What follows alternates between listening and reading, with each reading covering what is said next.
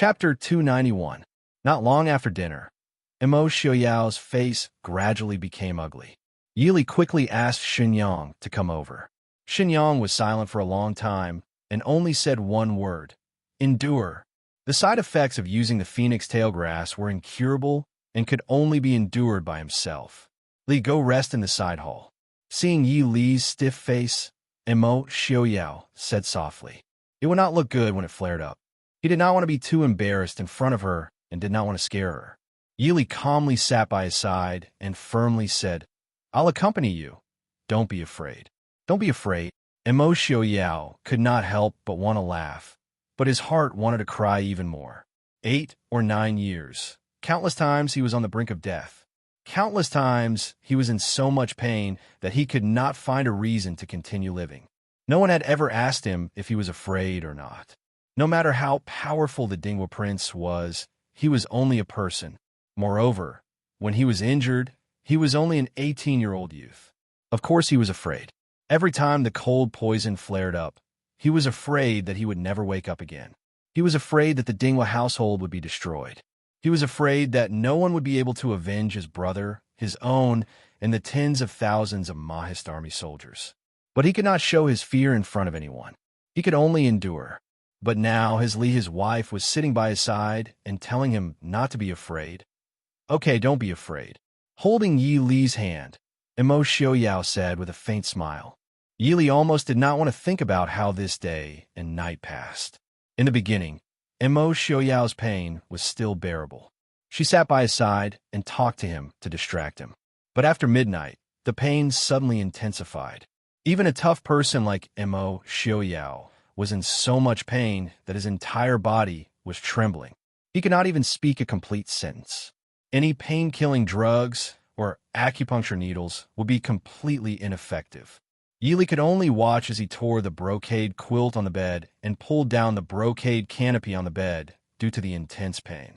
Yili finally couldn't hold back her tears when she saw the usually calm and elegant man's painful and fragile appearance. She had never hated her own powerlessness so much. She vowed that she would accompany him through this pain. But in fact, there was nothing she could do except watch him and prevent him from seriously injuring himself. In just one short night, Yili finally understood what it meant to drag on like a year. When Immerse Xiaoyao fainted from the prolonged pain, she could only carefully let him lean on her body. She didn't even dare to touch him. He could only hope that he would have a short break before the next wave of pain hit him. As expected, less than an hour later, Immerse Xiaoyao woke up. What followed was an even more intense pain than before. This repeated fainting and waking up from pain, and then fainting continued until noon the next day before it gradually subsided. When Chief Steward Immerse and Xinyang opened the door after noon, they saw the mess in the room. Wang Fei was sitting on the ground next to the bed, her back leaning against the bed as she slept with an exhausted expression. In front of Wang Fei, the prince's head was resting on Wang Fei's lap. Even though he was not sleeping well, it could be seen that he had already fallen asleep. The wounds on his body and hands had already been treated. Seeing this scene, the two men who were almost 100 years old together couldn't help but sigh sadly. Xinyang waved his hand and left the room with Chief Steward Immerse. Having just experienced a full moon, Immerse Xiaoyao was once again lying on the bed. This caused Yili, who was already worried about Immerse Xiaoyao's health, to feel even heavier in Yili's heart. Li, what are you thinking about? Immerse Xiaoyao lay on the bed and smiled as he looked at Yi Li, who was holding a book in a daze. Yili raised her head to look at him and said with a frown, Can your body travel thousands of miles to the Northern Militant Army? Immerse Xiaoyao smiled. It's only one night a month. It's much better than before. If it was like last year, I'm afraid it really wouldn't work. Right now, my body is no different from a normal person's. Why can't it? Yili shook her head. This time, she had been by Immerse Xiaoyao's side the entire time. The process had been shocking to her. That kind of heart-wrenching pain was something that even someone like her, who had undergone professional torture training, would not be able to endure. Furthermore, Immerse Xiaoyao's body was not good to begin with. What was even more frightening was that he had to endure this kind of pain once a month. Just this kind of psychological shadow was enough to drive a person crazy. Looking at Yi Li's worried and distressed expression, Imo Xiaoyao smiled faintly. He reached out and pulled Yi Li to his side and laughed softly. I once thought that I would never be able to get up in this lifetime. But look at me now. Aren't I fine? So what if I have to suffer this pain once a month? I think it's worth it. Li, I hope that your husband is perfect. Only then can he be worthy of my Li. Imo Xiaoyao murmured as his slender fingers touched Yi Li's beautiful lips. Yi Li turned her head away, not allowing herself to look at the wounds on his hand that had not yet healed. She held back the tears in her eyes and said, "Even if your leg can never recover, I will not despise you." Compared to those so-called healthy young talents, Yi Li could confidently say that Imo Xiaoyao was much more outstanding than any of them. She had never thought that Imo Xiaoyao had to do anything to be worthy of her. I know, but I hope that Lily has the best. Imo Xiaoyao said with a gentle smile. Yi Li was taken aback. She couldn't help but tear up. What if you spoil her? Imo Xiaoyao trapped her in his arms. As long as Lily wants it, as long as Xiaoyao has it, I can give it to you. Even if I don't steal it, I will steal it for you. The storm of the betrothal was forgotten by the Ding King's Fu and the northern militants' embassy. The capital was still bustling and busy as usual. It was just that there was an additional name of the Ding country's Wang Fei. Although the noble women secretly discussed with contempt and ridicule, who could deny that there was more envy and jealousy? Yi Li did not pay attention to the outside world. Every day, she just took care of the affairs of the Ding King's Fu, as usual. When she had time, she would secretly go out of the city to see the people in training. In the blink of an eye, it was already the day for the princess to set off. The day before the departure, the husband and wife who were about to separate did not have time to be alone together. The secret study of the Ding King's Fu was rarely full of people. When Imo Xiaoyao stepped into the study with Yi Li, everyone was slightly taken aback before they hurriedly stood up to greet. Imo Xiaoyao waved his hand and said, "There's no need for unnecessary formalities. Li, you know most of these people. You can also meet the rest." Yi Li calmly sat beside Imo Xiaoyao and nodded with a smile. Looking around, she was familiar with the people present, such as Chief Steward Imo, Feng San, Lung Haoyu, and a few others. There were a few others that she did not recognize. She turned her head to look at Imo Xiaoyao in confusion. Imo Xiaoyao said with a faint smile, "This is General Zhang Qilan. He is in charge of the Mahist army near the capital. This is Sun Yan. He is the commander of the Black Cloud Cavalry." Imo Hua. Imo Xiaoyao introduced the two middle-aged men who looked extraordinary and called out a name in a low voice. A gray-clothed man suddenly jumped down from the beam and respectfully bowed his head. "Prince Ding, Princess." Imo Xiaoyao looked at Yi Li and smiled. "This is Imo Hua, the commander of the Shadow Guard." Yi Li nodded and smiled at the three people. These three people were the trusted aides who controlled the true power of the Ding King's Fu, especially Imo Hua. After entering the Prince Ding mansion for more than a year, Yi Li naturally knew that those surnamed Imo in the Ding King's Fu were the most trusted people of Imo Xiaoyao. They were people who had been loyal to the Ding King's Fu for generations when Imo Xiaoyao was still alive. Chapter 292. Zhang Qilan and Sun Yan quickly stood up and said, "This subordinate greets Princess." Yi Li smiled and said, "We are all on the same side. There is no need for the two generals to be so courteous." Feng Jiao and Lung Haoyu, who were sitting at the side, looked at each other and saw a trace of surprise and affirmation in each other's eyes. After everyone sat down again, Imo Hua turned invisible and disappeared from the study room. Yi Li looked at a certain shadow in the study room and smiled faintly. Imo Hua had a faint dissatisfaction or unwillingness to accept her, but this was not a problem that needed to be solved now. "Prince, the northern militant kingdom is far away and it will take a few months to reach there. Isn't it inappropriate for the prince to go alone?" Zhang Qilan was a soldier and was a straightforward person. He said whatever was on his mind. The others nodded their heads. although they knew that the decision could not be changed. Sun Yin suggested, "Prince, should we ask the emperor to allow the Mahist army and the Black Cloud cavalry to escort the princess and prince to the northern militant kingdom?" Everyone present agreed. The northern militant kingdom and the Ding kingdom had a blood feud. They would not be at ease if the prince went to the northern militant kingdom alone. Mo Xiaoyao smiled faintly and said, "The emperor will not agree. Not to mention the emperor, even the northern militant kingdom will not agree. Sending the Mahist army and the Black Cloud cavalry to escort the political marriage team might not even be able to enter the borders of the northern militant kingdom." The northern militant kingdom's enmity towards the Mahist army was not lower than the Mahist army towards the northern militant kingdom. Lung Haoyu smiled and said, "Everyone need not be too worried. I think the northern militant kingdom will not have the guts to directly attack the prince. The Mahist army and the Black Cloud cavalry will definitely not be able to go, but no one will say anything if we bring a few shadow guards. As for how many they will bring, it was up to them to decide." The discussion in the study paused, and everyone turned to look at Mo Xiaoyao. Although the Ding King's residence had been very low-key all these years, it was indeed the prince who had dragged his sickly body and single-handedly restored the Ding King's residence that was on the verge of collapse. They should believe that since the prince had promised the emperor to go to the northern tribes, he must have a plan in his heart.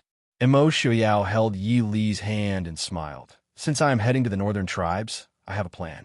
What we should worry about now is what will happen in the capital after I leave." Everyone was stunned. Feng Jiao frowned and said, "Prince suspects that someone will attack the Prince Ding mansion after you leave?" Mo Xiao said indifferently, "It wasn't easy for I to get away from the capital. It would be difficult for the other party to not make a move. After I leave the capital, everyone will listen to Wang Fei's orders."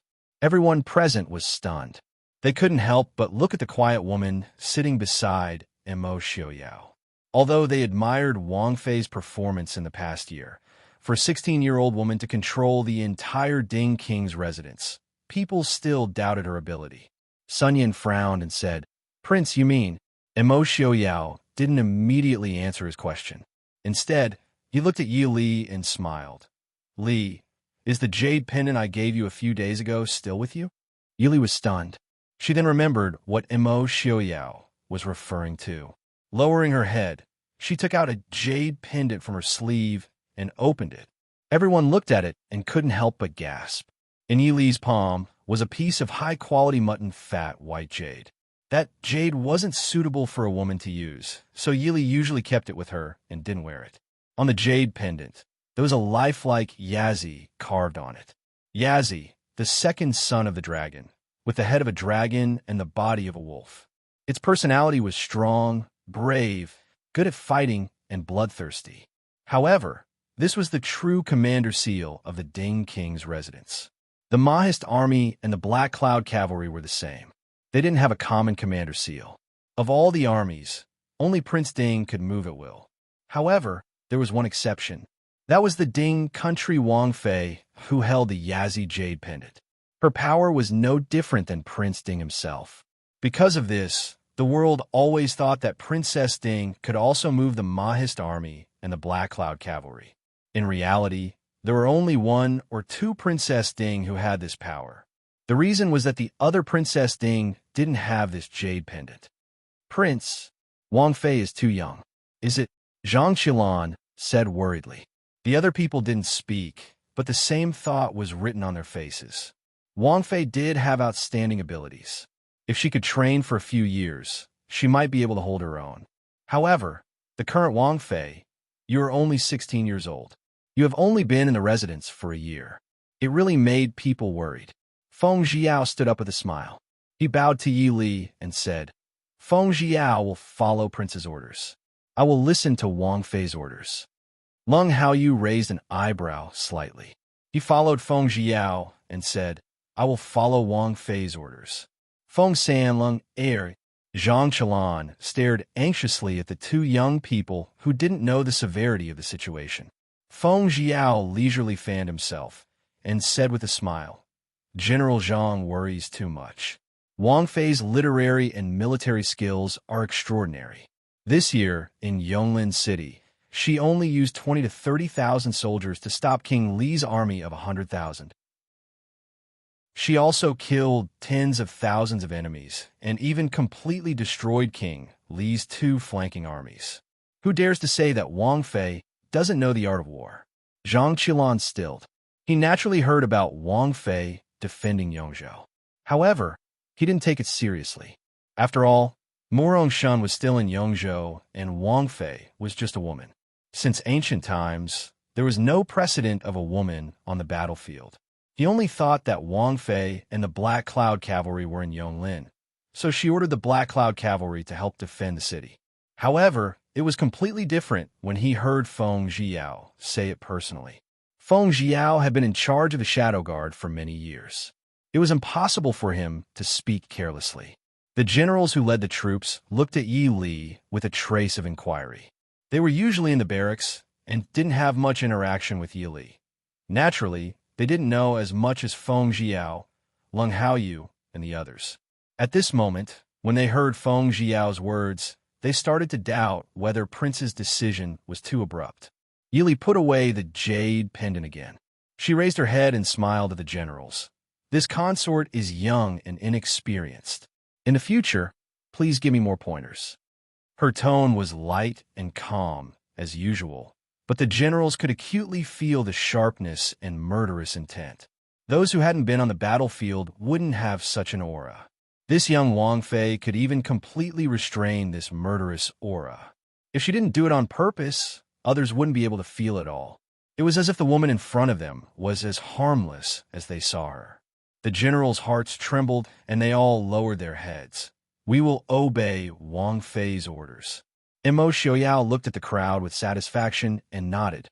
Very good. After I leave the capital, everything in the Ding King's Fu will be decided by Wang Fei.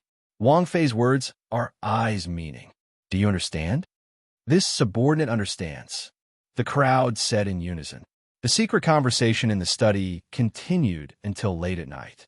After sending everyone off, the two walked out of the study hand in hand and saw a crescent moon in the sky.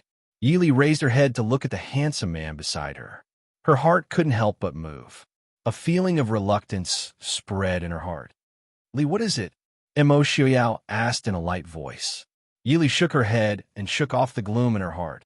I'm worried about you going to the northern tribes. I've picked a few people for you to take with you to the northern tribes. Chapter 293. Mo Xiaoyao smiled and asked curiously, what kind of people can make Miss Li feel so assured? Is there some kind of genius that I don't know about? Yi Li sighed softly and said, if possible, I don't want to give them to you because they haven't finished their training and tests. But this time, the Emperor definitely won't let you bring too many people from the Prince Ding mansion. The number of guards you have is limited. It's better to bring them along. Mo Xiaoyao smiled and said, since Miss Li is so confident, then I also want to see the results of Miss Li in the past month.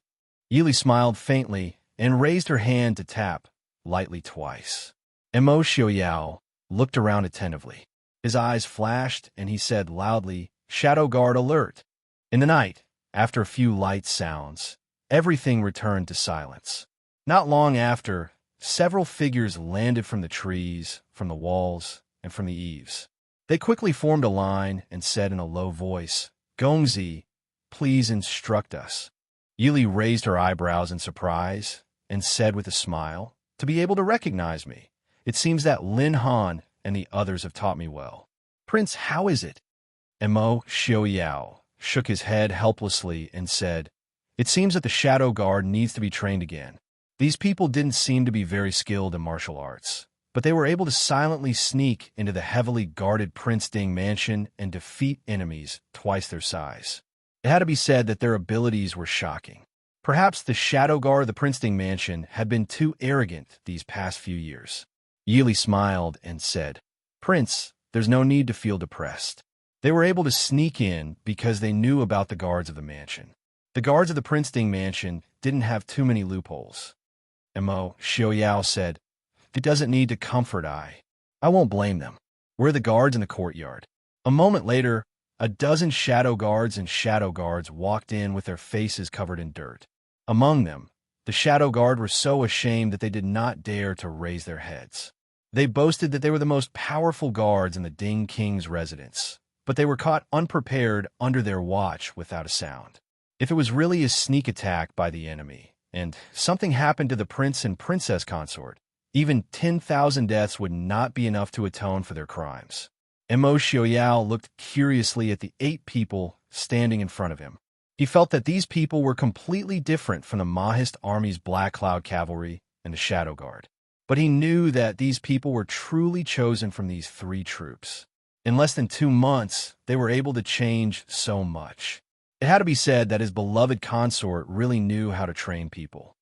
Li, they shouldn't only know how to sneak attack, right? Yili raised her head and said proudly, of course not. Without using any internal energy, just in terms of close combat, each of them can easily fight against 15 elite soldiers. Each of them can skillfully use all kinds of weapons. No matter if it is one-on-one, group attack, night battle, water battle, assassination, ambush, night attack, it is not a problem. As for what else they know, you can tell to the prince. The soldiers standing in a line started from the first one. Reporting to the prince, this subordinate was originally from the Mahist army. I am good at assassination and ambush. This subordinate also knows the northern tribes and southern Zhao languages. This subordinate was originally from the Black Cloud Cavalry. I'm good archery and close combat. This subordinate was originally from the Shadow Guard. I'm good at disguise, qigong, and poison. After listening to their reports, even Mo Xiaoyao could not help but sigh in admiration.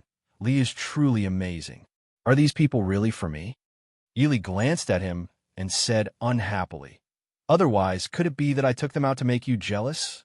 After saying this, she did not care about Mo Xiaoyao's reaction. She looked at the people in the courtyard and said, you are the most outstanding soldiers in the first batch of training. Almost all of you have completed the training ahead of time. Originally, you had a month to learn more skills and then take the test. But now you have to carry out the mission ahead of time. I am very sorry. The leader of the soldiers said, it is our honor to serve the prince and princess. Princess, please give the order. Yili nodded and said, very good. From today onwards, you will be the prince's personal bodyguards until the prince returns from the northern tribes. So, your first mission will be to protect him. The goal is to see the prince return to the capital in one piece. Can you do it? Yes. We swear to complete the mission. Everyone said in unison. Yili smiled and said, very good. This is not only a mission, but also a test for you. Because it is your first mission, I will send Lin Han to accompany you.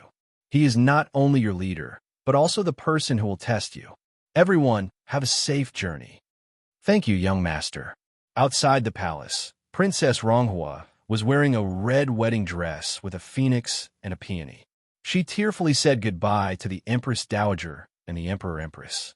Princess Zhaoran, who used to be arrogant, finally could not help but cry in the face of her only daughter marrying to the northern tribes. She looked at her daughter who was about to leave, but could not say anything. Now it was the Empress Dowager and the Emperor and the Empress who came to send off the princess. Even if she was the biological mother, she could not hold Princess Ronghua back. Princess Ronghua said goodbye to the Empress Dowager, the Emperor, the Empress, and her parents one by one. She was supported by the palace maid who accompanied her to the carriage. When she was about to get on the carriage, she looked back in the direction of Yili. Yili nodded gently and smiled at her. Princess Ronghua looked down and smiled faintly. She resolutely turned and stepped into the carriage. On the luxuriously decorated carriage, the peony curtain embroidered with the noble status of the princess fell gently, covering Princess Ronghua's beautiful face and figure. From now on, she would live in a foreign country as the princess of the Chu state. Perhaps she would never see her parents again. Li, I am leaving. Be careful in the capital. Standing beside Yili, Mo Xiaoyao whispered softly. Yili looked up at the elegant man in a dark green robe embroidered with a silver dragon. She nodded gently and said, I know. You be careful too. Come back early. Mo Xiaoyao nodded. I will be careful. Li is alone in the capital. Yili interrupted him and said firmly, I will guard the Prince Ding mansion well and wait for you to come back. Mo Xiaoyao stilled and said in a low voice, as long as Yili is safe, Xiaoyao will be very happy. The attendant on the side carefully came over to urge them to leave. He muttered in his heart that it was said that Prince Ding and Wang Fei had a good relationship. Now it seemed that they were inseparable. Yili took a step back and left Mo Xiaoyao's arms. She tilted her head and said to Lin Han, standing on the side, Lin Han, the prince's safety is in your hands. Lin Han nodded and said seriously, Wang Fei, please do not worry. This subordinate will not betray Wang Fei's trust. Yili nodded and said goodbye to Mo Xiaoyao before retreating into the crowd. Mo Xiaoyao turned back to look at her. He led the white horse beside him and mounted it to catch up with the procession that had already left. When the entire procession had disappeared into the distance, Princess Zhao Ren finally fell to the ground in tears. Zhaoyang Princess ordered people to help her back to the Princess Fu. The Emperor and Empress also accompanied the Empress Dowager back to the palace. The noisy palace gates instantly became much quieter. Yili stood where she was and looked in the direction that Mo Xiaoyao had left in. She was silent. Wang Fei, Prince Ding has already left the city. We should return. Chief Steward Mo walked in front of Yili and said in a low voice. Yili nodded and said, let's return. Mo Xiaoyao's sudden absence in Jing seemed to be lonely and bored. Chapter 294. After Prince Ding left the capital, the Ding King's residence closed its doors and declined all visitors as usual. However, only the people in the Ding King's residence knew.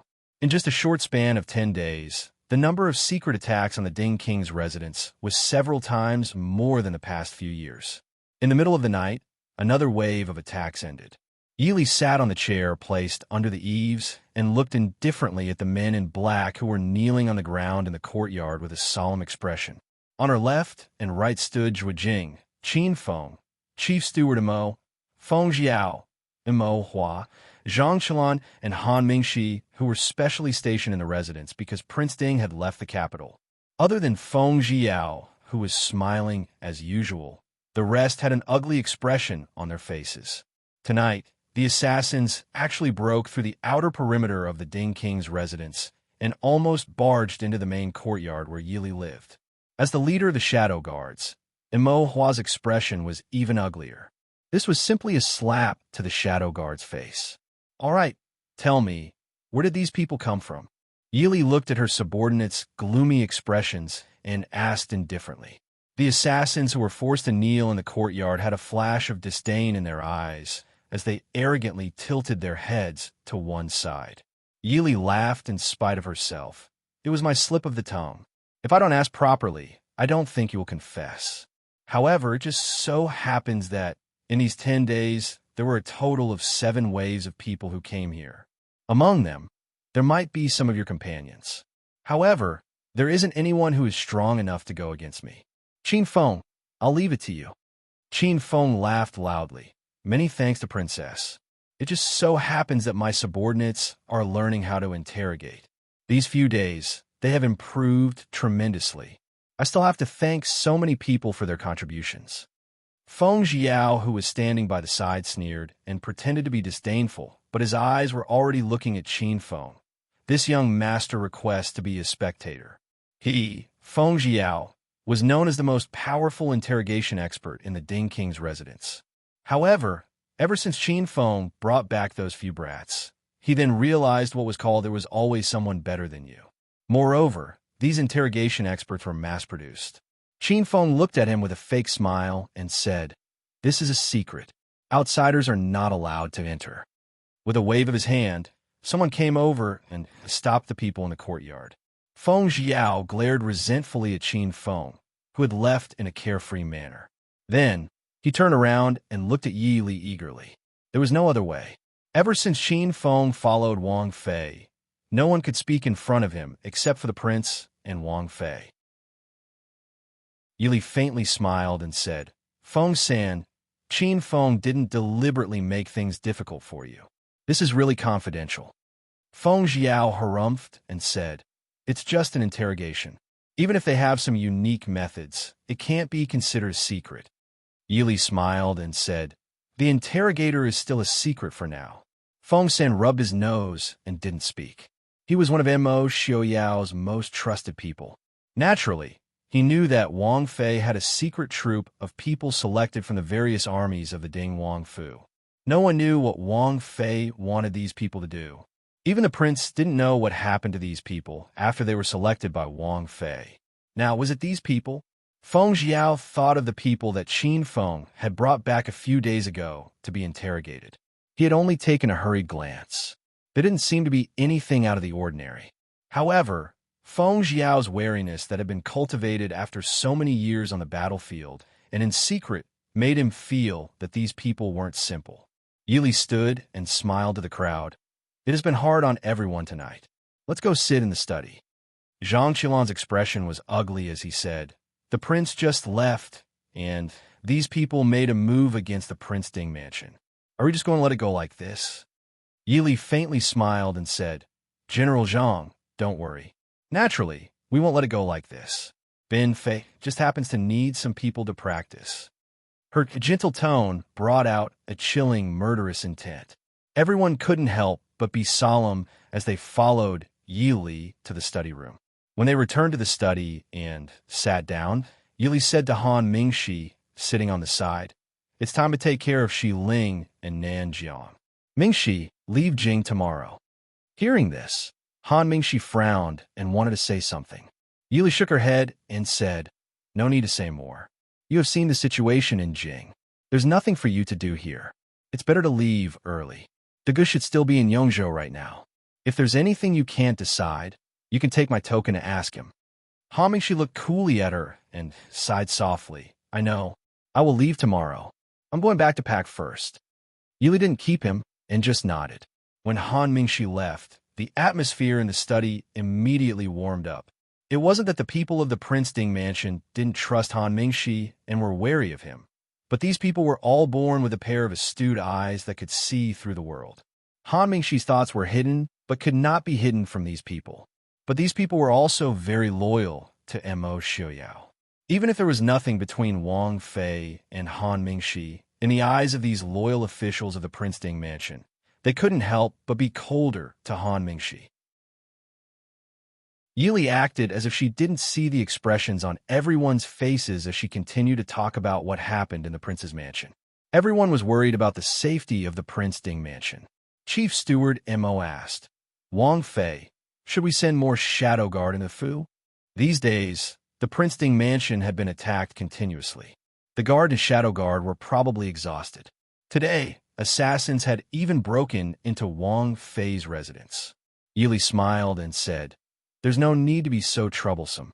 They worked so hard to sneak into Jing and even risk their lives to break into the Ding Wang Fu that the world knows is impregnable. We have to see what they want to do.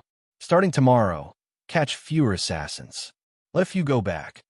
Feng Jiao's eyes flashed, and he said with a smile, "Wang Fei wants to let people know that the Ding Wang Fu's defenses are gradually weakened. Will the other side believe it?"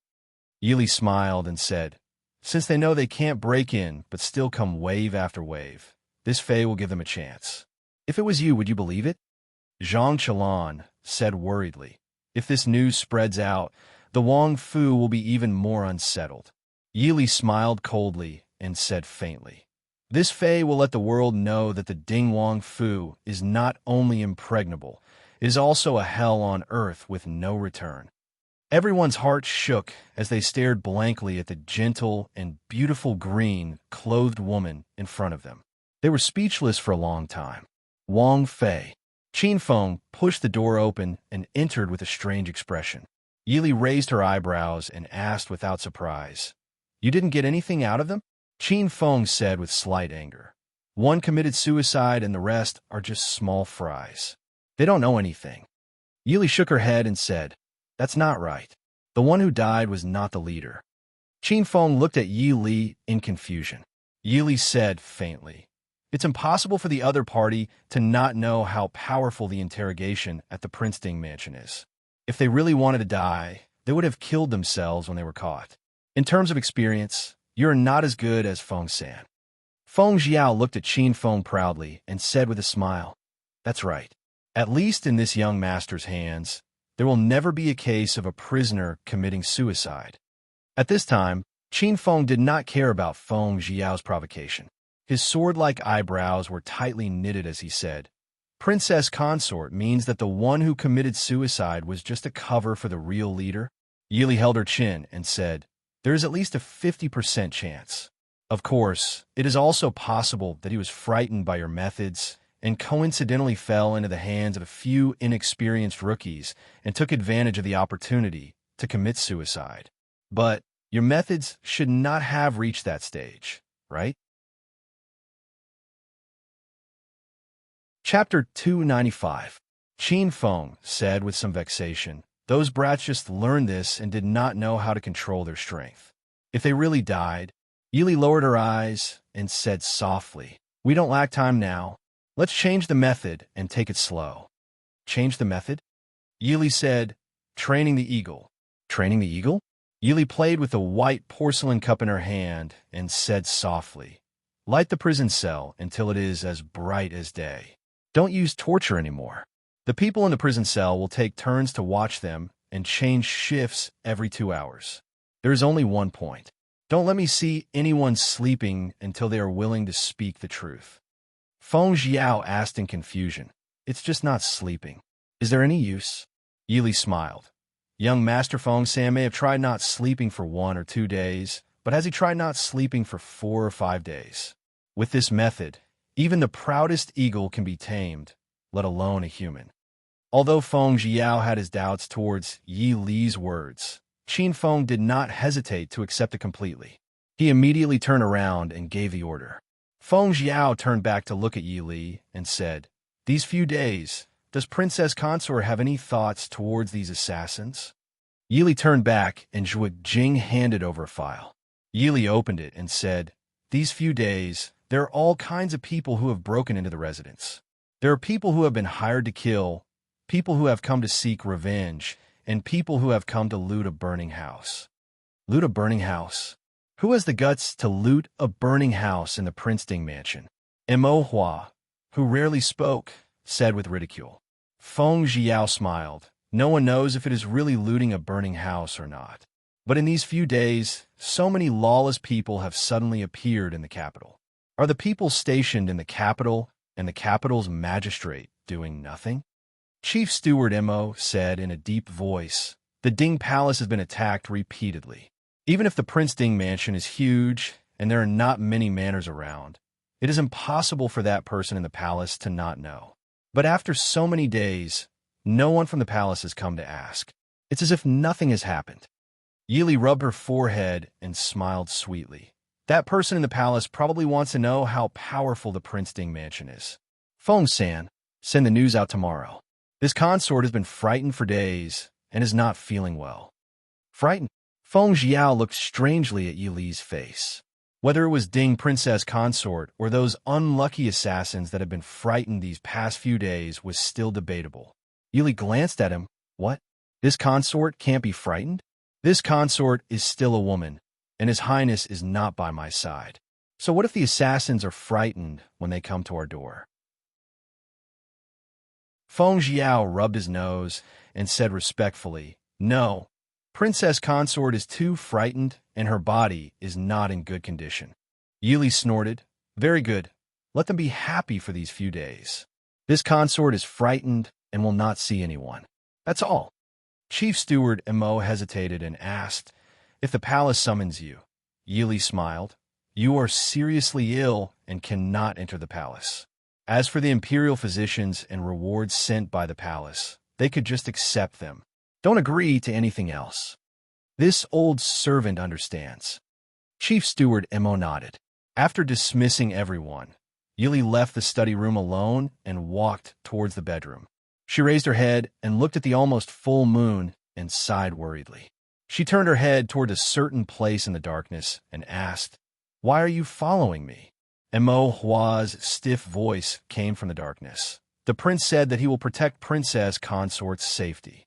Yi Li smiled faintly and ignored him as she turned back to the room. After she was far away, Imo Hua walked out of the shadows and exposed himself to the moonlight. There was clear anger and defeat in his eyes. His ability to hide was not as good as Princess Consort. In the study, Yili put down the chess piece in her hand and raised her head to look at Qin Feng at the door. "What is it?" Qin Feng said. "The assassins confessed." Imo Hua's eyes lit up as he sat across from Yili. He also put down the chess piece and stared fixedly at Qin Feng. Qin Feng smiled and said, "Princess Consort's method is effective. Yesterday at noon, some of the assassins couldn't take it, but the leader of the assassins only confessed now." Yili nodded in satisfaction. She put away the chess pieces and the board as she said, "Bring him over, and bring the confessions of these people as well." Qin Feng nodded and left. Not long later, a man with a haggard and exhausted face was escorted in by 2 guards on the left and right. Just by looking at the man's bloodshot eyes and his vigilant gaze as he stared at Yili, it could be seen that this person had reached his limit. After not eating, drinking, or sleeping for several days, this person was extremely weak both physically and mentally. Even if she let him out, he would immediately fall asleep outside the gates of the Ding King's Fu. Looking with a smile at the man who was forced to kneel on the ground, Yili said with a faint smile, "I haven't seen you for a few days. Are you well?" The man's bloodshot eyes looked like they were about to spit out fire as he stared fixedly at the green-clothed woman in front of him. Yili did not care at all.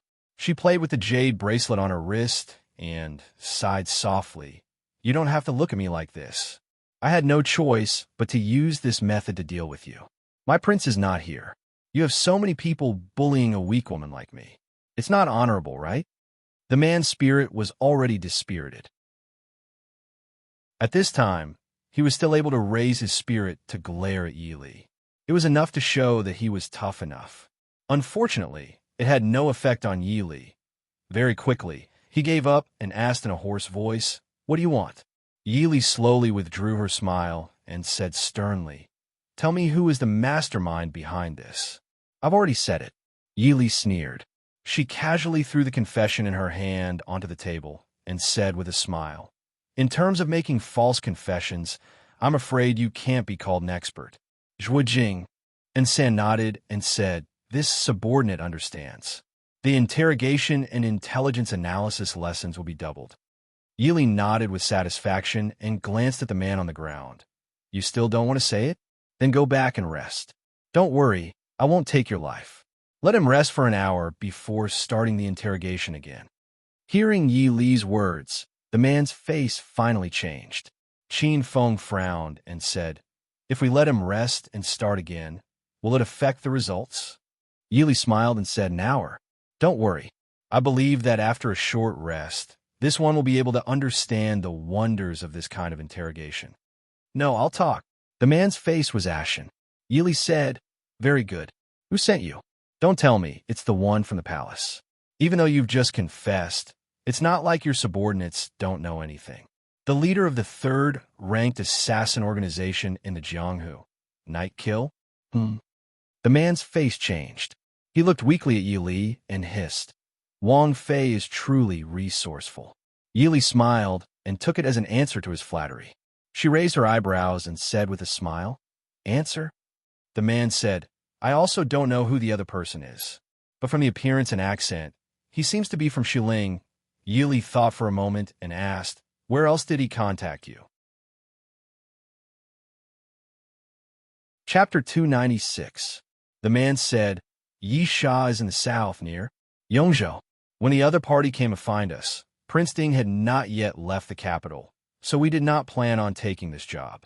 However, the other party vowed that Prince Ding would definitely leave the capital within a month. Therefore, they offered a large sum of money to invite us to infiltrate the capital. If Prince Ding had not left the capital, we would not make a move. 10 days ago, Prince Ding had indeed left the capital. We observed for another 10 days and found that the assassins did not know about Yisha. Therefore, we decided to make a move." Yili smiled faintly and said, "Very good. Where is your leader?" The man was startled and looked at Yi Li in astonishment. Yili faintly said, "You guys were able to observe for 10 days before taking action. This consort doesn't believe that the assassins from a few days ago didn't return. This consort doesn't believe that you guys didn't properly assess the strength of the Ding Palace. Knowing that it is impossible to do it, yet you still did it? That can only mean that you are not the true leader of Isha, right?" Seeing the man lower his head and not speak, Yili did not mind. She grabbed a piece of paper from the table and wrote for a while before raising her head and handing it to Qin Feng. "Take him down and ask him according to what is written. If you still can't get anything out of him, then there is no need to bring him back. This consort does not have that much patience."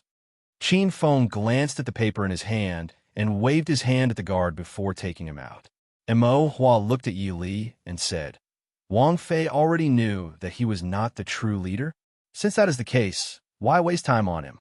Yi Li smiled helplessly and said, "Although he is only a scout, we really do not know where the rest of Isha are, right? I feel that if we can't find these people quickly, we will be in big trouble."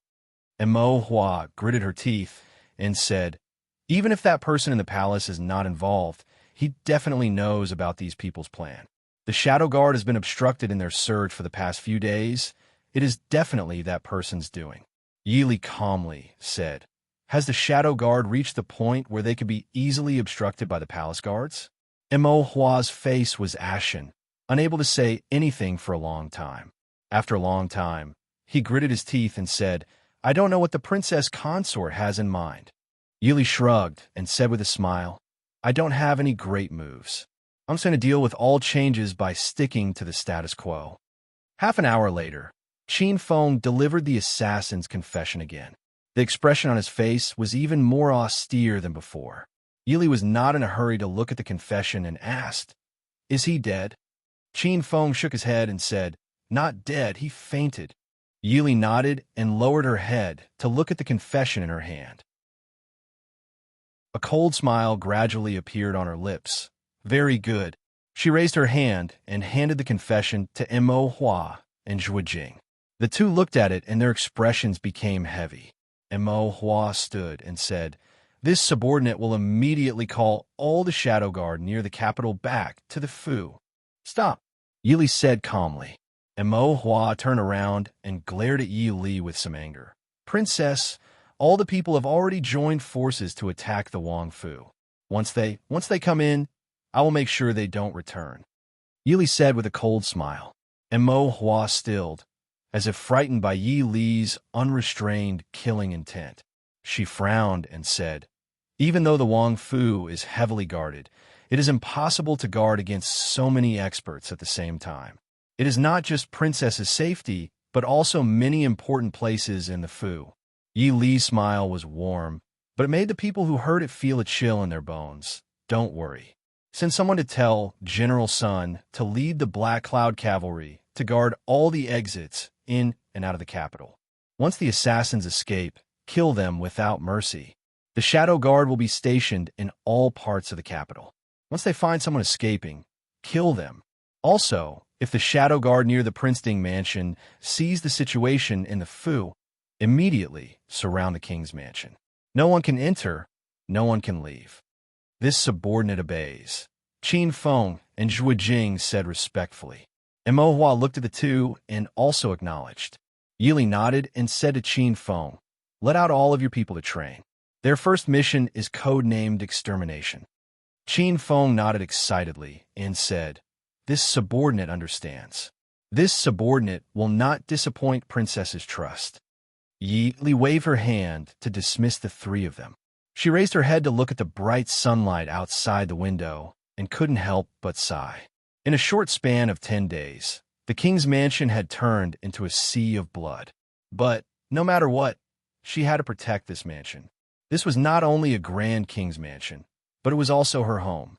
Ever since Prince Ding left the capital, the nobles in the capital could clearly feel the gloomy atmosphere of an impending storm. Not everyone was kept in the dark about the continuous attacks on the king's mansion. After all, the commotion caused by the killings was not small. But there was no indication from the palace, so people could somewhat understand the thoughts of that person in the palace. But occasionally, there would be a faint uneasiness in their hearts. It was good that nothing happened to the king's mansion. If something really happened, Prince Ding's return would be a very troublesome matter. A few days later, there was news that Princess Ding had been frightened and was bedridden. Even the summons from the palace were all rejected. The king's mansion closed its doors to visitors, so no matter if it was those who were worried or those who wanted to inquire about the news, there was no way to know the real news of the king's consort. Many people also secretly believed the rumor that Princess Ding was seriously ill. After all, she was a teenage girl. No matter how powerful she was, without Prince Ding by her side, even a normal man would not be able to withstand the continuous assassination attempt for 10 days, let alone a girl. Princess, Lord Su from the Imperial Censor's Mansion requests an audience. Director Immerse respectfully reported. The brush in Yi Li's hand paused, and she faintly said, "I won't see him. Please ask Lord Su to return. When my body recovers, I will go to the Imperial Censor's Mansion to pay my respects to Uncle and Aunt another day." Director Immerse hesitated for a moment and said, "Lord Su is very insistent. He also said that if Princess insists on not seeing him, he will immediately enter the palace to meet the Emperor and recount the recent assassination attempts on the king's mansion." In reality, it wasn't that no one had reported this matter to the Emperor, but all the memorials had been kept by the Emperor and not sent out, completely treating it as if there was no such matter. Some of these people were hindered by the Emperor's intentions, some were secretly appeased by people from the Prince Ding mansion. So even though the assassination attempt on the Prince Ding mansion was an open secret, but on the surface, everyone still accompanied the Emperor and acted as if they did not know. Yi Li was silent for a moment and finally said, "Invite Uncle in." Su Hongyan followed Director Immerse in. Director Immerse excused himself at the door and invited him to enter the study alone. Yi Li put down the brush and stood to greet. "Uncle, why have you come?" Su Hongyan glared at her in exasperation and said, "If I didn't come, I would have left you in the Prince Ding mansion without knowing if you were alive or dead." Yi Li smiled and pulled Su Hongyan into the study to sit down, smiling as she said, "What do you mean by alive or dead? Lear is fine. I've made Uncle and Aunt worried these days." Su Hongyan faintly glanced at her. "You know we're worried, but you still stopped your second brother outside. If I personally came today, you wouldn't have sent any news to the family?" Yi Li looked with some difficulty at Su Hongyan and said, "Uncle, these days, my Fu." Su Hongyan frowned and said, "These days, Jing has been very chaotic. The people in my Fu were sent by you?" Yi Li nodded and said, "I'm afraid that there will be chaos in the capital in the next few days. Uncle and Aunt should be careful." Su Hongyan frowned and said, "What does the Emperor mean?" Chapter 297. Yi Li smiled helplessly as she said, "What other meaning can there be? Using the prince's absence to use someone else's hand to destroy the Prince Ding mansion. Even if the prince comes back, it can't be blamed on the Emperor, right? At that time, the prince will either lower his head and swallow this loss. If the prince can't help but attack the Emperor, then the Ding mansion will be ungrateful. Lear will most likely become a femme fatale." How could Su Hongyan not know this? He was even more disappointed in the Emperor's actions. Looking at Yi Li, he asked in a soft voice, "You can't always claim to be sick. What plans do you have?" Yi Li lowered her eyes and gave a faint smile. "Catch them all in one fell swoop, so that no one in the world will dare to have designs on the Ding mansion." Su Hongyan looked with surprise at Yi Li. The niece in front of him seemed to be as gentle as before, but the coldness that flashed across her brows let people know that she wasn't as harmless as she appeared on the surface. Su Hongyan sighed and said, "Is it a problem for Uncle to stay in your mansion for a few days?" Yi Li frowned and said disapprovingly, "Uncle, how can this be?" Su Hongyan raised an eyebrow. "Everyone says that the niece is like a mother. Can Uncle not enjoy the good fortune of a niece?" Yi Li grimaced. In the past, when things were going smoothly, she couldn't even invite her uncle and aunt. She was afraid that they would bring trouble to her and the Prince Ding mansion and cause the Emperor to be wary. Right now, the mansion was in chaos. If her uncle came, he could only be in fear. How could he enjoy the good fortune? Uncle, in a few days, Lear will bring you and Aunt into the mansion to enjoy the good fortune. Isn't that fine? Su Hongyan looked faintly at her. He didn't object or agree. Yili helplessly rubbed her nose and lowered her head. She wasn't unfamiliar with her uncle's expression. It meant that it was useless to say anything. He had already made his decision. Yili could only take a step back and say, if that's the case, Lear will have people clean up the courtyard for Uncle. Qin Feng and Mo Hua. Qin Feng and Mo Hua came in from outside. They looked at Su Hongyan and respectfully bowed. Greetings to Wang Fei. Greetings to Su Darren. Yili waved her hand and said, there's no need for formalities. Eric Jujio will be staying in the Fu for a few days. Mo Hua, make the arrangements. Mo Hua nodded. She understood that Wang Fei's meaning was for her to arrange for a shadow guard to secretly protect Su Hongyan. Qin Feng asked, Wang Fei, should we send more people to protect the Su family and the Yi family? Yili said, Mo Hua should send a few more shadow guards to protect Su Furen and Su Ergongzi. There's no need for the Yi residents. Who in the capital doesn't know that this consort has a cold relationship with her maternal family? If we send too many people, it will only put them in danger. I understand. This subordinate will do it immediately. Mo Hua nodded and turned to leave. Qin Feng looked at Su Hongyan and said, Wang Fei, Su Darren's courtyard is arranged in. Yili said, arrange it in the courtyard closest to the main courtyard. In addition, send someone to inform Feng San. Tell him to move faster. The sooner this matter is resolved, the better. Qin Feng's spirit was aroused. He smiled and said, I understand. I will immediately send someone to inform Feng Sangongzi.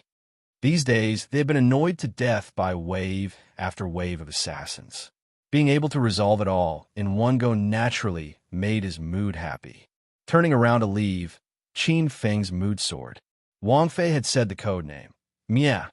Therefore, the assassins who dared to step into the Fu must not leave alive. Late at night, Ding Wang Fu was silent.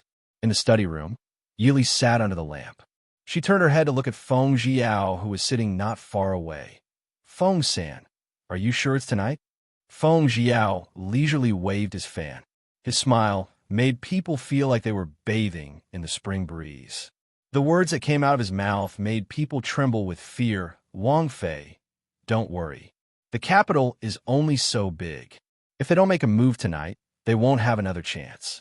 Tonight, the enemy's blood will definitely dye the entire Prince Ding mansion red.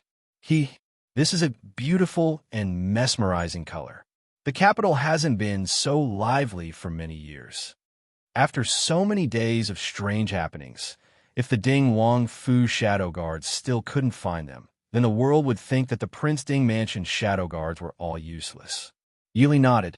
That's for the best. Then we'd better wait for their arrival. Mo Hua looked at the calm and indifferent Yili. Her gaze was complicated.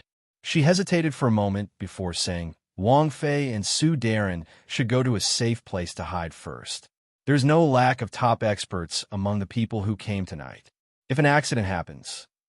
Yili looked sideways at Su Hongyan, who was calmly drinking tea. She frowned with some worry. She understood her uncle's personality. If she didn't leave, he would definitely not leave. But it was impossible for her to leave now. Seeing her difficult expression, Su Hongyan put down the teacup and said, just do your own thing. I'll just sit here for a while and drink 2 cups of tea. Understanding her uncle's meaning, Yili nodded gently and smiled. Since it's like this, Li will play 2 rounds with Uncle. Su Hongyan nodded and looked at his niece's calm expression with satisfaction. Since she married into the Ding Wang Fu and became Princess Ding, then Yili's fate was tied together with Prince Ding's. It was also destined that she wouldn't be able to live a peaceful life. Since it was like this, whether it was Su Hongyan or the Su family, they all hoped that Yili would be as strong as possible. If she was like her mother, no matter how talented she was, it would be useless if she couldn't survive in this world. Until midnight, the prince's mansion was still silent. Yili and Su Hongyan had already played 3 rounds of chess. With 1 win and 1 loss, it looked like they were going to be tied. The 2 were locked in battle. Even Feng Jiao and Steward Mo who were sitting at the side, couldn't help but go over to watch the game. Feng Jiao would occasionally open his mouth to give advice. Yili turned her head and smiled at him. Third young master Feng. A true gentleman doesn't speak when watching chess. Feng Jiao rubbed his nose. This young master is helping you. Yili silently rolled her eyes. You're disturbing my train of thought. An extremely soft sound came from the distance. The chess piece in Yi Li's hand paused slightly. Feng Jiao and the others' expressions also froze. Su Hongyan didn't hear anything, but he clearly detected the change in everyone's expressions. He smiled faintly and put down the chess piece, saying, "Let's stop here today. In this year, Lear's chess skills have greatly improved." Yili smiled and put down a chess piece, saying, "No matter, it won't be too late to finish this game. Mo Hua, go out and take a look." Mo Hua nodded silently, turned and pushed open the door to go out.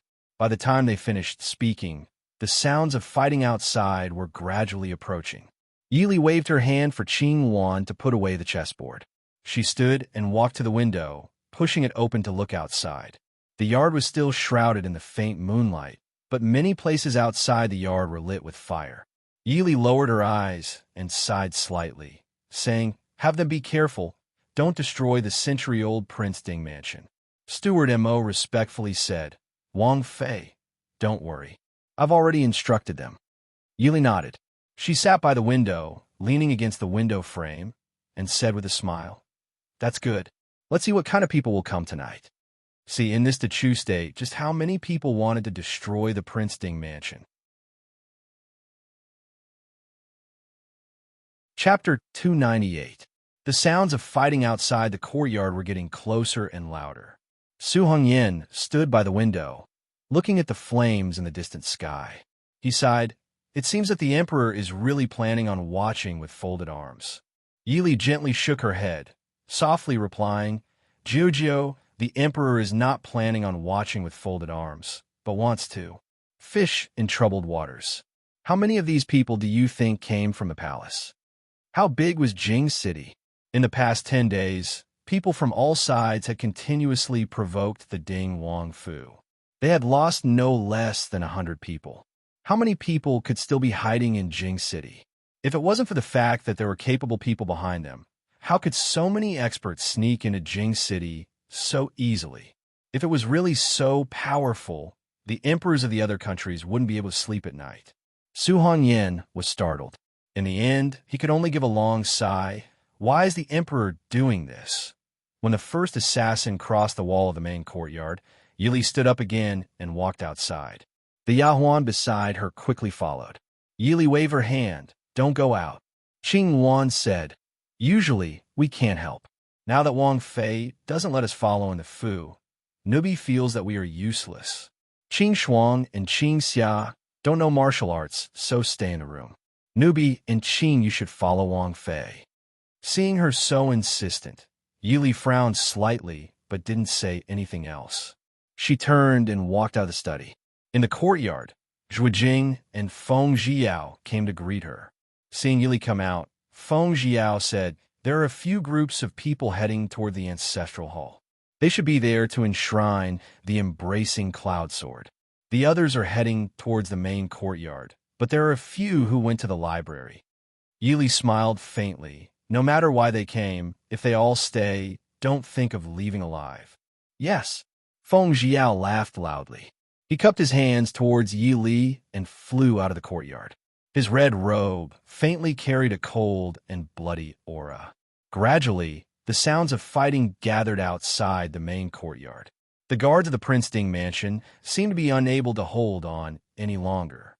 Yili stood under the eaves. Although she couldn't see the situation outside, she could hear the sounds of fighting and smell the thick scent of blood carried by the night wind. Suddenly, a few black shadows broke through the walls of the courtyard and leaped in. They almost immediately saw Yili standing under the eaves, dressed in white. A few dark figures pounced towards Yili at the same time. Their lightning-fast momentum made it clear that they were not ordinary assassins, but real experts. Yili's literary style did not change, as if the murderous intent surging towards her did not exist at all. Just as the black shadow was about to reach her, Zhui Jing, who was standing beside her, suddenly moved. He raised his hand, and a cold light flew out from his sleeve and swept towards the person in front. At the same time, in the shadows, several sharp arrows shot out. The arrows were neatly arranged in a row and stabbed into the ground in the same direction. They drew a straight white line between the two sides as a warning to stop. The leader of the black-clothed men stood still and swept his eyes over the arrows on the ground. He raised his left arm, and a long tear appeared on the sleeve of his left arm. The guards of the Ding King Fu, you truly live up to your reputation, the black-clothed man said in a deep voice. Yili pursed her lips and smiled slightly. You flatter me. The black-clothed man's sharp eyes narrowed slightly, and a cold light appeared in his eyes. The Ding King's consort? Yili nodded and smiled faintly. That's right. How do I address you? The black-clothed man snorted. You don't need to know who I am. You just need to know that I am the person who came to take your life. Yili did not care about his threatening words. She raised her eyebrows and smiled. Oh? Coincidentally, Ben Fei also wants to know how many people want to take Ben Fei's life. Since you have come, then stay here with me. She raised her hand, and a red light whistled out with a sharp sound into the night sky. A giant red flower bloomed in the sky. The strange red color instantly covered the sky of the Ding King Fu, making the people who looked up suddenly have an ominous premonition. The black-clothed man was alert. He did not look at the night sky, but looked around vigilantly. There seemed to be something in the darkness. The black-clothed man wanted to listen carefully. But at this time there was killing outside. Even if he had deep internal energy, he could not hear anything. On the wall, Feng Jiao's red clothes sent an assassin flying. He looked admiringly at the sky and smiled. Wang Fei, what kind of flower is this? It is very beautiful. Ben Gongzi will make a robe later and embroidered with this kind of flower. Yili's mouth couldn't help but twitch. She said faintly, this is the red spider lily, also known as the red spider lily. The only scenery on the road to the underworld is also known as the flower of death. Feng Jiao's body paused, and he almost fell off the wall. He laughed dryly. Wang Fei really knows how to joke. Feng-san, are you here to play? It was unknown when Mo Hua appeared on the wall. She looked down coldly at the people in the courtyard. Daring to break into the main courtyard of the Ding King Fu. You are really tired of living. Zhang Qilan was dressed in a battle robe. He held a long spear and stood at the corner of the eaves. He was originally tall and sturdy. His entire life of military training had been refined into a baleful aura. At this time, standing on the eaves, he had the intention of sweeping through the 6 directions.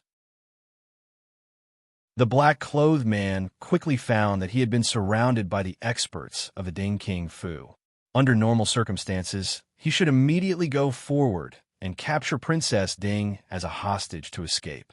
But seeing the Ding King Fu leisurely standing under the eaves with only 2 women and 1 man, he suddenly hesitated. Was it really right to go forward? Could it be another trap? Princess Ding is so scheming. After enduring for so many days, it was actually just to lure us into a trap. The black-clothed man stared at Yili. Yili laughed crisply. It's nothing. Compared to all of you, my prince has not left the capital, and all of you are busy scheming. The prince has just left, and all of you have come to bully me, a weak woman. This consort feels that this is already kind enough. These days, all of you must have played enough. Now, why don't you take a look at my Ding King Fu's handiwork? Outside the wall, the guards of the Prince Ding mansion, who were gradually unable to resist, suddenly became more courageous. In the darkness, countless people once again joined in. The situation outside seemed to have turned around in the blink of an eye. No more assassins attempted to jump over the high wall and break into the main courtyard. More wanted to escape. But at the same time, the Ding King Fu's elite shadow guard appeared at the exit. Attacking from both sides, the Ding King Fu became even more lively. Understanding that they were trapped inside, the black-clothed men in the courtyard started to become anxious. A few did not think carefully and raised their weapons to charge in the direction of Yili, Zhui Jing, and Qing Wan. who were beside Yili, calmly went up to meet them. On the high wall, Feng Jiao frowned as he looked at the situation in the courtyard. He found that there was no need for him to intervene. He turned his head to observe the situation outside the courtyard. He saw a few figures quickly fly past, leaving a ground full of black, clothed corpses. He couldn't help but sigh in admiration. Wang Fei has good methods. If the Maoist army had such skills, would there be any need to worry about the world being unstable? Mo Hua stood beside him and followed his gaze. His expression changed slightly, and he remained silent. Chapter 299. Yili silently watched as the black-clothed men died under the arrows. She raised her head to look at the remaining people. The leader of the black-clothed men chuckled and said, "Good, as expected of the Ding Kingdom, as expected of the Black Cloud Cavalry. However, does the princess think that we only have these preparations?" Yili slowly walked down from the roof and calmly looked at the black-clothed men. "No matter how much preparation you have, I don't plan on letting you leave alive today. You should be the true leader of the Night Assassins, right?" The black-clothed man was startled and quickly smiled. "It seems that my people have already told the princess everything. Good method. Since that's the case, then let's see who's the real deal." After speaking, the black-clothed man suddenly flew up and pounced at Yili. During this time, he even dodged the 2 arrows that were shot from the shadows. Zhuo Jing frowned and raised his hand to signal for the arrows to stop. Yili calmly looked at the black-clothed man's ferocious momentum. She slightly moved her body to the side to avoid a knife. Her sleeves fluttered and a silver knife flew towards the black-clothed man's wrist. A trace of astonishment flashed through the black-clothed man's eyes. He turned a large knife in his hand and cut off Yili's attack. Yili lightly snorted, and the dagger in her hand blocked the large knife. She then let go of the dagger and quickly used her other hand to stab at the black-clothed man's left ribs. Yili's dagger was originally made by an expert Mo Xiaoyao using cold iron essence according to her own drawing. Not only was the style strange, but could also cut through iron like mud. The moment it collided with the large knife, sparks flew everywhere. It actually didn't fall and left a trace of a scar on the knife. The dagger itself was still in perfect condition and was still emitting cold light. The black-clothed man quickly dodged Yi Li's attack, and the gaze he used to stare at Yi Li became even more dangerous. Originally, he didn't put this princess consort of Ding in his eyes because this princess Ding's internal energy couldn't even be considered an expert. It could only be considered not bad. But in just a short exchange, Princess Ding, who didn't rely on her internal energy at all, almost made him suffer. If this woman had a high level of internal energy, the black-clothed man didn't dare to think that he would be her opponent. Yili did not intend to fight the other party head-on. She knew when to stop and quickly retreated to a safe distance. He looked at the black-clothed man indifferently and said with a smile, "The leader of the Night Killers is only so. Take him down." "Yes." Zhuo Jing nodded and gestured into the darkness. In the darkness, a few figures quietly appeared in the courtyard and started to fight with the black-clothed men without saying a word. These people's martial arts were very similar to Yi Li's. Strictly speaking, they were far from being a match for the black-clothed men. However, they were very accurate and fast, which made people speechless.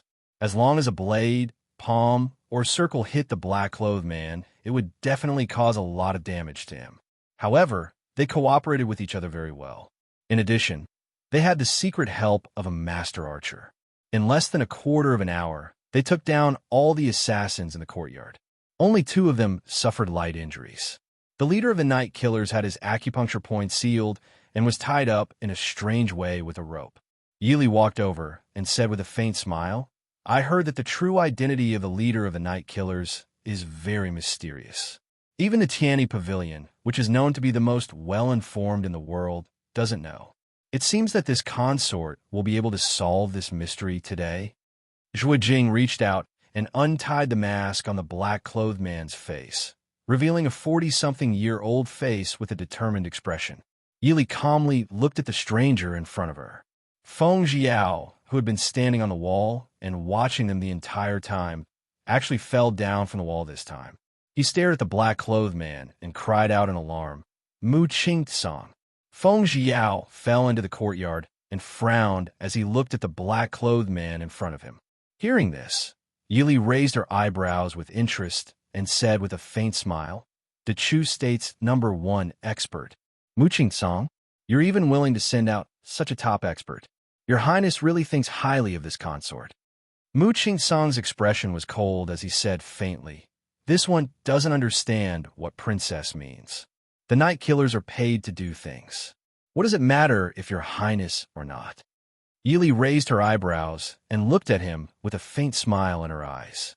She didn't know why, but Mu Qing-tsang seemed to be unable to withstand her gaze and turned his head away in a somewhat awkward manner. Yili tilted her head and sized him up a few times. She smiled faintly and said, "The Chu State's #1 expert? This consort seems to have exaggerated a bit, right? Why do you have to say that?" A trace of anger flashed through Mu Qing-tsang's eyes. He once again turned his gaze to Yili and glared at her. Princess Ding could insult his actions and even his character, but she absolutely could not insult his dignity as the Chu State's #1 expert. He swept his eyes over the people standing around him and sneered, "Just based on these juniors." Halfway through his words, he met Yili's mocking gaze and swallowed the rest of his words with an ugly expression. Regardless of how these people caught him, it was a fact that they caught the Chu State's #1 expert without any losses. Since ancient times, there was no first place in literature and no second place in martial arts. Even if you had the ability to reach the heavens, a loss was a loss.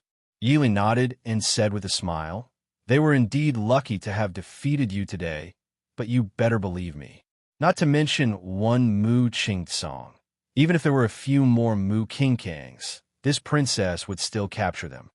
Mu Qing-tsang sneered, obviously not believing her. Yili did not get angry and continued, "This consort said that you were the Chu State's #1 expert was exaggerated. It is not because you lost to them. It is because you are already old." Mu Qing-tsang's heart skipped a beat. His face twisted and gradually became ashen.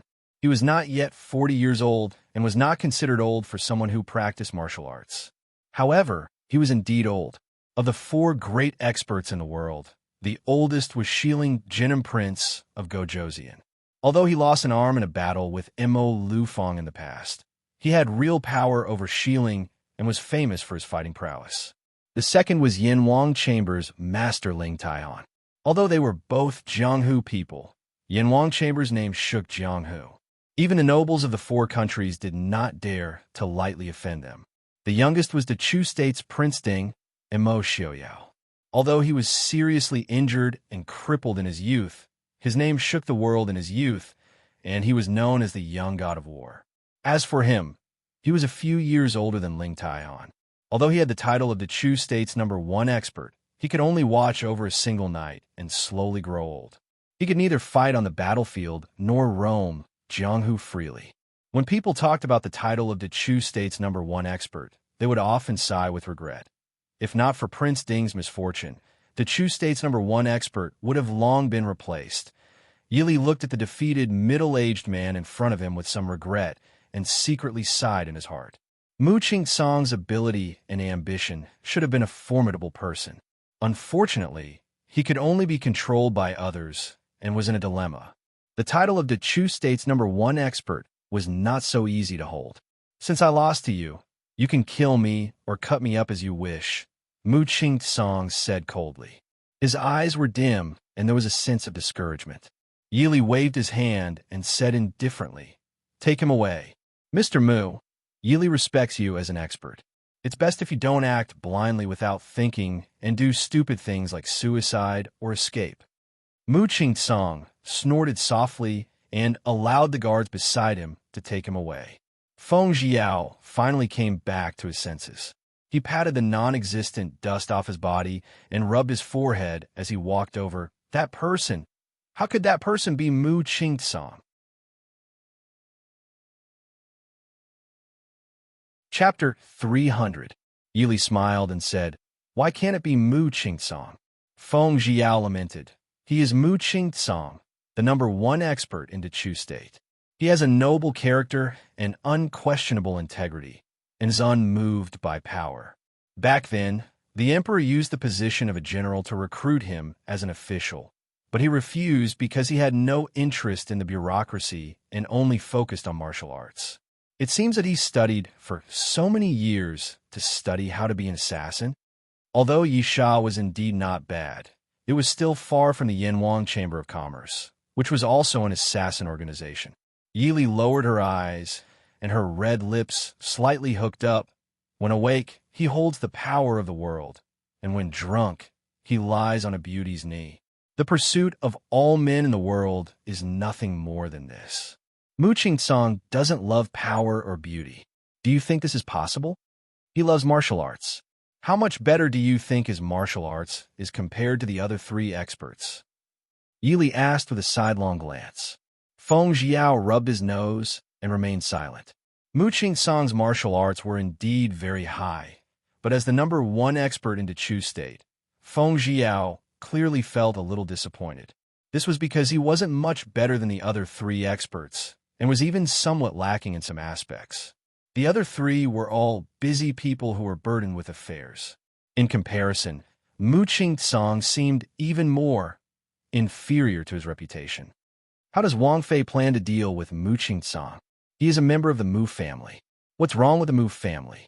Yili asked with a smile.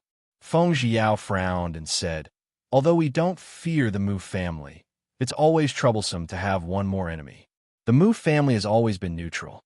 If because of him..." Yili shook her head and said, "Feng San, Mu Qingsong's appearance here doesn't make you think of something? With Mu Qingsong's background, do you think he would really go against the Ding royal estate for money?" Feng Jiao was startled, and his expression sank slightly. It wasn't that he couldn't think of it, but he didn't want to think about it. Although he was not a blood relative of the Ding royal estate, he had grown up with Mo Xiaoyao. He knew very well how much the Ding royal estate had sacrificed for the Chu state. He had even contributed to this effort. Therefore, every time he saw those people who used to be on good terms with Ding countrymen or without any scruples, he felt not only disappointment and anger, but also endless coldness in his heart. Yili said indifferently, "Eating from the monarch is a matter of loyalty to the monarch." Feng Jiao shook his head and waved away the displeasure in his heart. He raised an eyebrow and smiled. "What plans does Wang Fei have?" Yili smiled and said, "What plans could I have? If the Mu family could afford it, they would return Mu Qingsong to them, so as to avoid hurting the harmony between the 2 families. If you can't afford it, then there's no need for me to leave a powerful enemy alive in this world, right?" When the sounds of fighting outside completely disappeared, it was already close to 5 o'clock in the morning. In the distant horizon, there was already a faint trace of light. Yili led people out of the main courtyard. The thick smell of blood spread in the air. Standing in front of the full moon gate outside the main courtyard, blood flowed like a river and corpses were everywhere. Qing Wan and Qing Yu, who were following behind Yili, couldn't help but rush to the side and vomit when they saw the scene in front of them. Yili closed her eyes. When she opened them again, there was only a cold light flowing in her eyes. "Greetings, Wang Fei." Everywhere in the courtyard, people holding swords and sabers looked at the white-clothed woman standing at the gate and greeted her respectfully. Yili looked solemn and nodded slightly. "Thank you for your hard work tonight." Zhang Qilan was bathed in blood and sternly said, "Protecting the Ding royal estate is the responsibility and glory of our Mahist army. Wang Fei's words are too serious." Reporting to Wang Fei, "The emperor is here." The steward outside hurried in. Although he was in a hurry, he still didn't lose his composure. Yili was a little surprised. She raised an eyebrow and said, "The emperor is here?" The steward nodded and said, "Yes, the emperor is already 2 li away. Should we go out to welcome him?" Yili smiled and said, "Since the emperor left the palace so late at night to come to the Ding royal estate, how can we, as officials, not go out to welcome him?" Director Mo, first bring people out to welcome the emperor. Director Immerse respectfully acknowledged and waved his hand to bring people out. Yili looked at the people in the courtyard and pursed her lips with a smile. Everyone go out to welcome the emperor. Outside the magnificent Ding royal estate, the corpses on the wide street had already been quickly moved away. However, the street that was dyed red with blood wasn't so easily cleaned up. The dark red blood stains appeared even more eerie and cold under the light of the lamps. The dragon carriage slowly approached under the protection of a large group of imperial guards. The eunuch outside lifted the carriage curtain, and Mo Jingshi walked out with his head lowered. When he bent down and saw the dark red blood on the ground, his expression couldn't help but change. He frowned at Director Mo, who was respectfully welcoming him, and asked, "Where is the Ding royal consort?" Director Mo said in a low voice, "Her royal consort has suffered a shock and is disheveled. Please forgive her for coming late." Mo Jingshi was startled and immediately smiled. "It's good that she's safe and sound. Prince Ding isn't in the capital. If anything happens to her, we won't be able to answer to Prince Ding." Seeing Mo Jingshi being helped down from the dragon carriage by the eunuch, Director Mo took a step back and lowered his head, saying, "Thank you for your concern, Your Majesty. Please come in." Naturally, Mo Jingshi wasn't the only one who came along. Following behind the dragon carriage were the officials and nobles of the capital. At this moment, no matter what they were thinking, they all revealed a worried and relieved expression on their faces. Director Mo only saw a pair of old eyes that had seen the world and didn't have the slightest bit of warmth. Mo Jingshi turned back and said to the officials, "Since that's the case, everyone, follow us in to visit her." Zhang Qilan stepped forward and frowned, saying, "Your Majesty, Prince isn't in the capital right now. Isn't it inappropriate for so many officials to enter the Ding royal estate together?" Mo Jingshi's eyes flashed slightly. He stared at Zhang Qilan, asking, "General Zhang, we remember that you control tens of thousands of soldiers near the capital. Why are you here?"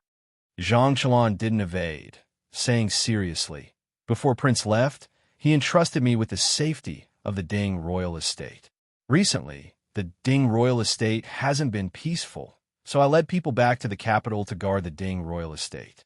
This matter, I've sent a memorial to Your Majesty, but I haven't received Your Majesty's decree.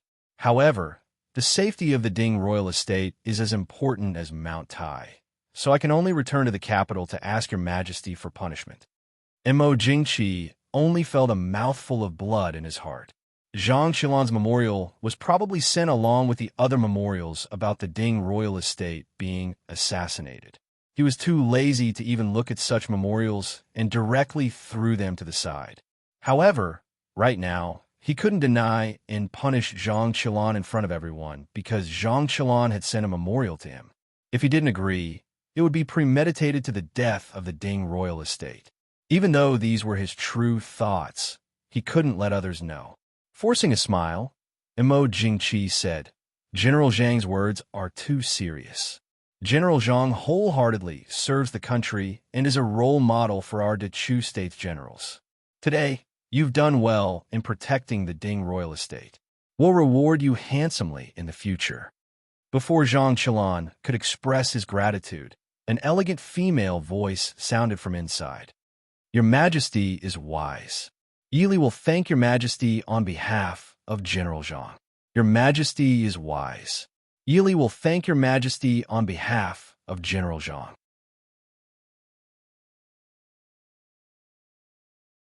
Chapter 301. From the main entrance, Yili walked out, still dressed in white. Standing on the steps outside, she glanced down at the nobles and Mo Jingshi, whose expression was slightly heavy. She slowly walked to Mo Jingshi and bowed slightly. "Ding King's consort Yili welcomes Your Majesty." Mo Jingshi was startled. His gaze was complicated as he looked at the kneeling woman in white. However, he did not reveal any hesitation on his face. With a gratified smile, he said, "It's great that Ding King's consort is safe and sound. This way, we can answer to Prince Ding. Was the consort frightened?" Yili pursed her lips and smiled faintly. It was indeed a little frightening. However, the guards of the king's mansion were personally arranged by Prince. Yili believes that as long as they are still breathing, they will not let anyone harm Yili. Consort is right. This subordinate swears to protect Consort with our lives. Standing by the side, Chief Steward Mo said in a low voice. Swears to protect Consort with our lives. The guards outside the main entrance said in unison. Mo Jingqi's expression darkened slightly. He forced a stiff smile and said, Everyone in the Prince Ding mansion is loyal and righteous. Consort and Prince Ding are really fortunate. Pass on our decree. Tonight, all the guards of the king's mansion will be rewarded with 10 taels of gold. Yili smiled. Many thanks for your majesty's grace. Please come in, your majesty. Mo Jingqi was about to step in when he saw the faint traces of blood seeping out from the main entrance. The morning breeze blew slightly. The smell of blood from the main entrance was even stronger than outside. Just by imagining, one could imagine how intense the killing in the Prince Ding mansion was. Mo Jingqi's expression stiffened. He smiled and said, Now that Prince Ding is not in the mansion, we will not enter. Consort was frightened today and should rest well. Later, we will have the Empress send a few imperial physicians to treat Consort. We will return to the palace first. The morning court will begin soon. Yili nodded, respectfully saying, Since that is the case, Yili respectfully sends your majesty off.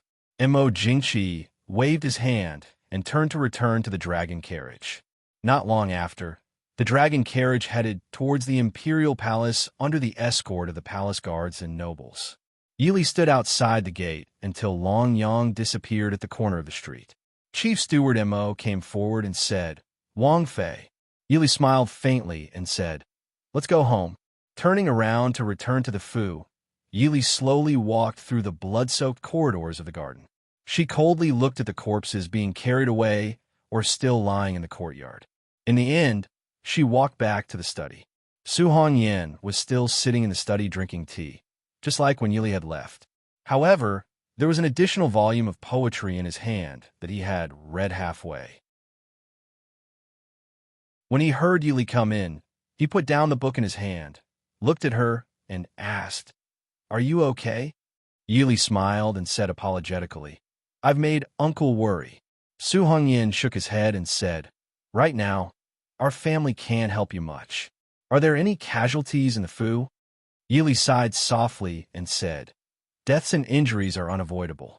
Everything is fine. Li will handle it properly. Uncle, don't worry. Su Hongyan said softly, Uncle only found out tonight that Lear is much more reliable than your second brother. You can deal with these matters as you see fit. Uncle won't say too much. If there is anything our family can help with, just send someone to the Imperial Censor Manor to inform us. Yili nodded and said softly, Lear understands. I made Uncle worry. Wang Fei. Not long after, Feng Jiao and the rest finished handling the matters outside and came in to report. Yili nodded and invited everyone to sit down. She asked softly, How are things going? Feng Jiao smiled in high spirits and said, Wang Fei, don't worry. We've already caught all the enemies in one fell swoop. Although General Sun hasn't returned yet, is Wang Fei still worried about the Black Cloud cavalry strength? Yili smiled and said, I believe in General Sun and the Black Cloud cavalry's ability. Everyone, tell me about your own situation. Zhang Shalan said in a clear voice, reporting to Princess Consort, all the assassins outside Prince Ding's Fu have been taken down. Those who resist stubbornly will be killed. A mighty military general. Even if it was a simple report, it was filled with killing intent. Reporting to Wang Fei, all the suspicious people in the capital have fallen into the hands of the Shadow Guard. 36 people who resisted were executed. Mo Hua reported in a deep voice. Qin Feng stood with his hands by his side and said indifferently, all the assassins who entered the Prince Ding mansion were killed without mercy. Mo Hua raised his head and looked at Qin Feng without saying anything. Feng Jiao waved his folding fan and said with a smile, It seems like we've caught all those bastards tonight. We'll be busy these 2 days. Qin Feng, don't fight with me. Qin Feng didn't even lift his eyelids and said indifferently, "This subordinate will naturally listen to Wang Fei's orders." Feng Jiao curled his lips and looked at Yili eagerly. Yili smiled and said, "If Feng San is interested, you can follow Qin Feng to take a look. You can also give them some advice. After all, they have too little experience in this area." Feng Jiao's eyes lit up, and he cupped his hands and said with a smile, "Thank you, Wang Fei." Subordinate Sun Yin requests to see Wang Fei. Sun Yan's deep voice came from outside the door. Yili said with a smile, "General Sun, please come in. We'll be waiting for you." Sun Yin pushed open the door and came in. He looked at everyone present and cupped his hands to Yili, saying, "Wang Fei has great foresight. This subordinate sent people to guard all the important roads leaving the capital. At 5 o'clock in the morning, we encountered many suspicious people who escaped from the capital. We killed 26 people on the spot and captured 7 alive. Wang Fei, please give your orders." Yili rubbed her forehead and said, "We captured so many people. Our Princeton mansion definitely won't be able to lock them up. Qin Feng, Zhuijing, you should choose early. If there's no use, send them to the Supreme Court." Qin Feng and Zhuijing both nodded and turned to leave. Feng Jiao looked at everyone and asked with a smile, "Wang Fei, what do you plan to do with Mu Qingsong?" Other than Mo Hua, who was on the battlefield, Zhang Qilan and Sun Yin were stunned. Mu Qingsong, although they were in the military, they had heard of Mu Qingsong's reputation as the #1 expert in the Chu state. They didn't expect Mu Qingsong to fall into Wang Fei's hands. Su Hongyan frowned and asked, "Mu Qingsong is the illegitimate son of Marquis Muyang's Fu?" Director Mo said with a smile, "That's right. Although not many people know of Mu Qingsong's family background, there's still a few families in the capital that know. He is Marquis Muyang's eldest son and the eldest brother of Marquis Muyang's heir, Muyang." Zhang Qilan and Sun Yin were stunned again. They only knew of Mu Qingsong's reputation as the #1 expert, but didn't know he had such a background. However, Marquis Muyang only had Muyang, his only son, when he was in his 30s. If he had a son as old as Mu Qingsong, it was still acceptable. However, the secrets of the noble families were not known to outsiders. Su Hongyan was silent for a long time. In the end, he sighed deeply and stood up, saying, "Li you can decide on these matters yourself. This old man is a bit tired and will return to my room to rest for a while." Yili nodded and hurriedly had someone send Su Hongyan back to his room. Seeing Su Hongyan leave, Feng Jiao asked in confusion, "What does Su Darren mean?" Yili said lightly, "Nothing. Uncle is just disappointed in some people and some matters." With second uncle's nimble mind, how could he not guess who was behind Mu Qingsong?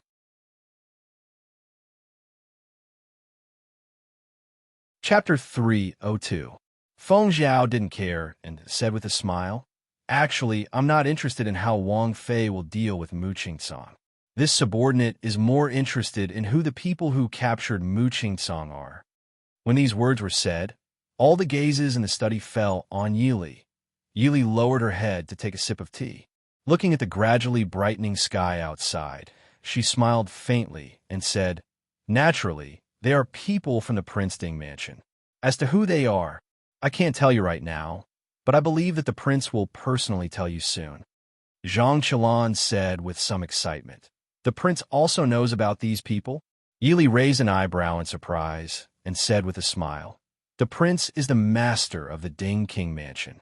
What does the prince not know about the people under the Ding King mansion?" Zhang Qilan clearly sensed his rudeness and said with a bright smile, "Wang Fei, please forgive this subordinate.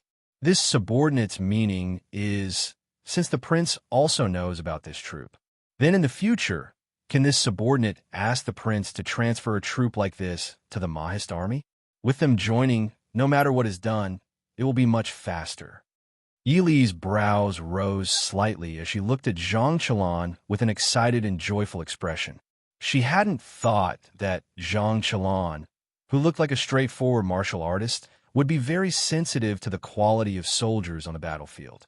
Yili didn't dampen his mood and said with a faint smile, "When the prince returns, General Zhang can talk with the prince." With the addition of Feng Zhiyao, this torture expert, the interrogation of this batch of assassins progressed very quickly. Of course, this had to do with a large number of people caught this time, as well as their varied backgrounds. On the morning of the third day of the chaos in the Prince Ding mansion, a thick file appeared on Yi Li's desk. Flipping it open and taking a look, the contents inside were enough to shock anyone. The people who participated in this assassination included the Dechu state, Xiling, northern tribes, and Nanzhao. After reading it, Yi Li couldn't help but smile bitterly. After so many years, the Ding King mansion had become the target of public criticism. Everyone in the world couldn't wait to get rid of it. However, after this time, there wouldn't be many people who dared to have any ideas about the Ding King mansion. Yi Li tilted her head to look out the window. Under the bright sunlight, the garden was still filled with flowers. Although it had only been a short 2 days, there was no longer any blood and terror. "Wang Fei, Mu Qingsong wants to see Wang Fei." Yi Li put down the file and smiled. "It's only been 3 days, and he can't take it anymore?" Qin Feng frowned and said, "Ever since we captured Mu Qingsong, he has been somewhat dispirited." This subordinate obeyed Wang Fei's orders and did not torture him. He was the one who decided to see Wang Fei. Before seeing Wang Fei, he refused to say anything. Yi Li waved her hand and smiled. It's useless to torture someone like Mu Qingsong. Instead, it might arouse the hatred and desire in his heart. Go and bring him here. Qin Feng disapproved. Wang Fei isn't bringing him to the study a bit. It's fine. He can't cause any waves. Go. Not long after, Mu Qingsong was brought into the study. In just a short 3 days, he had changed from a murderous black-clothed assassin that night to a disheveled prisoner with a haggard face. Seeing that Yi Li's eyes didn't have the slightest bit of vitality and light, Yi Li sighed in her heart. Mu Qingsong was indeed old. "Withdraw," Yi Li said to Qin Feng, who was beside Mu Qingsong. Qin Feng's knife-like eyes swept past Mu Qingsong's body and silently left. The study was silent.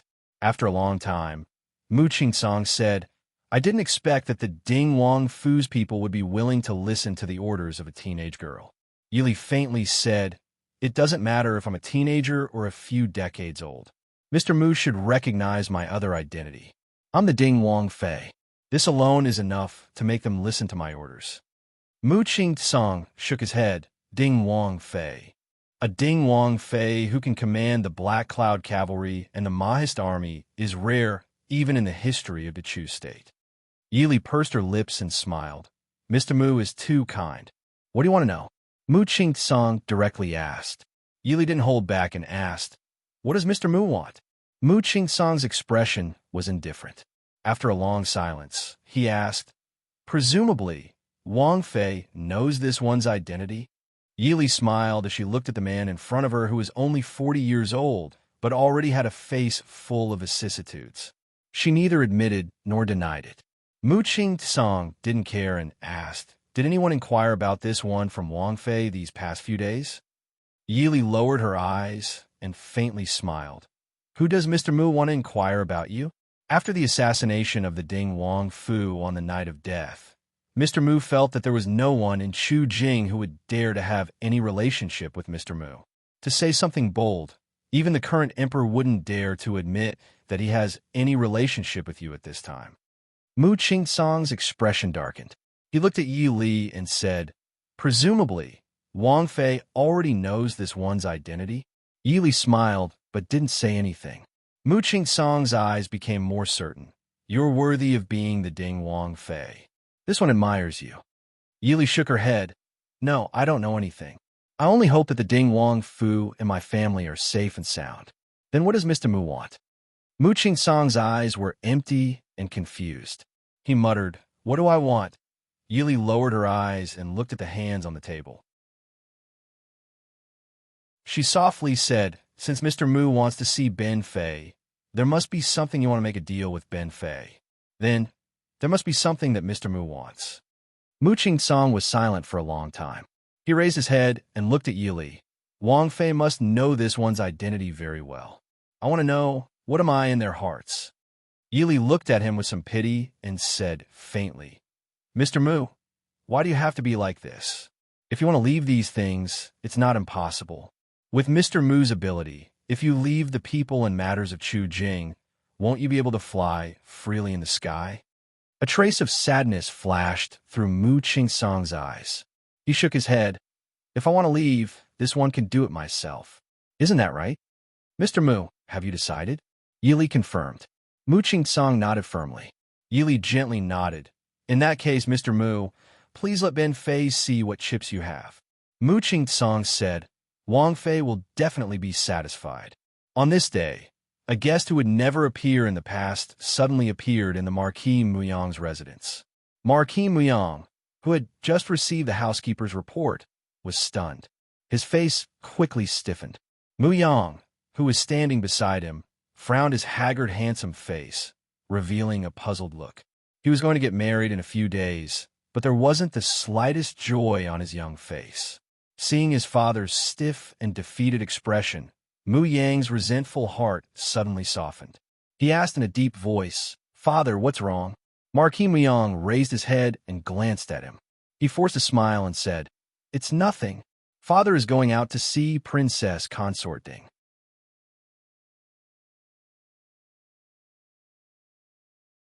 Chapter 303. Muyang frowned. Seeing that his father's expression was not good, he said, It's better for this child to accompany father to see Her Highness. This child has also met Princess Ding a few times. Marquis Muyang was stunned and moved by his son's obvious concern. He shook his head and said, There's no need. Princess Ding probably has something important to discuss with father. Father will go see her. Seeing that he was so insistent, Muyang did not say anything else. In the study of the Marquis Muyang Fu, Yili stood with her hands behind her back, leisurely admiring the famous paintings on the wall. Zhuo Jing stood respectfully at the side. Marquis Muyang pushed open the door and saw the slender figure standing with her back to him. He could not help but be stunned. He quickly reacted and cupped his hands in greeting. Greetings to Princess Ding. Yili turned around and smiled. My lord, please don't be so courteous. Please forgive me for disturbing your peace. Yili's faint voice was very pleasant to the ears. She seemed to have purposely emphasized the word peace. These two words were as shocking as thunder to Marquis Muyang. His heart could not help but thump. He forced a smile and said, Princess Consort, you must be joking. Your presence brings light to Marquis Muyang's humble dwelling. Wang Fei, please have a seat. Yili did not stand on ceremony and sat down opposite Marquis Muyang. After the maidservants served tea, Marquis Muyang looked at Yili and Zhuo Jing, who was standing behind him, and said hesitantly, This, Marquis, there's no need to be so polite. This subordinate is just Wang Fei's subordinate. Zhuo Jing said lightly. Zhuo Jing claimed to be a subordinate, but Marquis Muyang did not dare to treat him as an ordinary subordinate. Although no one knew Zhuo Jing's original identity, but in these 2 months, most of Princess Ding's affairs were handled by Zhuo Jing and Lin Han. It could be said that these two were completely Princess Ding's personal confidants. Yili smiled at Zhuo Jing. Zhuo Jing, sit down and talk. You can't make me and Marquis look up to you when you talk later, right? Zhuo Jing said he did not dare and sat down at the end of the table. The study seemed to have regained its tranquility. The three of them drank their tea quietly, as if they were competing to see who was more patient. Marquis Muyang's eyes fell on Yili and Zhuo Jing. Although he still had a smile on his face, he was secretly complaining in his heart. No wonder the emperor was so afraid of Princess Ding. She clearly knew that Prince Ding was not in the mansion, and that even if she razed the Prince Ding mansion to the ground, it would be of no use, but she still. Princess Ding had such a temperament at such a young age. She would definitely have a bright future. After a long time, Marquis Muyang sighed softly and looked at Yili. Princess Ding, what can I do for you? Yili smiled faintly and said, I don't dare to advise you.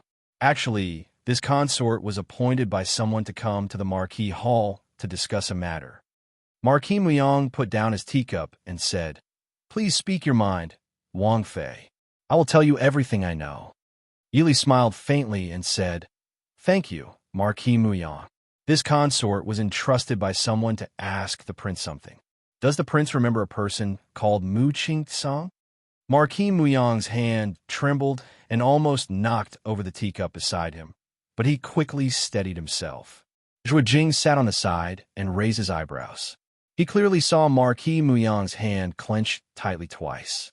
He was clearly forcing himself to relax. Marquis Muyang forced a smile and said, "This Marquis naturally knows.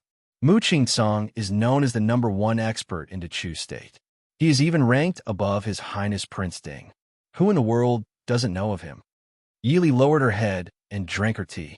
She smiled faintly and said, "Marquis Muyang is right. Speaking of which, Mu Qing-song and Marquis have the same surname. Do you know him?" Marquis Muyang was silent for a moment before he finally said in a low voice, "Although I have heard of him for a long time, it is a pity that I do not know him." "Marquis Muyang really doesn't know Mu Qing-song?" Zhuo Jing suddenly asked. Marquis Muyang frowned and said with some displeasure, "What does young Master Zhuo mean? Are you suspecting that this Marquis is lying?" Zhuo Jing raised his eyebrows slightly and did not answer, as if silently agreeing with Marquis Muyang's words. Seeing that Marquis Muyang was about to get angry, Yili put down her teacup and said with a smile, "Don't be angry, Marquis Muyang. It is just that a few days ago, we caught an assassin who claimed to be Mu Qing-song and is an old acquaintance of Marquis Muyang. That is why this consort wanted to ask Marquis Muyang. If Marquis Muyang really doesn't know him, then so be it. After all, he is just an assassin.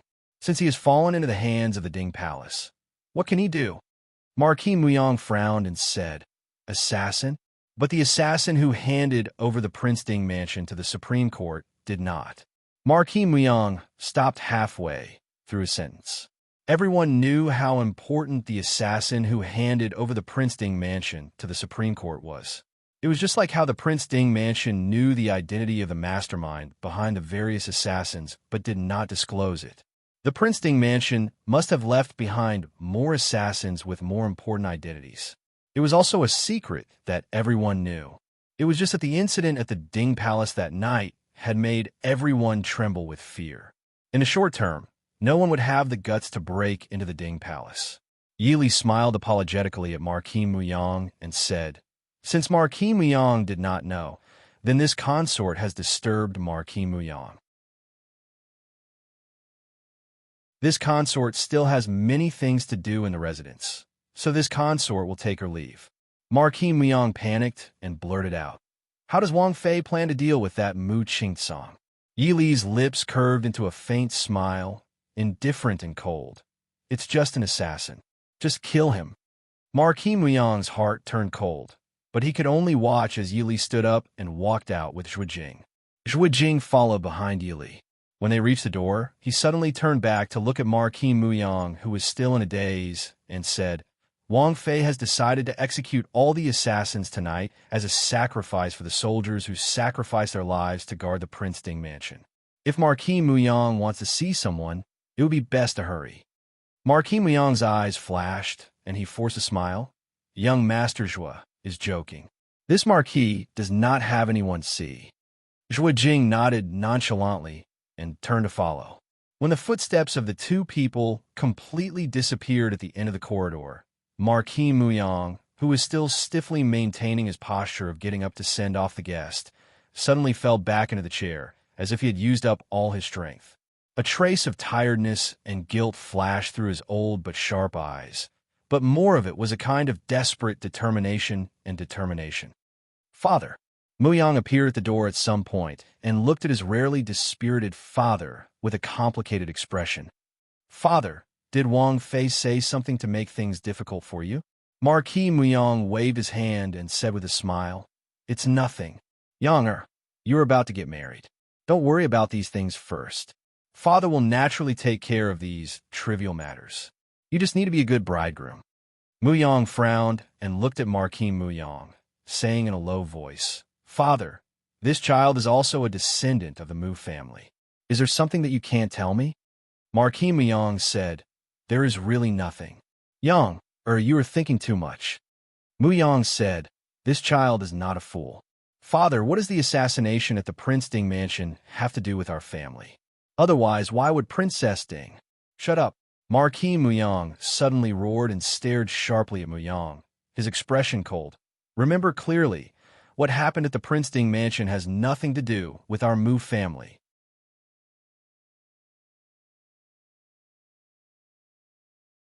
Chapter 304.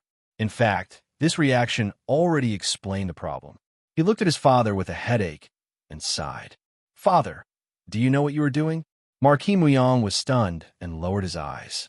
Father is doing this for the prosperity of Marquis Muyang's residence. Younger, don't worry. Nothing will happen. You may leave. Muyang wanted to say something, but when he saw his father's expression, he swallowed his words and silently left the study. Back at King Ding's residence, Yili turned back to look at Zhuo Jing behind her.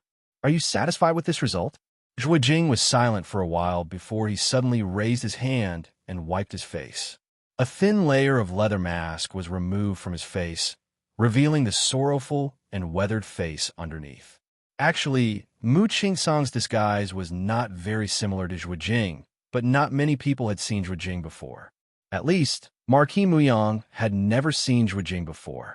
Zhuo Jing always liked to maintain an expressionless face in front of others, so even Marquis Muyang did not notice anything wrong with Mu Qingsong's stiff expression.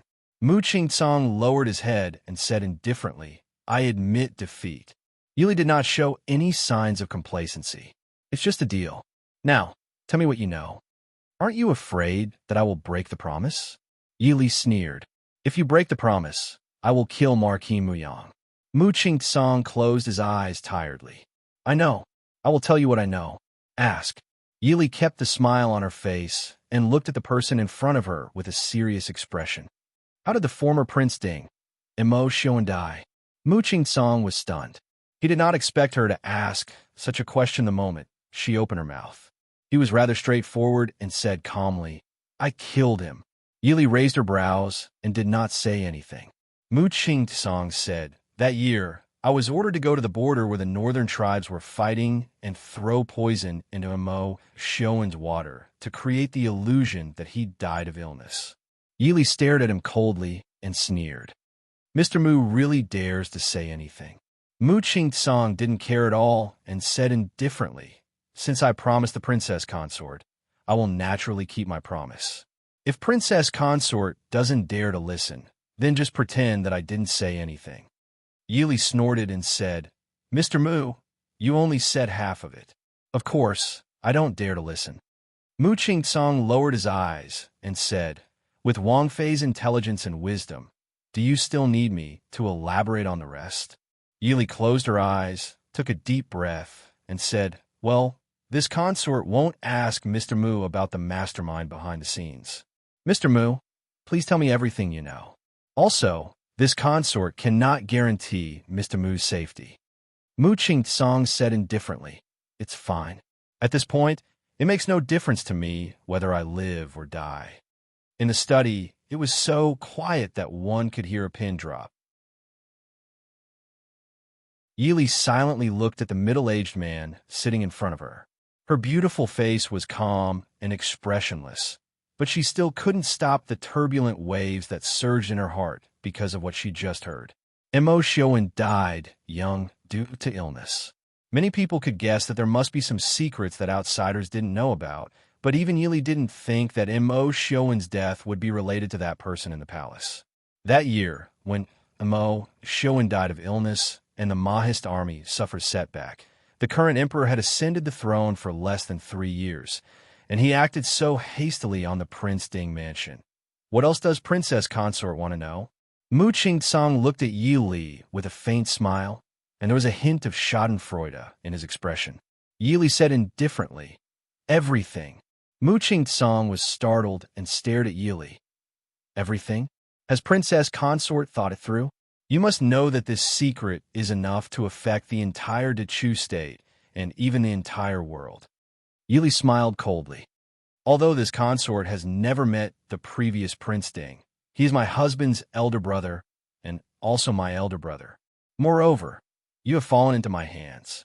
Do you think that if I don't listen to others, I won't know this secret?" Mu Qing was silent for a moment, then sighed. Prince Ding is really lucky. Since Princess Consort insists, this one will tell Princess Consort everything. Treat it as repaying Princess Consort for fulfilling this one's wish. Yi Li and Mu Qing sat in the study for the entire morning, and no one knew what they talked about. When they came out of the study, their expressions were somewhat grave. Mu Qing was escorted away by 2 shadow guards. Before he left, he suddenly turned back to look at Yi Li and smiled. This one can see that Princess Consort is a decisive person. "Why don't I give you another piece of information for free?" Yi Li said indifferently, "I'm all ears." Shi Ling has already decided to send troops to the Dechu state on August 15th. What does Princess Consort plan to do? After he finished speaking, without looking at Yi Li's expression, Mu Qing changed his previous decadent and gloomy expression and left with a wild laugh. The smile on Yi Li's lips gradually faded. After looking at the sky above the courtyard for a long time, Yi Li turned and left with a flick of her sleeve. "Inform Feng San and Sun Yin to come see me in the study immediately." Feng Jiao and Sun Yin arrived very quickly. The 2 of them felt that they had arrived at almost the same time. As soon as they entered the study, they saw Yi Li and Zhuo Jing sitting behind the desk and flipping through thick files. Feng Jiao glanced at them casually. They were the confessions of the captured assassins and all kinds of information collected by the Shadow Guard. Raising his eyebrows, Feng Jiao smiled and said, "Princess Consort, what happened?" Yi Li looked up at him and said, "Something did happen." Feng Jiao stilled. His originally relaxed figure slowly straightened as he looked at Yi Li with a serious expression. Sun Yan's expression was also solemn as he listened attentively. Yi Li picked up a file and said, "Just now, Mu Qing told me that Shi Ling is preparing to send troops to the Dechu state on August 15th. A startled expression flashed across Feng Jiao's face. His sword-like brows furrowed slightly. "Is this information reliable? We have not received any information in this regard." Yi Li shook her head and said, "I don't know." Mu Qing would not lie, but the authenticity of this information needs to be verified. "But," Yi Li paused and looked at the 2 people in front of her and asked, "What day is it today?" Sun Yin said, "August 7th. Feng Jiao's expression also changed. He stood and said, "If this information is false, then so be it. But if it is true, if it was true, although the Northwest Air Force was not empty, many of the important positions have been controlled by Mo Jingqi's trusted aides. The Mahist army was restrained everywhere. If the West Hills suddenly attacked, they would definitely be caught off guard. Right now, they were in the capital. It was impossible for them to reach the border in 7 or 8 days." Feng Jiao said thoughtfully, "The prince has already left the capital for more than 20 days. According to the speed of the marriage procession, they should have already entered the northern tribes. Not to mention that the prince has the important task of escorting the bride. Even if he did not have anything to do, it would take at least half a month to reach Shi Ling's border to take charge of the situation. Furthermore, the prince could not have received the news immediately." Feng Jiao suddenly had a bad feeling. It seemed that the entire matter was a plot against the Dechu state. "Princess Consort," Yi Li frowned and said, "What do you think? Just say it."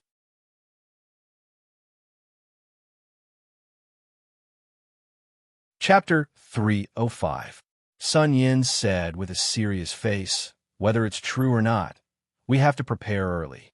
If it's false, it's fine, but if it's true..." Feng Jiao's face was grave. He frowned and said, "I think this news is very likely to be true, but the Shadow Guard didn't receive any news at all." Yi Li said indifferently, "You forgot that there's a person who can be said to be a top expert in intelligence. And now he's in West Hill." "Han Mingwei," Feng Jiao exclaimed. Yi Li nodded slightly. Although the Tianyi Pavilion's influence in Dechu State has been reorganized by Han Mingxi, don't forget that Han Mingwei is the real master of the Tianyi Pavilion. Moreover, the The Tianyi Pavilion is spread across all countries. Only the Chu state is damaged. Han Mingwei was once a good friend of the prince. He's the person who knows the Prince Ding mansion the best in the world. Even if he's not the first, he's definitely in the top 3. Feng Jiao nodded and said, I'll send someone to investigate immediately. Sun Yin asked, My lady, what should we do now? Yili lowered her eyebrows and pondered for a moment. She said, Send someone to inform the prince immediately. Also, send word to the Mahist army stationed near the border of West Hill to be ready to support the border at any time. Sun Yin said with some difficulty, In the past few years, the Mahist army's encampment has been shrinking again and again. Now, the Mahist army's encampment is at least 5 or 6 days away from the border of West Hill. Including the time it takes for us to send the message, I'm afraid.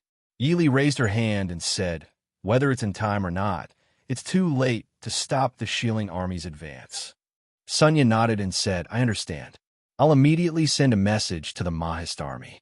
Please rest assured, my lady.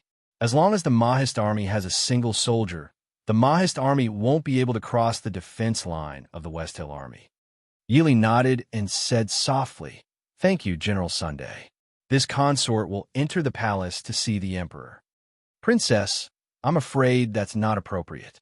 Feng Jiao frowned. Ever since they caught Mu Qingtsong, although they didn't say it clearly, everyone knew who had tried to massacre the Prince Ding mansion. Yili smiled faintly and said, There's nothing inappropriate about it.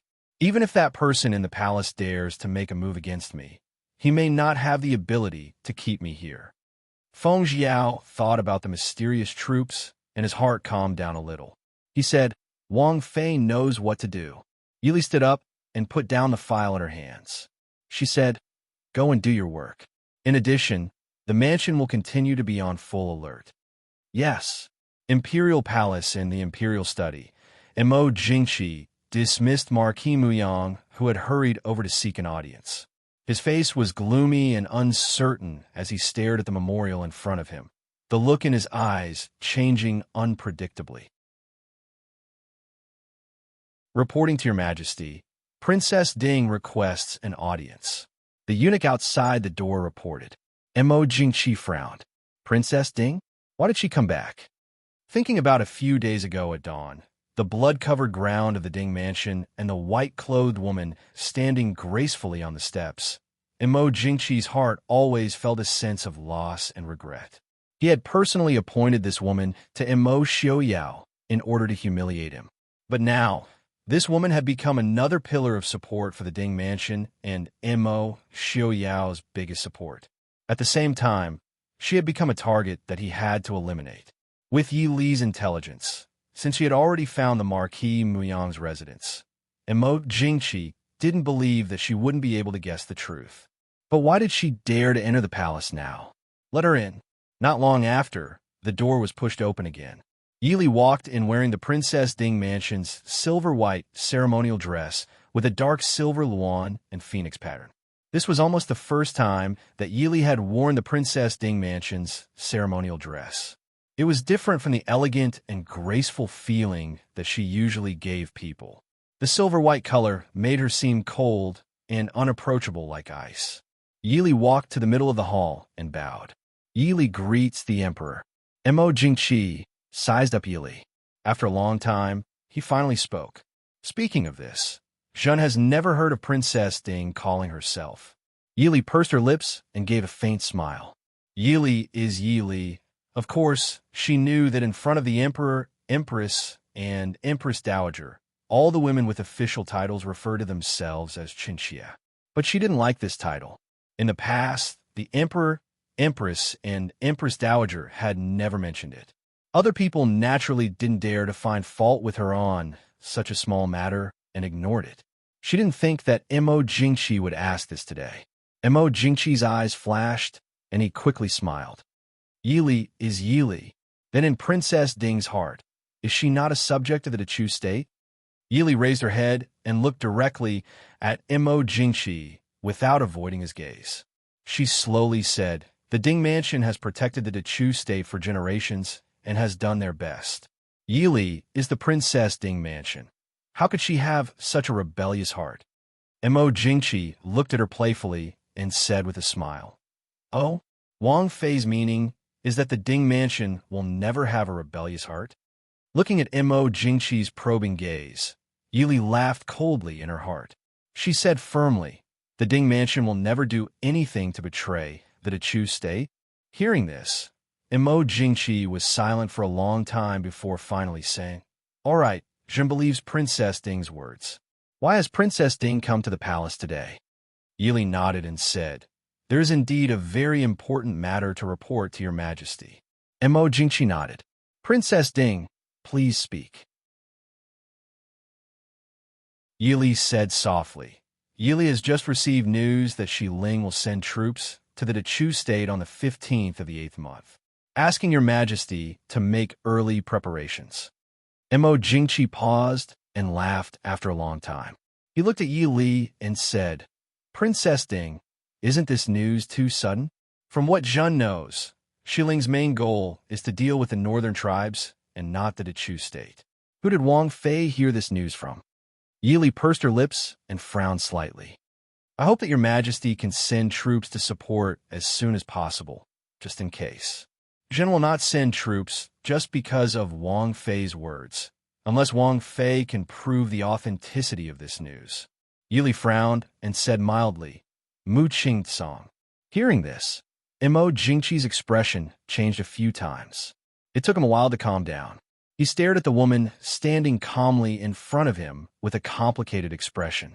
For a moment, he could not understand why Yi Li would so easily reveal her trump card. He didn't believe that the Ding royal residents wanted to fall out with him now. Not to mention that Mo Xiuyao was not here now. Even if Mo Xiuyao was in the capital, the Ding royal residents would not suddenly do anything that was disadvantageous to Great Chu. However, if Yili truly wanted to provide some military intelligence, then she would not have openly revealed Mu Qingsong's matter. The Ding King's residents had many sources of information. How could they not find a suitable excuse? After a long time, Mo Jingqi said mildly, "Zhen understands what Princess Ding is saying." Yili raised her head to look at the man on the dragon throne and frowned slightly. Mo Jingqi did not give her a chance to speak. He stood up and waved his hand. "Zhen understands this matter. Princess Ding, you can go back first." Yili sighed softly in her heart.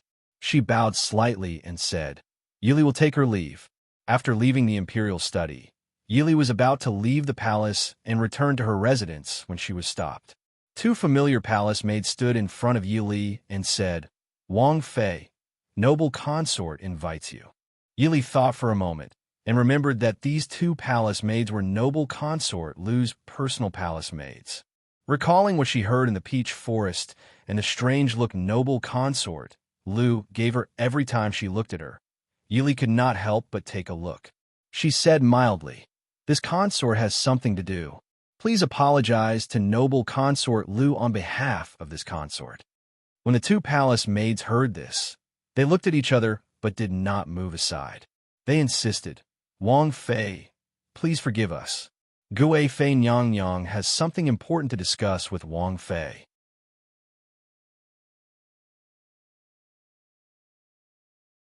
Chapter 306. Yili glanced at the palace maid who spoke, raised her eyebrows, and said, "Oh, what if this consort doesn't have the time? Well, please forgive us for offending you." The two of them took a step forward.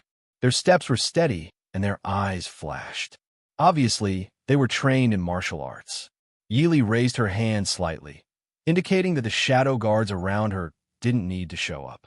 She looked behind the two palace maids with a frown and sneered, "Noble consort, you're so bold. You dare to attack me outside the imperial study?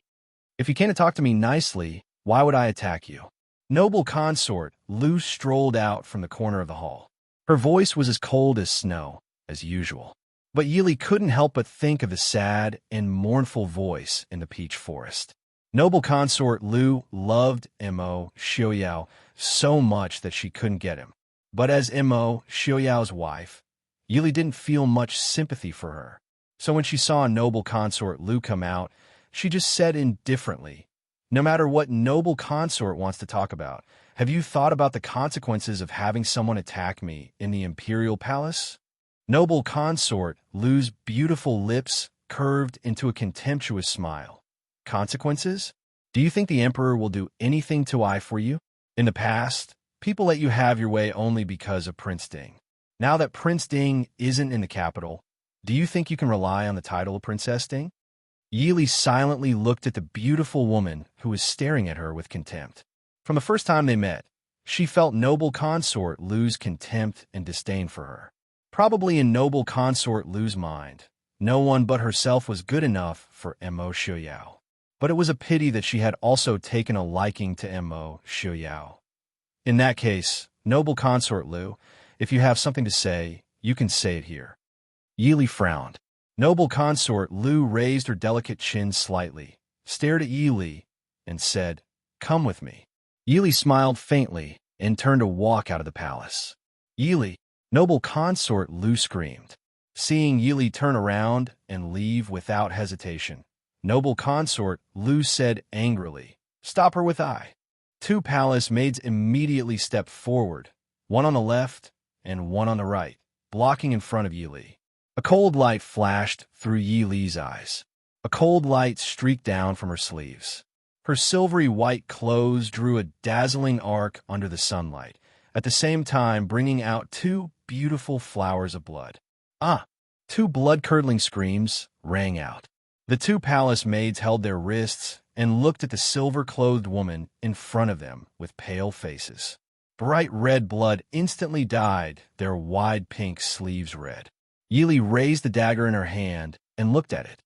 The bright red blood slid down the shiny blade and slowly dripped to the soil under her feet. Noble consort Lu, who had always been indifferent, finally couldn't help but change her expression. Although she was not a top master, she was one of the best among women. Even so, she didn't even see how Yili did it. Staring coldly at Yili in front of her, noble consort Lu didn't say anything for a long time. Yili looked straight at noble consort Lu calmly. She didn't intend to apologize or explain her hurting behavior at all. The two palace maids held their wrists and looked at Yili with horror and fear in their eyes. "Yili, you are..." Noble consort Lu was so angry that her face turned pale. She stared at Yili and said with hatred. Yili glanced at her indifferently and turned to walk out of the palace. The two palace maids who had been in front of her hurriedly dodged to the sides. They were afraid that if they blocked the path of the woman in front of them, one of their hands would be crippled. As soon as they walked out of the palace gate, Feng Jiao, Zhu Jing, and the others were all staring at them. Seeing that Yili's face was a bit ugly, Feng Jiao asked worriedly, "Wang Fei, what's wrong?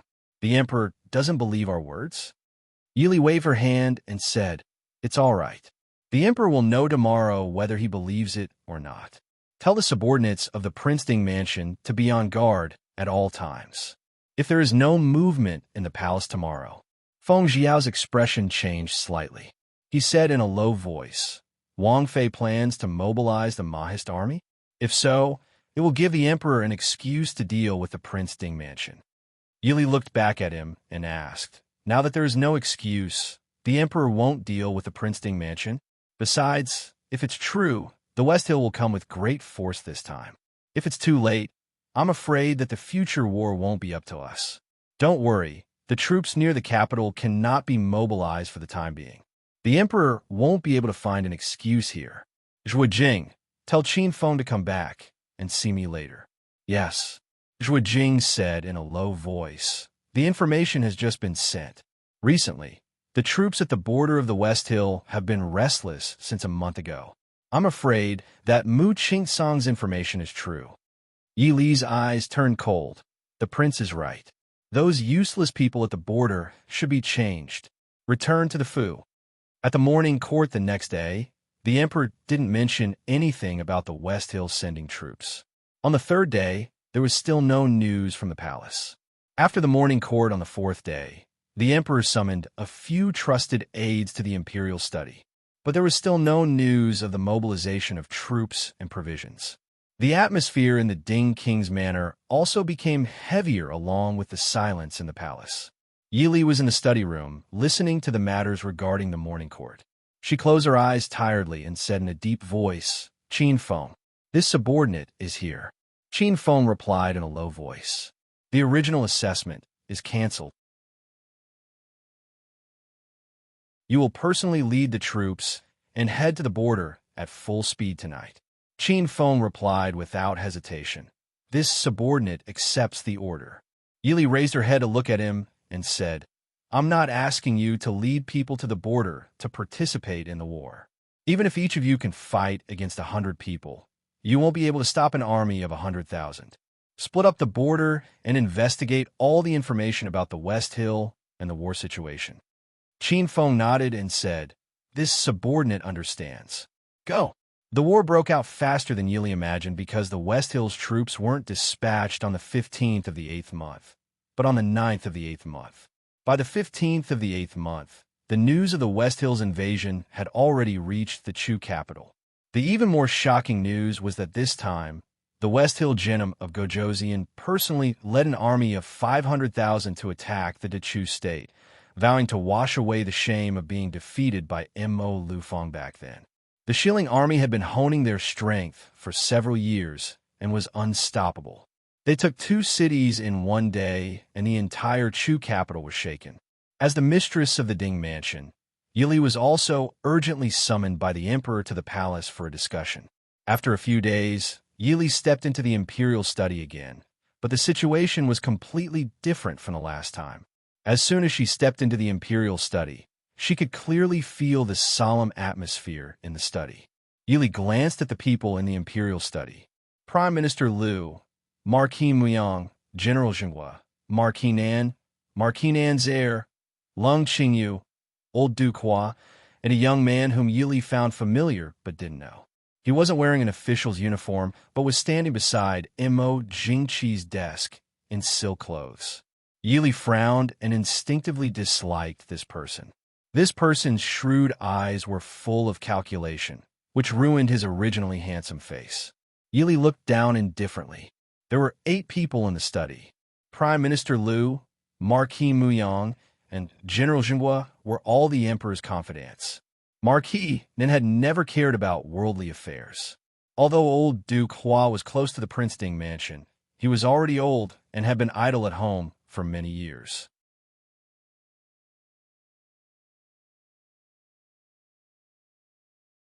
Chapter 307. Yili greets Your Majesty. Yili gently bowed. Your subjects greet Your Majesty Ding. Everyone bowed in unison. Mo Jingqi waved his hand in annoyance. Princess Ding, you may dispense with the formalities. Have you heard the urgent news at the border today, Princess Ding? Yili nodded. Mo Jingqi frowned. What do you think? Old Duke Hua was the first to speak. Of course, we should immediately send reinforcements to attack the Shilling bandits. We must not let the Shilling think that the Chu state is easy to bully. Mo Jingqi frowned. Old Duke, you've heard it too. The Shilling army will be led by Genom of Gojoseon. Even though the king of the south had been defeated by the Prince Regent in the past, he was still known as the god of war in the West Hill. Which general do you think should lead the army? Marquis Muyang and the general looked at each other and couldn't help but frown. Old Duke Hua snorted and stepped forward. Although this old subject is old, I'm willing to lead the army and show the might of the Dechu state. Hearing this, Marquis Muyang and the general's expressions changed. Lung Qingyu and Marquis Nan's heir, who were standing behind, stood out from the crowd. This subject is willing to lead the army and show the might of the Dechu state. Mo Jingqi looked at the two and smiled with satisfaction. Old Duke, you're too serious. You're over 70 years old and should be enjoying life. If we let you lead the army, won't the men of the Dechu state be ashamed? What do you think? Your Majesty is wise. Mo Jingqi looked at the courtier who was flattering him and nodded in satisfaction. Then he looked at Yili, who was standing on the side. He hesitated for a moment and frowned. Commander Lung and Marquis Nan's heir are willing to lead the army. Your courage is commendable. However, Prince Ding is not in the capital and cannot lead the army. The hundreds of thousands of troops under the king's estate cannot be mobilized. What does Princess Consort think? Yili raised her brows slightly, raising her head to look at Mo Jingqi. Your Majesty, please forgive me. How can a woman like Yi Li have any opinions? Princess Ding is belittling herself too much. Who doesn't know that the mistress of the Ding Palace also has the authority to command the Mahist army and the Black Cloud cavalry? Now that the Shilling army has broken the border, is the princess consort and the Ding king's man going to sit by and do nothing? The young man standing behind Mo Jingqi stared at Yi Li and spoke darkly. Yi Li sneered in her heart. What a big hat! Yi Li glanced at the young man and was about to speak when Du Qua suddenly stepped forward. He stared at the young man and said sternly, How dare you? Who are you to dare sow discord between His Majesty and Ding Wangfu? Du Qua had been on the battlefield for decades. Although he was old, he was still shrewd. How could a young man withstand the majestic aura he released? The young man was startled. His expression stiffened before he bowed to Du Qua. Student Tan Jiji greets Du Qua. Du Qua snorted discontentedly and looked at Mo Jingqi. Mo Jingqi smiled and said, Old Duke, please don't be angry. The successor is an extremely talented young man. I'm planning to give him the position of Imperial Study Advisor to serve the country. Du Qua bowed to Mo Jingqi and stroked his white beard. He said clearly, Your Majesty, this old official does not understand your words. Since this young Master Tan is talented, why doesn't he participate in the imperial examinations? If he obtains the title of Zhuangyuan and Tanhua, no one can say anything even if His Majesty places him in an important position. The Imperial Study Advisor is an important position. If you give it to someone you have never heard of, I'm afraid it will be hard to convince the public. Mo Jingqi and the young man were also somewhat embarrassed. It was not that they did not want to go through the normal channels, but the path of the imperial examinations was not easy to walk, especially this year's imperial examinations. Putting aside the fact that the main examiner was the Chu State's most upright and honest elder Su, 3 out of the 5 sons of the Su family would be participating in the examinations. Tan Jiji had studied a lot and did not have much confidence in the imperial examinations. Even if he did pass, if he was not the Zhuangyuan, Tanhua, and Tanhua of the imperial examinations, he would most likely be sent out. Even if he was not sent out, he would at most be a 6th or 7th grade minor official. It was impossible for him to have such an important position as the Imperial Study Advisor. Originally, when the Emperor wanted to promote one of his trusted aides, no one would meddle in other people's business. But the mistake was that Tan Jiji should not have instigated the relationship between the Emperor and Ding Wangfu in front of all the officials at this time. This made old Du Qua, who was wholeheartedly devoted to the country, feel that he was an eyesore. Thus, he completely did not consider giving him any face. Mo Jingqi coughed softly, saying, Old Duke, let's discuss this later. Right now, the most important thing is to send out troops. Prince Ding is not here, and the Mahist army is unable to mobilize hundreds of thousands of troops. What should we do? Du Qua did not really want to embarrass the emperor, so he cooperated and said, Prince Ding will definitely rush back as soon as he receives the news. Before that, why doesn't your Majesty mobilize troops from other places to support him? And Mo Jingqi shook his head and sighed, saying, Old Duke, you also know that the South is currently in a standoff with Prince Li. The people of Nanzhao outside Shattered Snow Pass are also eyeing us covetously. How can we mobilize troops from other places? Du Qua's expression changed slightly. His snow-white brows moved, but he did not speak. It was not that he did not understand the Emperor's thoughts. However, taking advantage of Prince Ding's absence to make things difficult for Princess Ding, and even disregarding the safety of the border, this was not something a qualified emperor should do. Marquis Myong stepped forward, saying, Since Princess Ding is able to mobilize the Mahist army and Black Cloud cavalry, Princess Ding, please consider the overall situation and order the Mahist army to immediately rush to the border to support. Yi Li raised her head, her gaze calmly sweeping over Marquis Myong. She said softly, Marquis Myong means that you want me to lead the army in place of Prince Myong? Marquis Myong choked. Since ancient times, even if there were one or two female generals, there had never been a female general who led the army into battle.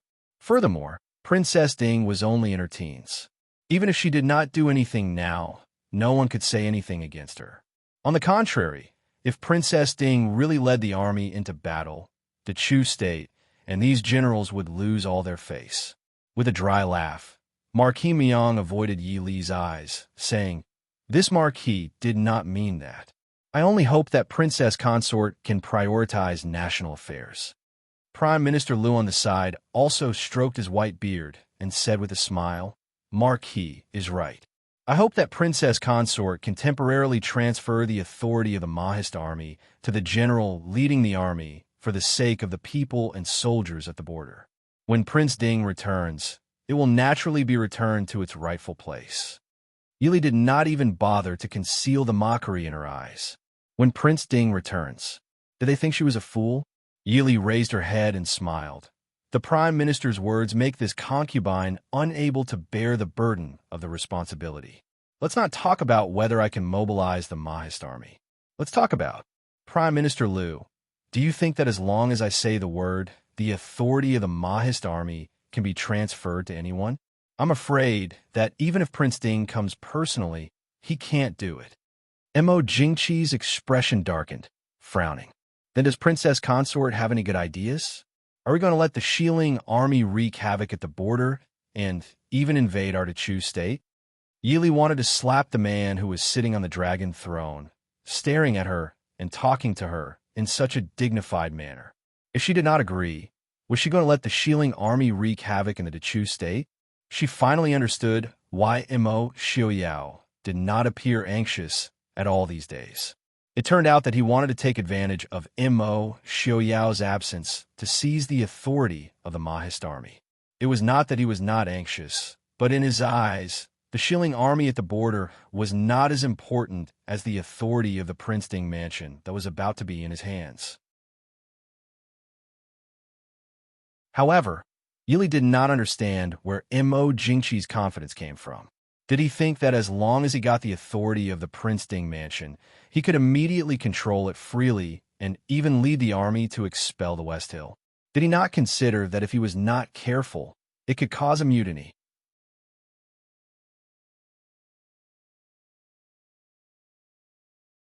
Chapter 308.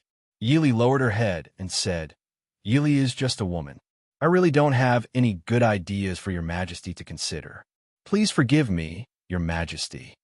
Duke Hua furrowed his brows and said somewhat anxiously, "Your majesty, since the military power of the Ding King's manor is uncertain, please send Prince Ding back to the capital as soon as possible. No, directly head to the border to lead the troops. Also, this old subject remembers that our Chu state has millions of soldiers. Other than the Mahist army and the army in the south that is confronting King Li, we can at least send out 100,000 soldiers to support the border. Your majesty, please send out a group of troops first." Although Mo Jingqi was somewhat unwilling, it was not easy to refute Duke Hua's words.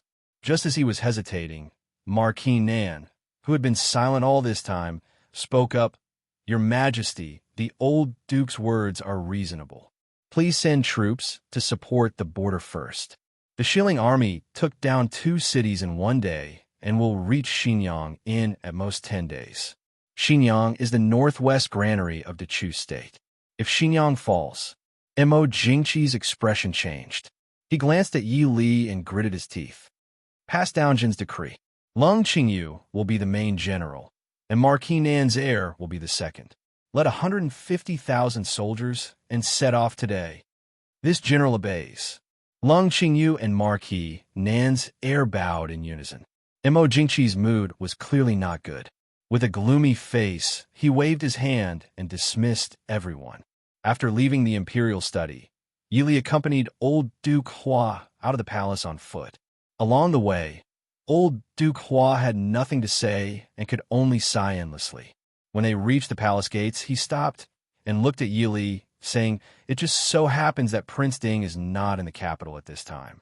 It's been hard on Princess Consort." Yili pursed her lips and smiled faintly.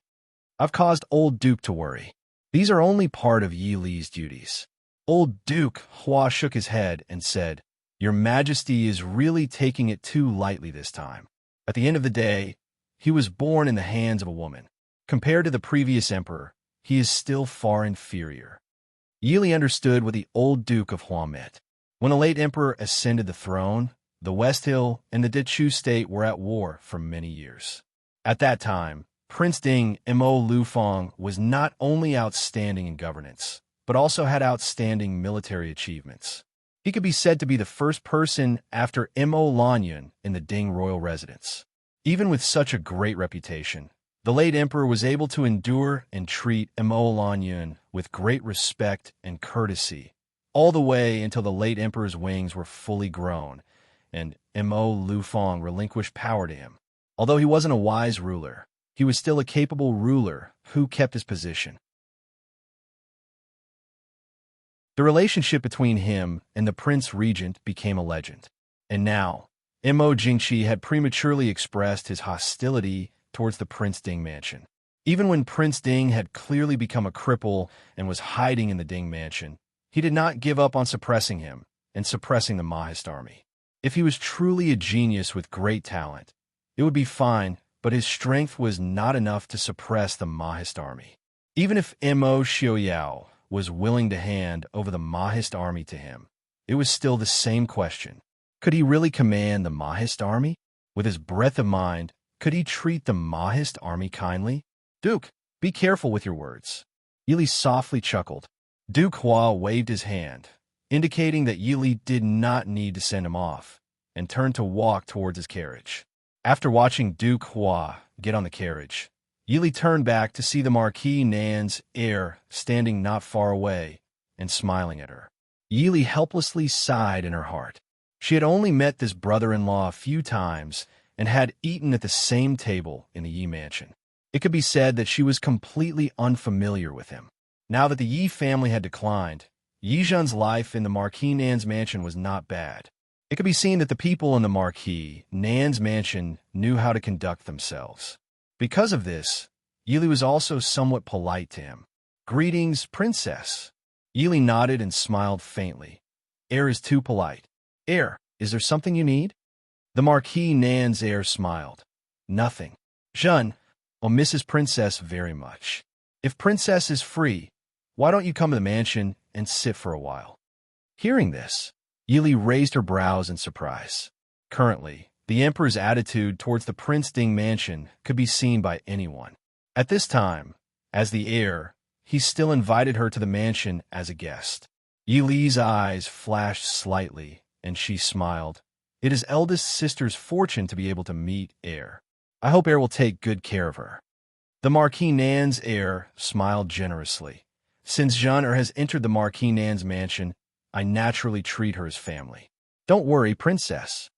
Yi Li nodded and said, Heir will set off for the border tomorrow. I wish you a safe journey. Thank you, princess. The Marquis Nan's heir said, I will take my leave. I won't see you out, Yi Li said. After watching him walk away, Yi Li looked back at the towering palace gate behind her, frowned, and turned to leave. Lung Qingyu and the Marquis Nan's heir hurriedly led the troops away the next day. Yi Li, who was standing at the city gate to see them off, looked at the army in the distance, but her frown did not relax. Shilin Jinim of Gojoseon was known as the Shilin war god and had been in charge of the Shilin country for decades. Even Mo Xiuyao might not dare to say that he was certain of victory. Could Lung Qingyu and the Marquis Nan's heir really succeed with a mere 100,000 troops? What's wrong, princess? Zhuo Jing followed beside Yi Li and asked while looking at her expression. Yi Li shook her head. Mo Xiuyao was not the only general in the Dechu state. If she relied on Mo Xiuyao for everything, she would not be able to do anything. Third sister, princess. Yi Zhen's voice came from behind. Yi Li turned back and saw Yi Zhen standing beside the heir consort, looking at her in surprise. After not seeing her for a long time, Yi Zhen looked much paler and more haggard than the last time she saw her. Even her eyes were still red, probably because she was worried about her husband going to the battlefield. The Marquis Nan's heir consort was also a woman from a scholarly family and looked very gentle and virtuous. When she saw Yili, she stepped forward and bowed. Then, she politely asked Yizhan to speak with Yili alone. The two sisters were not very familiar with each other and only saw each other a few times a year. For a moment, they were speechless. After a moment of silence, Yizhan asked in a low voice, "Has Princess gone home to visit?" Yili shook her head. Now that the Yi family was in decline, old Madame Yi clearly blamed everything on Yili. Every time she saw her, she would use her words to pressure her. After so many years, this was the first time that Yili realized that old Madame Yi was so unafraid of power.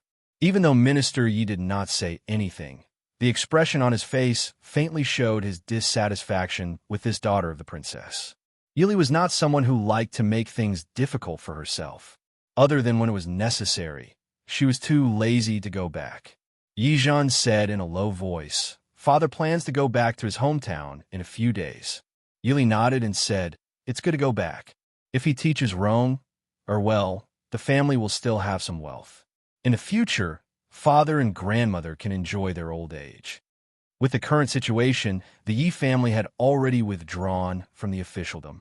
Leaving Jing City was the best choice.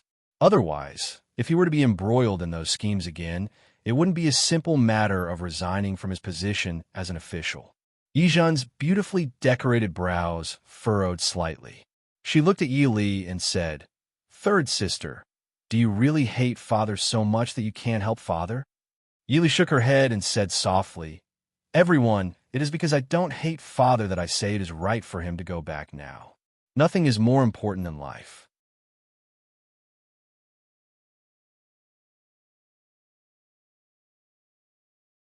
Chapter 309. There was a trace of confusion in Yi Li's eyes, but there was more disbelief. She looked at Yi Li and sighed bitterly. "Second sister is dead, and I don't know if fourth sister is alive or dead. Fifth sister and sixth sister. Let's not talk about them. How can we sisters? Eldest sister, the Southern Marquis estate, is still a kind family. The heir consort is also a smart person.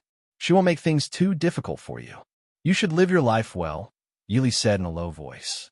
Yizhan was startled. When she came back to her senses, Yili was already far away.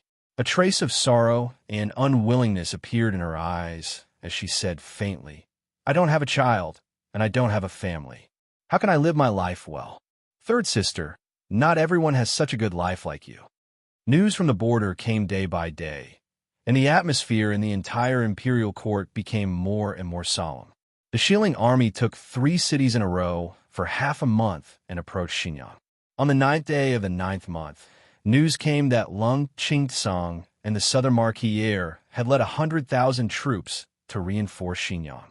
Marquis Jinan had personally led 50,000 troops to intercept and kill them. More than half of them were lost, and the remaining troops retreated to Xinjiang. On the 10th day of the 9th month, Xinjiang was surrounded. At the same time, the Shilling army split into 3 groups and advanced to the north, south, and center. Urgent requests for reinforcements came from all the checkpoints at the border. However, at this time, Prince Dinghua, who had been protecting the Chu state for 100 years, was still nowhere to be seen. The Dinghua estate was as busy as a marketplace every day. Princess Consort. In the study, Yili looked up at Director Mo at the door and asked, "Who wants to see you?" Director Mo said in a low voice, "Duke Hua and Marquis Nin request an audience." Marquis Nan's heir went missing in the chaos. Missing? How could? Yili frowned. She somewhat understood why Duke Hua and Marquis Nin were here. However, this was truly a bit difficult for her. Sighing softly, Yili said, "Invite Duke Hua and Marquis Nin in." Not long after, Duke Hua and Marquis Nin arrived at the door. Yili personally stood up to welcome them. She stopped the two who were about to bow and said, "There are no outsiders here, so there's no need for formalities. Old Duke Marquis, please have a seat." The two thanked her and sat down. The maidservants served tea. Yili asked. Old Duke and Marquis Nin came together. "Is it because of the border?" Marquis Nin looked haggard. He let out a long sigh and said, I'm sorry to have disturbed Princess. Yili shook her head and said, Shitsi and I are not outsiders. Marquis need not worry. This consort will immediately order people to search for the heir at the border. Marquis then shook his head and sighed. My son is loyal to the country. Whether he lives or dies is up to fate. However, Princess, the Princeton mansion must have received the news at the border faster than us. If this continues, I'm afraid that before His Highness Prince Ding returns, the hundreds of thousands of troops at the border will be wiped out. Yili also sighed softly and said, Shilling Jinnum of Gojoseon has been conserving his strength for more than 10 years. How can it be so easy for him to make a comeback?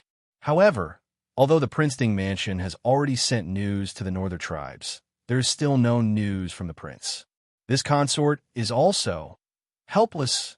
Duke Hua sighed heavily and said, It's just a marriage escort. Why would the emperor send Prince Ding out?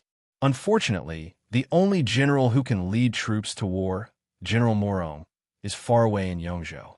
The general of Jing Kingdom is guarding the border of the northern tribes. This old man. With a long sigh, Duke Hua suddenly stood up and was about to walk out. This old man will go to the palace to see the emperor. Let this old man lead the troops to war. Yili and Marquis then hurriedly pulled him back. Marquis then smiled bitterly. Old Duke, even if we have to lead the troops to war, it should be us. How can we let you trouble yourself? Looking at the two old men whose ages added up to more than 120 years, Yili smiled helplessly in her heart. She understood why they came, but she couldn't blame them. Because they were different from Mo Jingqi, Prime Minister Liu, and Marquis Muyang. They were really worried about the shadow guard of the Dechu state and the people at the border. Because she used to be a soldier, she couldn't resent them just because of this. Old Duke, Marquis. Duke Hua turned back and saw Yi Li's clear and calm eyes. He was startled and sat down again. Duke Hua said somewhat apologetically, Princess Consort, don't blame this old man for insensibly disturbing you at this time. It's really, Yili shook her head. Old Duke, you're too serious. Yili understands. Duke Hua said, now that Xiao Yao isn't here, it's not easy for a woman like you to support such a large Ding kingdom. How can this old man not know? It's just that the border is in a state of emergency. I'm afraid we can't wait for Prince Ding to return.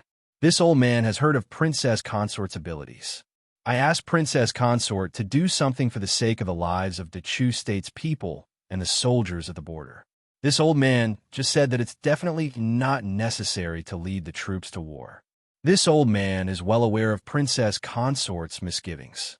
If Princess Consort trusts this old man will personally lead the troops.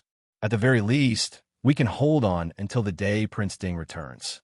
No matter how anxious the emperor is, he won't think of seizing this old man's military power at the last minute. Once Prince Ding returns, he will rush to the border and regain control of the troops. Then, everything will be settled. What do you think, Princess Consort? Yili said with a bitter smile. Old Duke, are you so sure that Yili can mobilize the Mahist army? Duke Hua raised his white eyebrows and looked askance at Yili. Then can Princess Consort do it? If Princess Consort says no, this old man will get up and leave. Yili was silent for a while. Then, she raised her head and said, the military power cannot be given to Old Duke.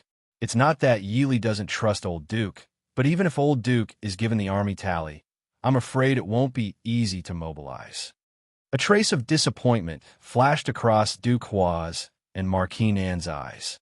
However, they heard Yili lightly say, Yili will accompany you to the border. It's just that the old Duke is already old, and I'm afraid that he won't be able to travel long distances. Marquis Nan said happily, if Princess trusts me, I will immediately request the Emperor to lead the troops to battle. No, I can also take the position of Deputy General and leave the position of Commander-in-Chief until Prince Ding returns. Duke Hua looked at Yi Li with slight shock. His eyes were full of praise. He nodded and said, good, Xiaoyao really has good eyes. I'll have to trouble Princess Consort this time. Yi Li shook her head and said with a smile, Old Duke, don't be happy too early. No matter how good our plans are, the emperor may not unify. Du Qua said in a heavy voice. If the emperor is truly the ruler of a country, he will naturally agree. Hearing this, Marquis Nin stilled. He looked outside the study and said in a low voice, Old Duke, you can't say this. After sending off Du Qua and Marquis Nin, Yili returned to the study and saw Feng Jiao standing under the bookshelf with his head down as he flipped through a book. Hearing her footsteps, he turned his head and said worriedly, Did Princess Consort really agree to Old Duke and Marquis Nin going to the border? You heard. Yili smiled faintly. She walked back to sit behind the desk and said, Shi Ling is coming aggressively. It is impossible for the Mahist army to stay out of this, even if the prince is not here. Perhaps people can understand why I am not giving the military power right now. However, once the war situation worsens, no reason will work. Everyone in the world will only see the Chu state being trampled by foreign tribes. The Mahist army will turn a deaf ear to this. Also, since we will have to send troops sooner or later, the earlier we enter the battlefield, the earlier we can control the situation. Besides, even if I agree, that person in the palace may not agree.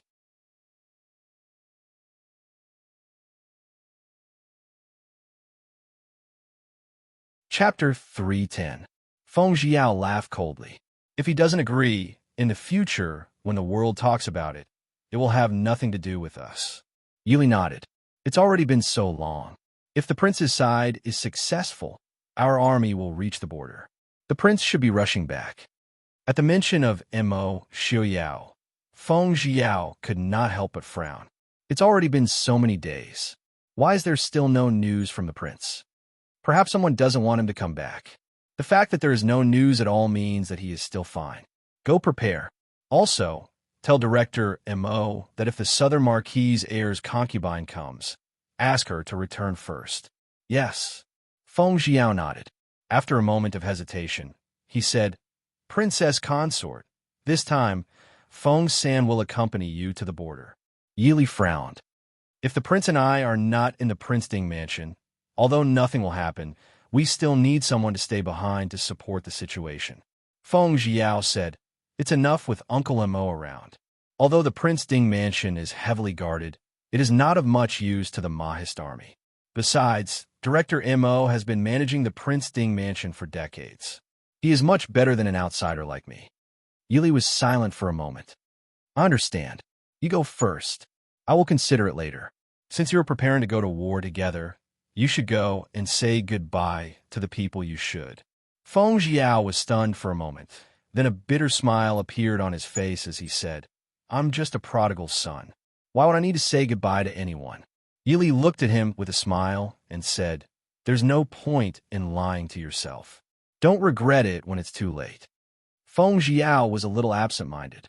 After a moment, he recovered and walked out in a daze. As expected, Mo Jingqi did not even listen to Du Qua's and Marquis Nan's suggestions before decisively rejecting them in the morning court. Yili did not care about this. Instead, as soon as the morning court ended, Su Hongyan and Su Qingze both rushed to Prince Ding's manor. Su Hongyan didn't say much. Although he didn't hold an important position, he could see the current situation more clearly than the people involved. After exhorting them, he sighed and turned to leave. Su Qingze was as taciturn as usual. Before he left, he said, If you insist on going, I'll ask His Majesty tomorrow to go with you to the border. Yili smiled faintly and said, Erge is about to get married. If I delay the marriage because of Lier, won't Aunt Qin and Aunt be angry with me later? There are many guards in the Prince Ding mansion. Erge, you don't have to worry. Su Qingze frowned, saying, Let's go together. Uncle, father, and grandfather will also be more assured. After speaking, he didn't wait for Yi Li to say anything else and turned to leave. Bad news from the border came day after day. Although the people far away in the capital could not see the carnage, the number of cities lost and the number of casualties was still shocking. There were more and more people in the capital requesting the Prince Ding mansion to send out troops. The people were already used to the fact that there would always be a black army protecting their safety at all times. But this time, the war had already started for almost a month, but there was still no news of the Ding Palace and the Mo family army. This made many commoners and even the high-ranking officials and dignitaries feel uneasy. The hearts of the people in the capital were uneasy. When the news that Prince Ding was far away in the northern tribes, and that the Princess Ding mansion would take his place to go to war, was rejected by the emperor, the court was silent. However, the commoners gradually began to discuss it. They were naturally dissatisfied with the emperor's decision, but at this time, Mo Jingqi didn't have the courage to suppress the discussions. This caused the commoners in the capital to send in a flood of letters, almost drowning half of the imperial study. 3 days later, Mo Jingqi finally announced in the morning court with a black face that Marquis Nan would be the deputy general and that the Princess Ding mansion would accompany the army to go to war against the Shi Ling invasion. Receiving the decree, Yili pursed her lips inwardly and turned to return to her room to prepare. The news that the Mahist army was about to go to war caused the entire capital to be excited. It was as though as long as the Mahist army went out, the Shilling army would be defeated like a landslide. Yili saw this and couldn't help but sigh inwardly. Mo Xiaoyao was right. For so many years, the power of the Prince Ding mansion had directly caused the Dechu state to have fewer famous generals. Once something happened to the Prince Ding mansion, the Dechu state situation was truly worrying. Of the 800,000 Mahist army stationed near the capital, only 50,000 men led by General Zhang Qilan were stationed there. These 50,000 men were said to be used to protect the capital, so they couldn't follow Yi Li's army to the border. Yi Li and Marquis needed to bring people to a place a few hundred li away from the capital to meet up with the troops stationed there. Then they could rush to the border. This also eliminated the need for a send-off and swearing ceremony. It just so happened that Yili didn't like this kind of pretentious display and was naturally satisfied with this somewhat sloppy arrangement. Most of the people from the Prince Ding mansion still had to stay in the capital to guard their respective duties. Only Feng Jiao and Zhuo Jing accompanied Yi Li to the battlefield, as well as Yin Ting, who had been thrown into the military camp for quite some time, and Su Qingze, who had somehow managed to convince Mo Jingqi. Because Su Qingze insisted on going to the border, Yili felt very guilty towards Qin Zheng, whom she hadn't seen for quite some time. On the contrary, Qin Zheng, who had come to send them off, smiled understandingly at Yi Li and reminded them to be careful on the road and to return soon. In addition, for some reason, Mo Jingqi stuffed Mu Yang with them before leaving. Mo Jingqi said that Prince Ding's return was uncertain and that Marquis Nan was getting old, so he sent Mu Yang to be Nan Ho's errand boy. Yi Li and Marquis Nan didn't say much about this. Everyone was well aware of why Mo Jingqi sent Mu Yang with them. Although Mu Yang was a young talent, the others weren't to be trifled with. No one could predict what would happen on the battlefield. They didn't have to fall out with the emperor over such a small matter. The group galloped on their horses. In just a little more than a day, they arrived at the military town of Heng Shui, which was located 500 li away from the Chu capital. Heng Shui city wasn't prosperous and grand, but there were nearly 100,000 Mahist army stationed 20 li to the west of the city. Troops stationed in other places were also rushing in this direction. In the next few days, nearly 300,000 soldiers would gather here. By the time they arrived at Heng Shui city, it was already sunset. Yili reined in her horse and turned back to say to Marquis Nan, "Marquis, General Sun brought people to Heng Shui last night. Let's not enter the city and go directly to the Heng Shui camp." Marquis Nan looked approvingly at Yi Li, who was sitting upright on the horse, and said, "Let's do as Princess says." After galloping for a day and night, even an ordinary man wouldn't be able to bear it. Princess Ding, however, was still calm and composed. There wasn't even a trace of fatigue on her face. This caused Marquis Nan and Mu Yang to be both surprised and impressed. The Heng Shui camp was located at the foot of a mountain 20 li to the west of Heng Shui city. In front of them was an endless plain, and behind them was the Heng Shui mountain range. It was a natural training ground.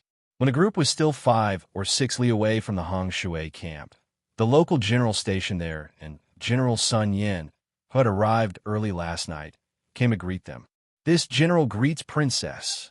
Yili nodded slightly and asked, "Where's the Hong Shui camp's commanding general?" A middle-aged man with white hair and beard stepped out. He was already 40 or 50 years old, but was still in high spirits. He cupped his hands to Yi Li and said, "This General Lu Jingxian, the commanding general of the Hong Shui camp, greets Princess."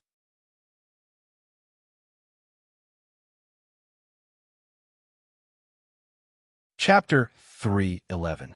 Yili dismounted her horse and raised her hand. "General Lu, there's no need to be so courteous. This is the vice commander of the Western Expedition, Marquis Nan. This is Marquis Muyang's heir, Lieutenant Muyang." Yili didn't introduce Zhuijing, Yin Ting, and the others standing behind her. The generals understood that they were on the same side and only went forward to greet Marquis Nan and Muyang. Marquis Nan was someone who had been on the battlefield and naturally didn't care about the trifles in front of these generals. He very straightforwardly greeted everyone. As for Muyang, although he had the status of Marquis Muyang's heir, his position in the army was only a lieutenant. Any of the generals present had a higher position than him. Naturally, there wasn't much room for him to speak.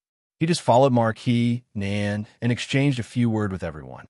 Fortunately, although Muyang grew up smoothly, he didn't develop the bad habit of being arrogant. The scene could be considered harmonious and cheerful. After the greetings, Marquis Nan asked seriously, "General Lu, is the army ready to depart?" Lu Jingxian didn't hesitate and said clearly, "The army is ready to depart. As long as Wang Fei and Marquis Yi give the order, we can depart at any time." Feng Zhiao smiled. "General Lu, we are really tired from the journey. Let's depart tomorrow morning." Lu Jingxian looked at everyone and said with a smile, "General Feng is right. This old man didn't think it through. Wang Fei, Marquis, please return to the camp to rest for the night. It will also allow the soldiers to conserve their energy."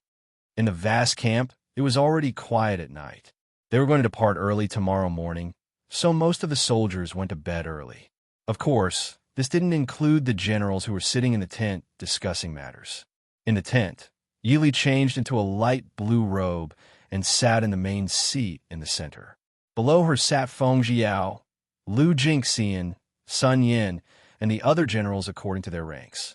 As for the deputy commanders, Nan Ho and Muyang, they had already been invited to rest after the discussion. This was the first time that all the generals had seen Yi Li, the mistress of the Ding King's residence. Rather than saying that they respected Yi Li's identity as Princess Ding, they respected the jade pendant on her waist. A general stood up and said, "Wang Fei, when will the prince be able to return?" Wang Fei only had the status of supervising the troops. As the deputy commander, Marquis Nan was the person with the highest authority in the Mahist army. Although Marquis Nan had always been neutral, it still made these generals who were loyal to the Prince Ding mansion feel uneasy. Yili shook her head lightly and said, "The prince is far away in the northern tribes. He will need some time to rush back after receiving the news. But now, the war at the border could not wait for Prince's return." Or, if the prince is not here, the generals will not fight? All the generals were stunned. Yili continued, "I understand everyone's loyalty to the Prince Ding mansion and the prince. However, this consort also hopes that all of you can understand one thing. What exactly does the Mo family army exist for?" Her clear and beautiful eyes lightly swept over everyone. "It is for the peace of the people of Great Chu. Every Mahist army soldier also has parents and children. Protecting the Chu state is protecting the Mahist army's own family." Everyone was silent. Lu Jingxian said, with some hesitation, "Do we really have to listen to Marquis Nan's command?" Yili said, "If Marquis Nan and the Mahist army have the same goal, why can't we temporarily listen to his command? The prince cannot rush back now. This is reality. Can we tell the West Hill people that Prince Ding is not here and that we will fight again in a few days?" Hearing this, everyone's expressions couldn't help but twist. Feng Jiao smiled and said, Wang Fei, I think everyone is worried that if the Mahist army listens to Marquis Nan's command, will it be disadvantageous to us if he obtains the military power of the Mahist army? Yili raised her eyebrows and smiled. Marquis Nan will not obtain the military power of the Mahist army. I will follow Marquis Nan at any time. Even so, there are some disadvantages. But right now, this is the only way. Speaking of which, Marquis Nan is temporarily acting as the commander-in-chief. He cannot personally attend every battle. So, I will have to trouble the generals on the battlefield. Everyone said in unison, We will not disappoint Wang Fei. Yili nodded and said, I will have to trouble the generals. How much do you know about the situation at the front? As soon as she said this, the tent immediately fell silent. Although they had a grudge against the people sent by the emperor, it was also because the emperor had spared no effort to suppress the Mahist army these past few years. Originally, the Mahist army was scattered to guard the various borders of the Dechu state. However, because Mo Jingqi was worried, he took advantage of the time when Prince Ding was recuperating in the mansion and the Mahist army was greatly weakened to transfer all the Mahist army inland. Almost all the soldiers stationed at the borders were the emperor's trusted aides or generals who didn't get along well with the Prince Ding mansion. And now, West Hill had invaded the Dechu state. They were also invading the land that they had protected for generations. How could they not be anxious? Lu Jingxian said in a low voice. This time, West Hill came prepared. Genom of Gojoseon personally led 300,000 soldiers to invade the border. According to the news from the front, there are several 100,000 soldiers surrounding Xinjiang. The soldiers sent by the imperial court have found Genom of Gojoseon and lost more than half of their ambush. In the past few days, we've discussed this. I'm afraid that Xinjiang City will not be able to be defended. Everyone's expressions were ugly. Xinjiang was the granary of the Northwest. Once Xinjiang was lost, not only would they lose a city and a pond, but the food of the people and even the army would also be threatened. Yili thought for a moment, then asked, Based on the speed of our march, what is the worst that can happen? Lu Jingxian said, The Shilling army will cross Xinjiang and occupy the entire Qingzhou. Then, they will enter the palace and enter Hanzhou's Jiangxia town. Yili raised her brows. Lu Jingxian explained, There are 50,000 of our soldiers stationed near Jiangxia. The main commander, General Yuan Pei, is also a veteran of the battlefield. Right now, he should have gone to reinforce Xinjiang. Once Xinjiang is lost, he should lead the troops to retreat to Jiangxia. If we continue on our way, we should be able to reinforce Jiangxia in time. Yili nodded. She had analyzed this with Feng Jiao before, and the conclusion was similar to Lu Jingxian's. Yili rubbed her forehead and asked, You only talked about the situation of the middle army of West Hill. What about the south and north? Lu Jingxian said, The south and north have at least 150,000 soldiers each. They are attacking Jiayi Pass in the south and Tianyin Pass in the north. Although the border guards are doing their best to resist, I'm afraid that the situation is not optimistic. Who is leading the south and north? Lu Jingxian shook his head. Sun Yin said, Princess, it is said that the south is led by Lei Tingfeng, Crown Prince of Genom of Gojoseon. This person has been taught by Genom of Gojoseon since he was young. When he was 19 years old, he fought against the northern tribes on the battlefield. He is not to be underestimated. The commander of the north is a veteran of West Hill, Shang Wanyi. This person does not have any great achievements, and he is over 60 years old. But he is the teacher of Genom of Gojoseon in West Hill. Yili nodded. After thinking for a long time, she raised her head and said, Thank you for your hard work today. We will depart early tomorrow morning. Everyone should go back and rest. Everyone stood up and bid farewell to Yili, then turned and left. Only Feng Jiao, Zhu Jing, and Su Qingzhe were left in the tent. Feng Jiao smiled as he looked at Yili's deeply furrowed brows and said, West Hill is coming aggressively. Does Princess have a headache? Yili smiled bitterly and said, How can I not have a headache? She was not a peerless genius. Frankly speaking, She did not have the energy for such a large-scale war. If it was a small group of special operations, she was confident that she could look down on the world. But when it came to mobilizing troops and giving advice, even though she had received a lot of advice from Mo Xiaoyao, she still could not help but feel a little weak at the beginning.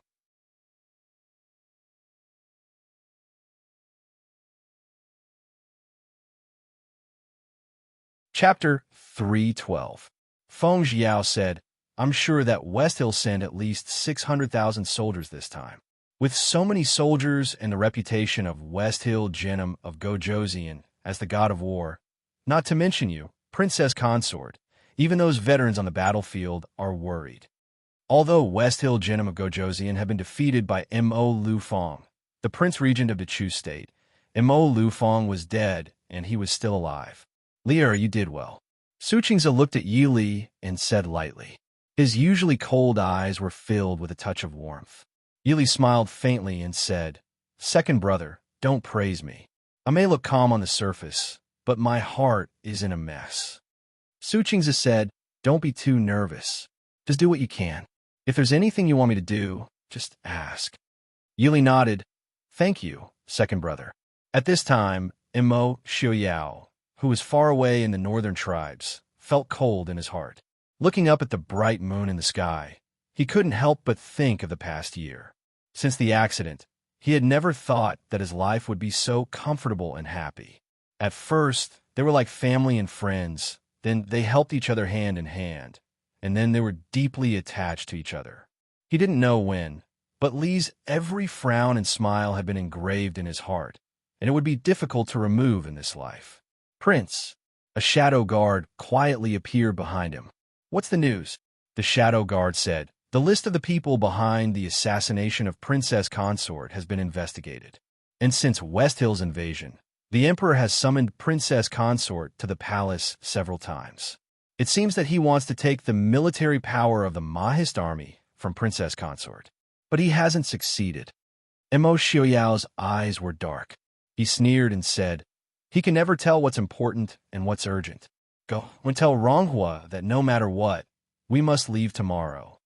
The shadow guard hesitated for a moment and said, I'm afraid that Princess Ronghua does not have such a deep influence on Yeluhong. Mo Xiaoyao said nonchalantly, If Yeluhong wants to defeat Yelu Yi, he naturally knows what to do. Go and prepare. We'll set off tomorrow. The shadow guard nodded. This subordinate obeys. Dismissing the guards, Mo Xiaoyao raised his head to look at the bright moon in the sky, his gaze gradually becoming gentle. Li, Xiaoyao always makes you suffer. One day, I will deliver the best in the world to you. As for those who want to hurt you, I will never let them off. Originally, Mo Xiaoyao should have returned to the capital the moment he heard the news of West Hill's invasion. However, the king of the northern tribe's attitude was unusually firm.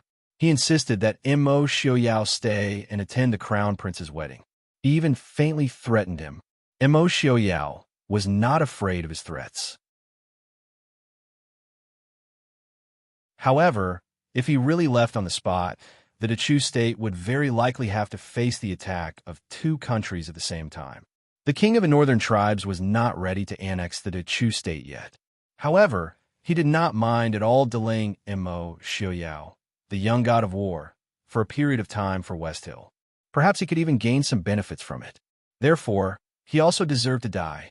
10 li outside of Xinyang City, West Hill's hundreds of thousands of soldiers and horses were eyeing the city not far away. That city was more attractive and meaningful than a mere border city.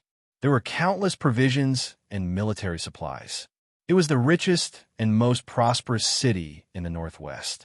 That city would become their first real step in conquering the Chu state. In the commander-in-chief's tent, Genom of Gojoseon, who was almost 50 years old, was sitting behind a desk. He held the memorial that his subordinate had just sent to him with one hand and looked at it for a while. Suddenly, he laughed wildly. The generals below looked at each other in dismay. They did not know what had made the prince so happy. When he had finished laughing, he said loudly, Mo Lufeng, you also have a day like this. If you were to see your Ding royal estate in this state, would you regret it? The generals all exchanged glances. The person standing at the front stepped forward and asked, Prince, is there any good news? Jinnum of Gojoseon casually handed over the memorial and said to everyone with a smile, the Ding royal estate really does not have a successor. A woman is actually in charge of military power. The general who saw the memorial had a strange expression on his face. He said, Deputy Marquis Nan Ho, the Ding royal consort is supervising the army? What does Dong Chu mean by this? Jinnum of Gojoseon lightly snorted and said, We have no choice. I have also heard of Marquis Nan Ho. He has always been neutral and does not concern himself with worldly affairs. It's fine if he is a talented general. However, he does not have the ability to lead the Mahist army. Moreover, the military power of the Mahist army is not that easy to obtain. Could it be that the Mahist army is currently in the hands of the Ding royal consort? The general said in shock. Jinnum of Gojoseon nodded and smiled thoughtfully. That's right. Mo Xiaoyao is far away in the northern tribes and cannot rush back. Without Mo Xiaoyao, the Ding royal estate does not have anyone who can lead the army. Now, the military power has fallen into the hands of a 16 or 17-year-old girl. The generals below the tent could not help but become excited. They all whispered to each other for a while. Someone stepped forward and said, Since it is like this, Prince, we can take this opportunity to take care of the Mahist army. This will prevent them from reuniting with Prince Ding and causing trouble for our expedition to Eastern Shu.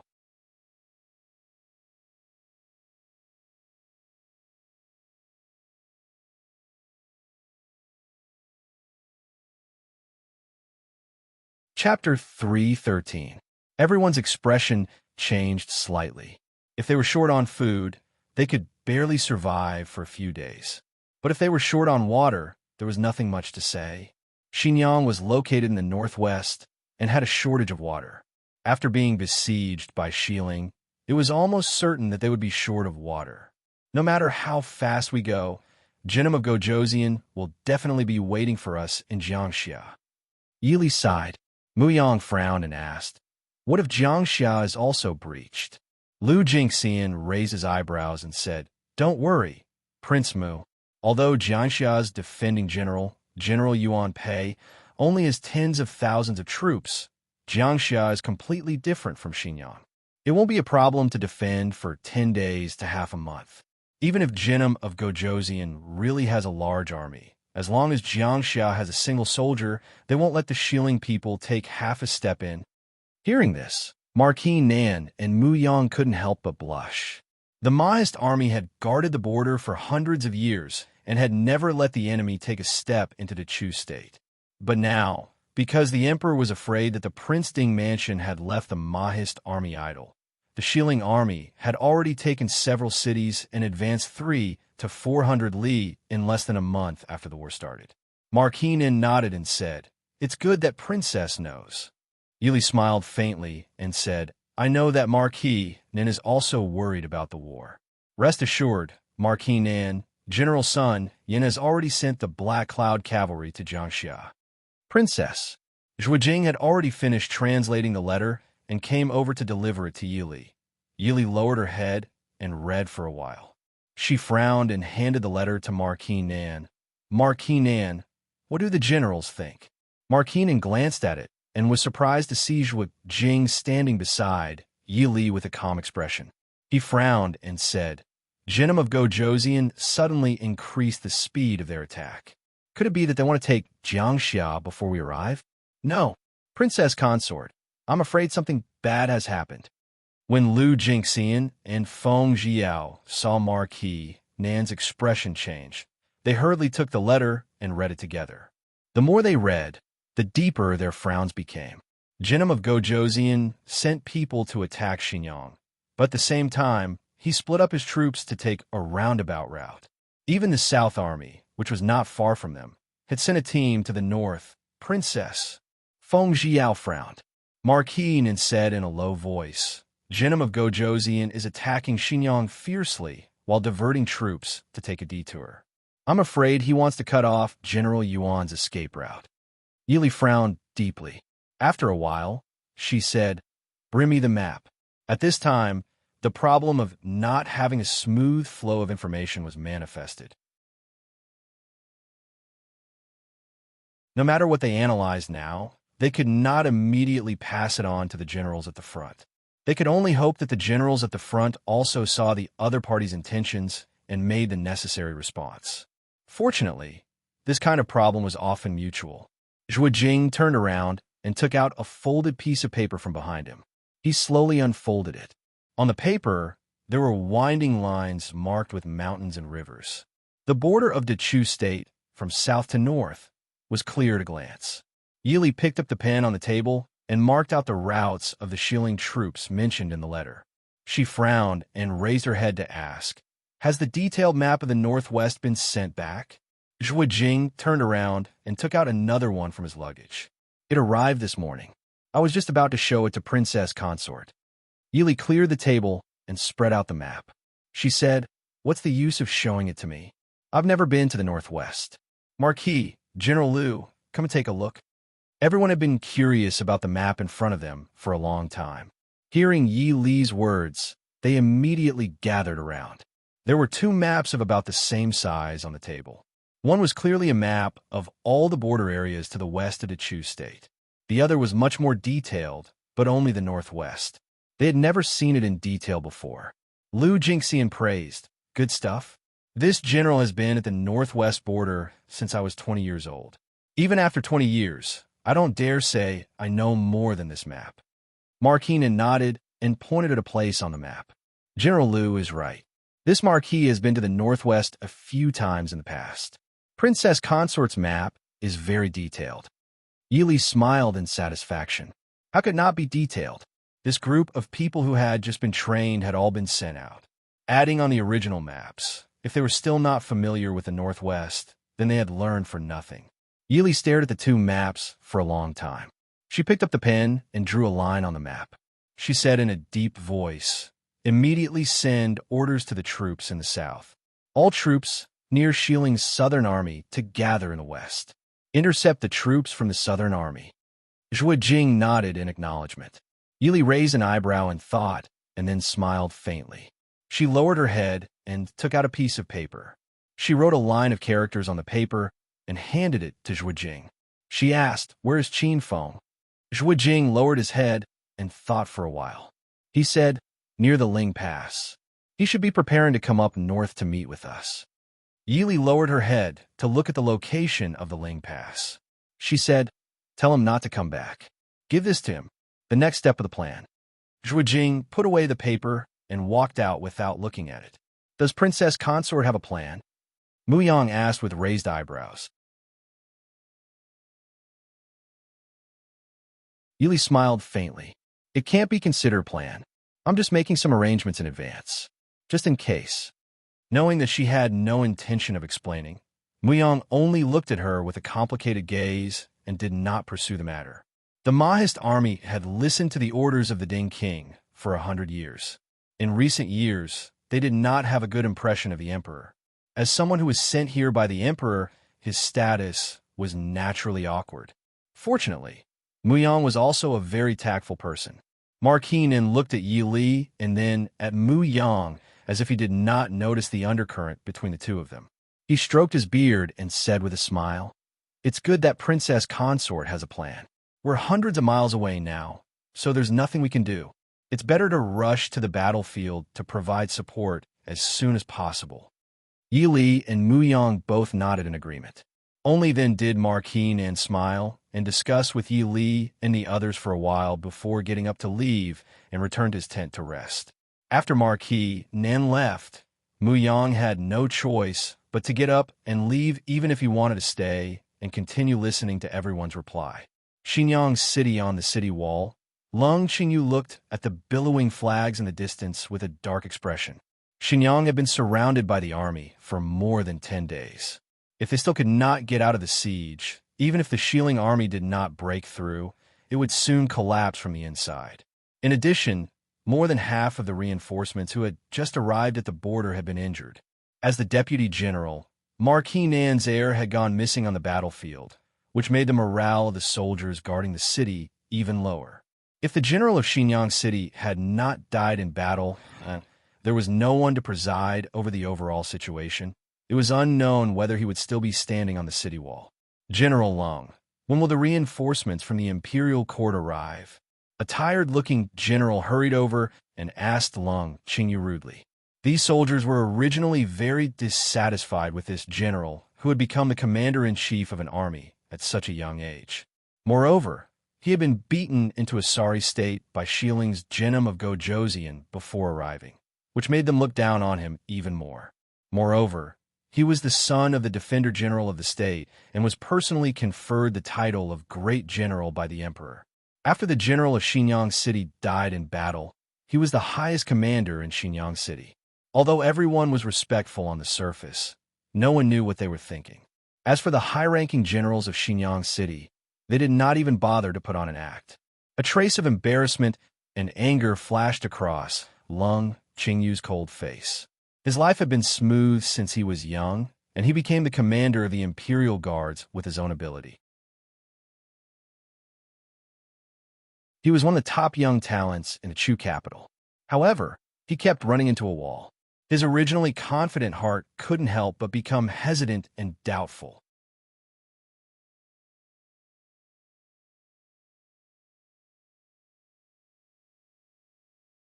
Chapter 314. Frowning, Lung Qingyu said, "They will naturally arrive when it's time. Just wait patiently, General." The man's face darkened. This general can wait, but Suncreed City can't. General Lung, look at the city below and inside. How many more days do you think Suncreed City can hold on? Shut up, Lung Qingyu roared, his gaze shooting at the person in front of him like an arrow. He said coldly, Suncreed City won't fall. That person was startled by the murderous look in his eyes. He turned around and snorted. Since General Lung has such confidence, this general will wait and see. After saying that, he flicked his sleeves and turned around to leave quickly. Seeing the other party leave without hesitation, Lung Qingyu's gaze became even more malicious. But when he turned back to look at the endless enemy army in the distance, he could only forcibly suppress them. Suddenly, the sound of drums below the city shook the heavens. Lung Qingyu looked into the distance in shock. The originally motionless banners began to move. Taking a deep breath, Lung Qingyu raised his voice and said, "Defend the city." Once again, the two armies engaged in a fierce battle above and below the city walls. On the other hand, the defenders were clearly showing signs of exhaustion and weakness, which made the soldiers below the city even more excited as they charged forward. In a certain tall building in Suncreed City, deafening battle cries could be heard from the city gates outside the slanted window. Inside the window, an ordinary-looking man said in a low voice, "Suncreed City can't be defended anymore. Get ready. We're withdrawing." Another man frowned. "Should we ask General Yuan to support them from the outside? The princess consort and the reinforcements are already halfway there." The man shook his head. "It's useless. Haven't you noticed that the Shilling army's attacks have been much fiercer these past 2 days? Genom of Gojoseon is probably going to take Suncreed City at all costs. Lung Qingyu can't suppress the soldiers of Suncreed City. Even if General Yuan has been harassing them from the outside, he won't be able to delay them for long. It's very likely that General Yuan and the others will be trapped as well. All right, immediately send a message to ask General Yuan to leave the battlefield and return to Jiangxia. You guys go first. I'll stay behind to handle matters in Suncreed City." "All right, be careful." After sending off his companion, the man turned and went downstairs to the official's residence of Suncreed City. In the West Hill military camp, Genom of Gojoseon sat in a comfortable chair with a calm expression on his face. He supported his chin with one hand and closed his eyes to rest while waiting for news from outside. There would definitely be news of Suncreed City's fall by today. Although that kid in Suncreed City had some ability, he was still too inexperienced. Under such circumstances, he would be powerless to turn the tide. As soon as he thought of the countless grains, cloth, gold, and silver in Suncreed City becoming the resources he would use to attack the Dechu state in the future. His mood couldn't be described with words. How are the preparations on Yuan Pei's side? Remembering something, Jinim of Gojoseon opened his eyes and asked. The high-ranking officer, who was also sitting down and waiting for the news, immediately stood up and said, "Following Prince's instructions, our army has already secretly planned a way to return to Jiangxia. Although we can't find Yuan Pei's men for the time being, once Xinyang falls, he will inevitably return to Jiangxia. At that time, we won't have to worry about not being able to catch him." Jinim of Gojoseon nodded in satisfaction. Very good. Outside the tent, the sound of a retreat was heard. Jinim of Gojoseon's smile deepened. He stood up and said with a smile, "Xinyang has fallen." All the high-ranking officers' faces were filled with joy. "Congratulations, Prince." Jinim of Gojoseon shook his head. "No, congratulations to all of us. With Xinyang, we will be invincible in our attack on the Dechu state. This time, the heavens are indeed protecting Xiling." All the high-ranking officers chanted in unison, "The heavens are protecting Xiling." Outside the tent, the hurried footsteps of a messenger soldier could be heard. Reporting to Prince, Suncreed City has fallen. Very good. What about the kid guarding the city? Jinim of Gojoseon asked. The messenger soldier hesitated for a moment before saying, "We haven't found Xinyang's commanding general, Lung Qingyu." Hearing this, Jinim of Gojoseon couldn't help but frown. He waved his hand and said, "Go investigate again. Immediately send back any news." Yes. 2 hours later, the soldiers who had gone to attack the city had all returned to camp. The tent was filled with jubilation. Only Jinim of Gojoseon frowned. Seeing this, his subordinates couldn't help but ask, "Prince, is there something wrong?"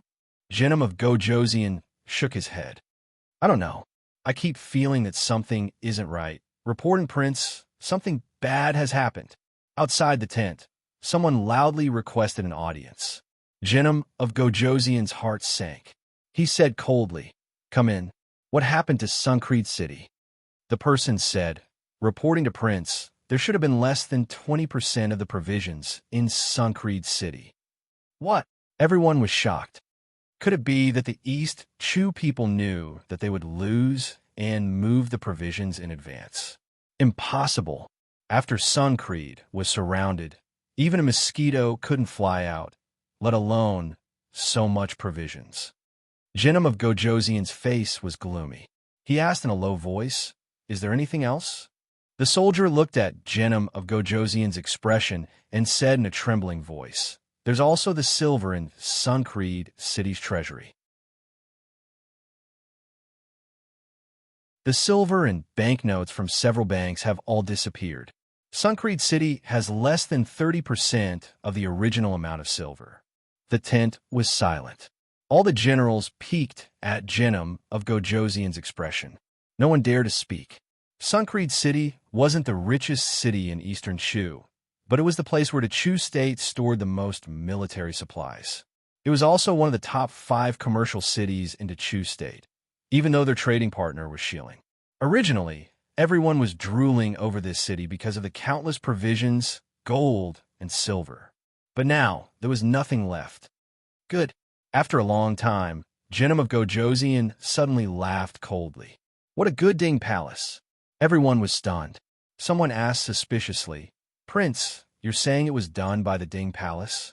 Jinim of Gojoseon smiled and said, "Other than the Ding Palace, who else could hide all the provisions so quickly without anyone noticing? But isn't Prince Ding in the Northern Tribes?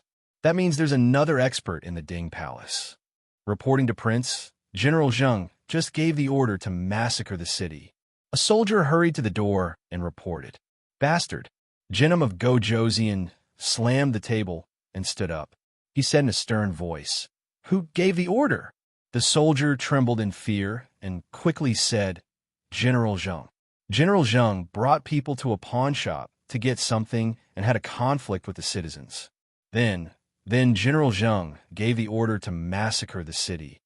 Immediately passed down eyes order to stop the massacre. If anyone dares to violate it, execute them on the spot. Order Zheng Bian to come see I immediately. Yes. In the large tent, the soldiers looked at each other in dismay. Prince, it's fine to kill those Eastern Shu people. Leaving so many people is a waste of food. That's right, Prince. Suncrete City has fallen and we haven't gained anything. We might as well kill those Eastern Shu people and show them what we're made of. Stupid, Jinnum of Gojoseon coldly said. How many people does Eastern Shu have? Can you kill them all? Right now, only the Eastern Shu army will resist us.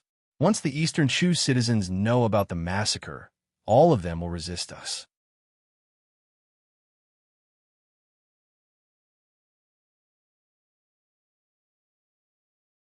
Chapter 315. Many people did not care. Eastern Shu's army can't do anything to us. What can a few commoners do? Jinnum of Gojoseon said in a deep voice. In short, without Ai's orders, you're not allowed to kill Eastern Shu's commoners. Reporting to Prince, Yuan Pei led tens of thousands of Mahist army to break out of the encirclement and head towards Jiangxia. Hearing this, Jinnum of Gojoseon frowned. What happened? The troops that the heir sent to stop Yuan Pei were ambushed and completely wiped out. Moreover, Yuan Pei seems to be very clear about our army's layout and terrain. He led his troops to split up and pass through our army's gaps. Although he lost some troops, the Mahist army's main force did not suffer too much damage. Reporting to Prince, we just received news from the Southern Army. 3 days ago, the heir was ambushed and the heir was seriously injured. Jinnum of Gojoseon suddenly stood up. How is Tungfeng? The heir is no longer in danger, but his injuries are quite serious. I'm afraid he won't be able to lead troops in a short period of time. Jinnum of Gojoseon lowered his head and pondered for a long time. He slowly suppressed the anger in his heart and waved his hand. I understand. You may leave first.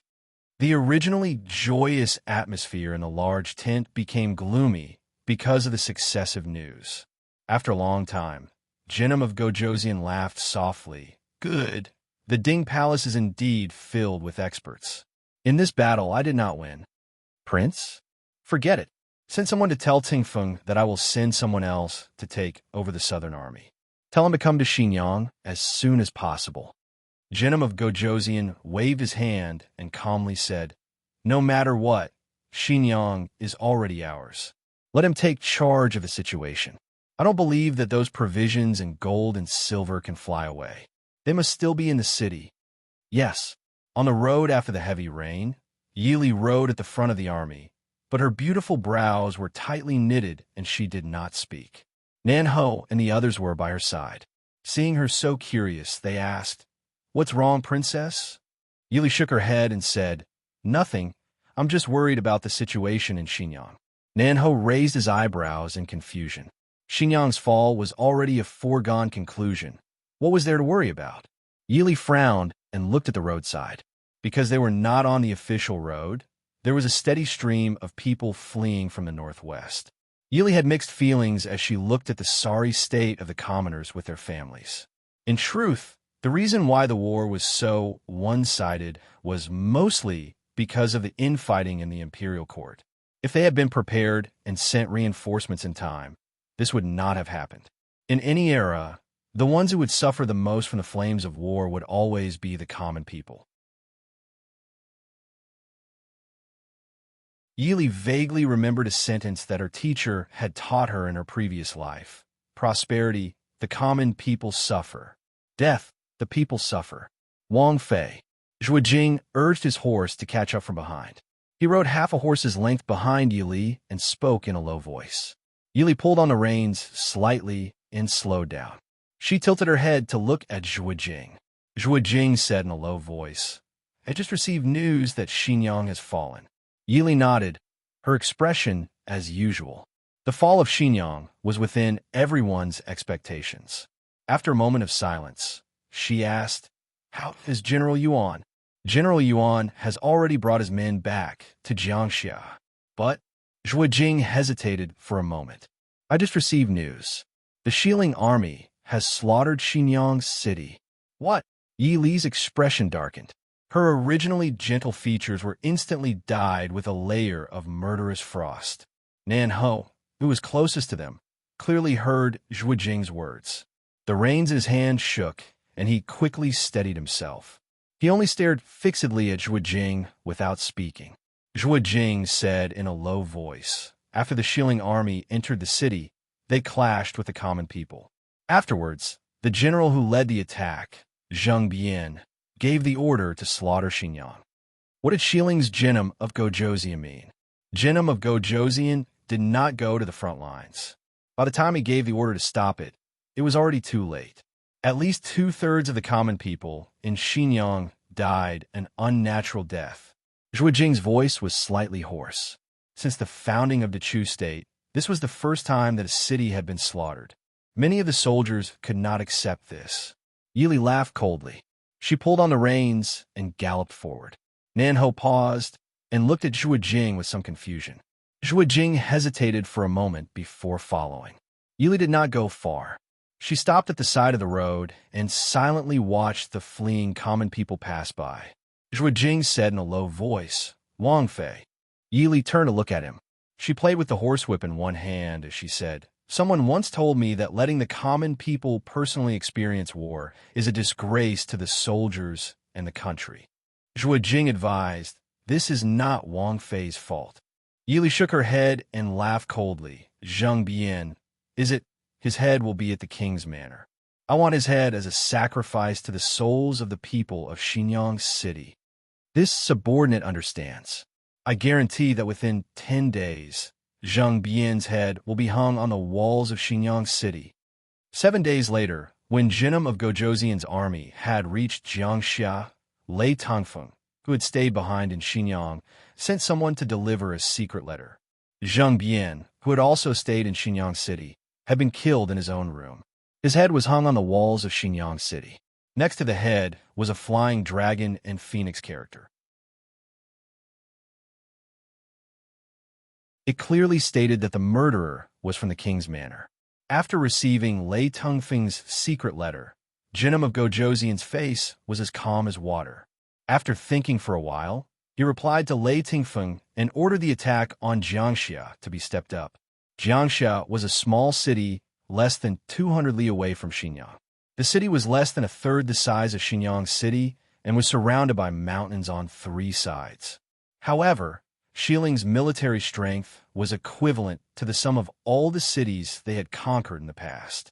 The Shiling army, which had been unstoppable and seemingly invincible, finally witnessed the true strength of the Chu state's army in front of this small city. Jinnum of Gojoseon, who had not personally participated in the attack on a large city like Xinyang, personally stood behind the army this time. He stood on the hill and watched with his own eyes as the soldiers of the two armies fought endlessly below the city. He watched as the black-clothed soldiers on the city walls continuously beat down the enemies who tried to climb up the city walls as if they never knew fatigue.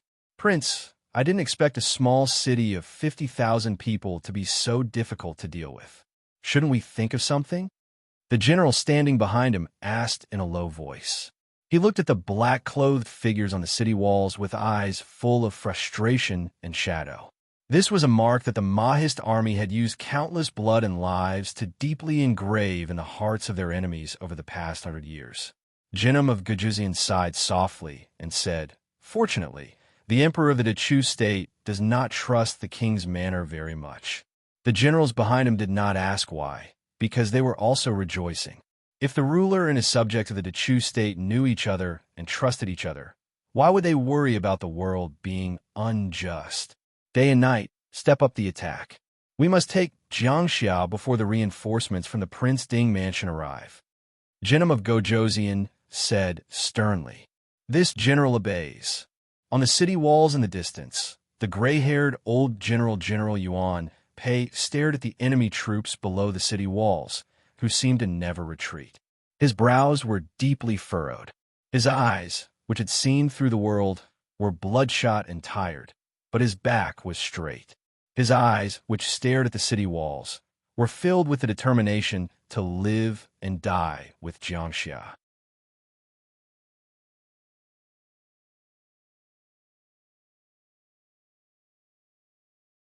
Chapter 316. General Yuan. Lung Qingyu hurried over. It had been less than a month since the expedition, but Lung Qingyu's arrogant and indifferent young face was full of vicissitudes and frustration. Yuan Pei looked at him and shook his head. He sighed softly. General Lung, what's the matter? Lung Qingyu glanced at the place where the banners were fluttering in the distance and frowned. General Yuan, I'm afraid it'll be too much of a blow to the morale of the soldiers if we don't come out. Yuan Pei said, General Lung, don't worry.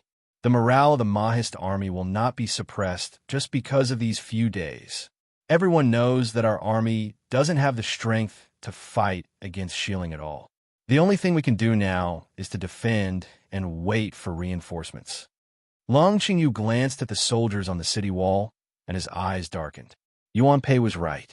What was really hit was not the morale of the Mahist army, but the morale of the less than 10,000 soldiers he had brought out of Xinyang City. After this great defeat, these remnants of the defeated army had long since collapsed. In the past few days, the West Hill soldiers had been attacking nonstop, making them even more frightened. If this continued, there would be trouble before Jiangxia was broken. This is a battlefield. My mission is to protect Jiangxia. General Lung, a momentary dispute won't bring any benefits to the current situation. The Shilling soldiers are not useless. Once tens of thousands of us enter an army of hundreds of thousands, it'll be no different from water entering the sea. We can only be swallowed by them, Yuan Pei said earnestly. Lung Qingyu was silent. It was not that he didn't understand what Yuan Pei said, but he really couldn't bear the current predicament. It was the first time in his life that he had led an army and ended up like this.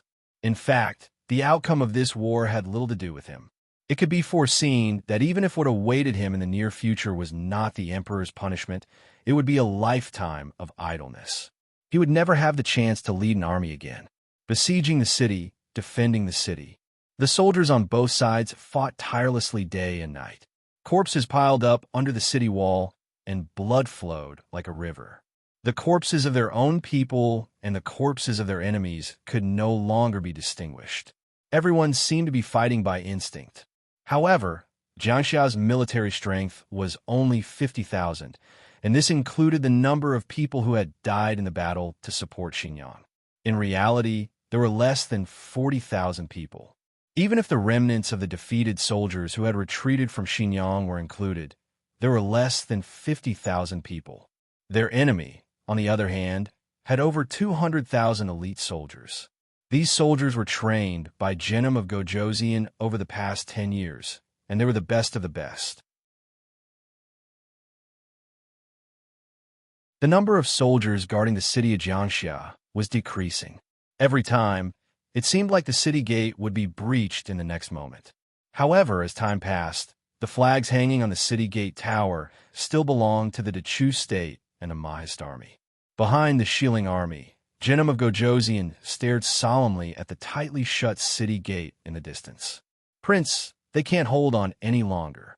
Genom of Gojoseon did not say anything, but his eyes were filled with respect for his enemy. It had been 5 days and 24 hours of continuous fierce attacks. There were only tens of thousands of people. Even he himself might not be able to guarantee that he could hold on until now. This was not something that could be done with wisdom and ability. The entire army must also have unparalleled faith and determination. After a long while, Genom of Gojoseon said in a deep voice, "Continue. Take down Jiangxia in 2 hours." More than 2 hours later, the city gate of Jiangxia finally fell heavily and slowly. On the city gate tower, Yuan Pei, who was covered in blood, casually threw away his battle robe and glanced at the soldiers on the city gate tower. He said sternly, "Kill." All the soldiers' eyes were red. It was a disgrace for the city guarded by the Mahist army to be trampled by the enemy. They must use the enemy's blood to wash away this shame. All the soldiers desperately pounced on the enemy closest to them. On the city gate tower, at the city gate, and on the streets, killing was everywhere. Lung Qingyu stood at the corner of the street, watching the killing in front of him. His eyes were so red that it seemed like blood would drip out. Behind him was a group of defeated soldiers. They could no longer fight after escaping from Xinyang. and no one asked them to pick up their weapons again. Lung Qingyu looked back at them and said in a deep voice, "Do you see? They're the same as you, soldiers of the Chu state. The city was also breached. What did they do? What did we do? It's my incompetence that I couldn't defend Xinjiang. You're on your own." With that, he pulled out his sword and rushed out. The remaining soldiers looked at each other. After a long time, one of them rushed out with a knife in his hand. Then another and another. A group of soldiers completely different from the Black Mahist army rushed out from the corner of the street and pounced on the enemy troops pouring in from the city gate. The Wiling soldiers were blocked from entering the city, which aroused the bestial nature in their hearts. They howled and pounced on every soldier of the Chu state. In an instant, blood spurted out and covered the streets. Rumble, an earth-shattering sound came from afar. Everyone couldn't help but be stunned. The surviving Mahist army soldiers were ecstatic and angry.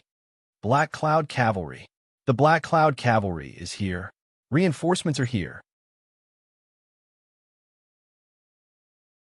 On the wide street, a black mass of people rushed over with great momentum and ferocious killing intent. The leader, a man in red, galloped over on his horse. His clear voice was full of murderous intent. "Block the city gate. Don't let any of the soldiers who entered the city out. Left and right wings, go up the city wall." Yes. The Black Army emerged from the end of the street like a tide and quickly pounced on the people fighting on the street and at the city gate. The city gate that had collapsed a quarter of an hour ago was quickly closed again. The Wiling soldiers who rushed into Jiangxia City in order to snatch military merits were horrified to find that they had become turtles in a jar, trapped beasts in a cage. The soldiers in black methodically rushed to where they needed to go. Countless people in black suddenly appeared on the city wall that had been filled with the gray figures of the Wiling soldiers. The killing resumed. In the distance, Jinnum of Gojoseon saw the sudden appearance of the soldiers in black on the city wall. His expression changed. Then he saw a flamboyant figure in red appear on the city wall. His body was like an invincible dragon. Prince, that is Feng Jiao. The people of the Chu capital call him Third Young Master Feng. He is the son of a concubine of the richest man in the Chu capital. He was expelled from his family when he was young. He followed Mo Xiaoyao on the battlefield in his teens. He is Mo Xiaoyao's most trusted aide. His appearance here must mean that the Mahist army's reinforcements have arrived. Jinnum of Gojoseon's expression was gloomy. He said in a low voice, "Continue the attack." The war drums shook the sky. The gray figures and the black figures fought fiercely. But the gate of Jiangxia City was never pushed open again. When countless archers in black appeared on the city wall and arrows rained down on the people below the city wall, a snow-white slender figure calmly walked up the city wall. Standing beside her were South Marquis Muyang and Zhuijing. It was obviously a bloody storm, but the snow-white robe was unexpectedly not stained with any blood. The spotless white robe gave people a kind of inexplicable coldness and sternness. Yili stood on the city wall and looked at the commander flag of the Shieling army behind the enemy in the distance. Even if she could not see the other person's face, she could still feel the majestic momentum and exposed anger on the other side. Her lips slightly curved into a sneer. She ordered in a cold voice, "Don't leave any of the Wiling soldiers in Jiangxia City. Throw all the corpses out of the city."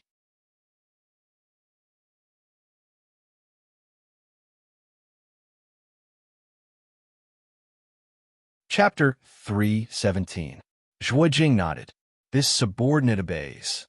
Yili looked back and revealed a provocative smile at a certain place in the distance. "Is that the Ding King's consort?" Jinnum of Gojoseon asked in a deep voice.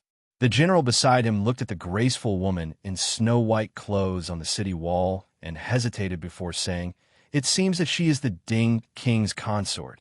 In fact, not many people had seen the Ding King's consort.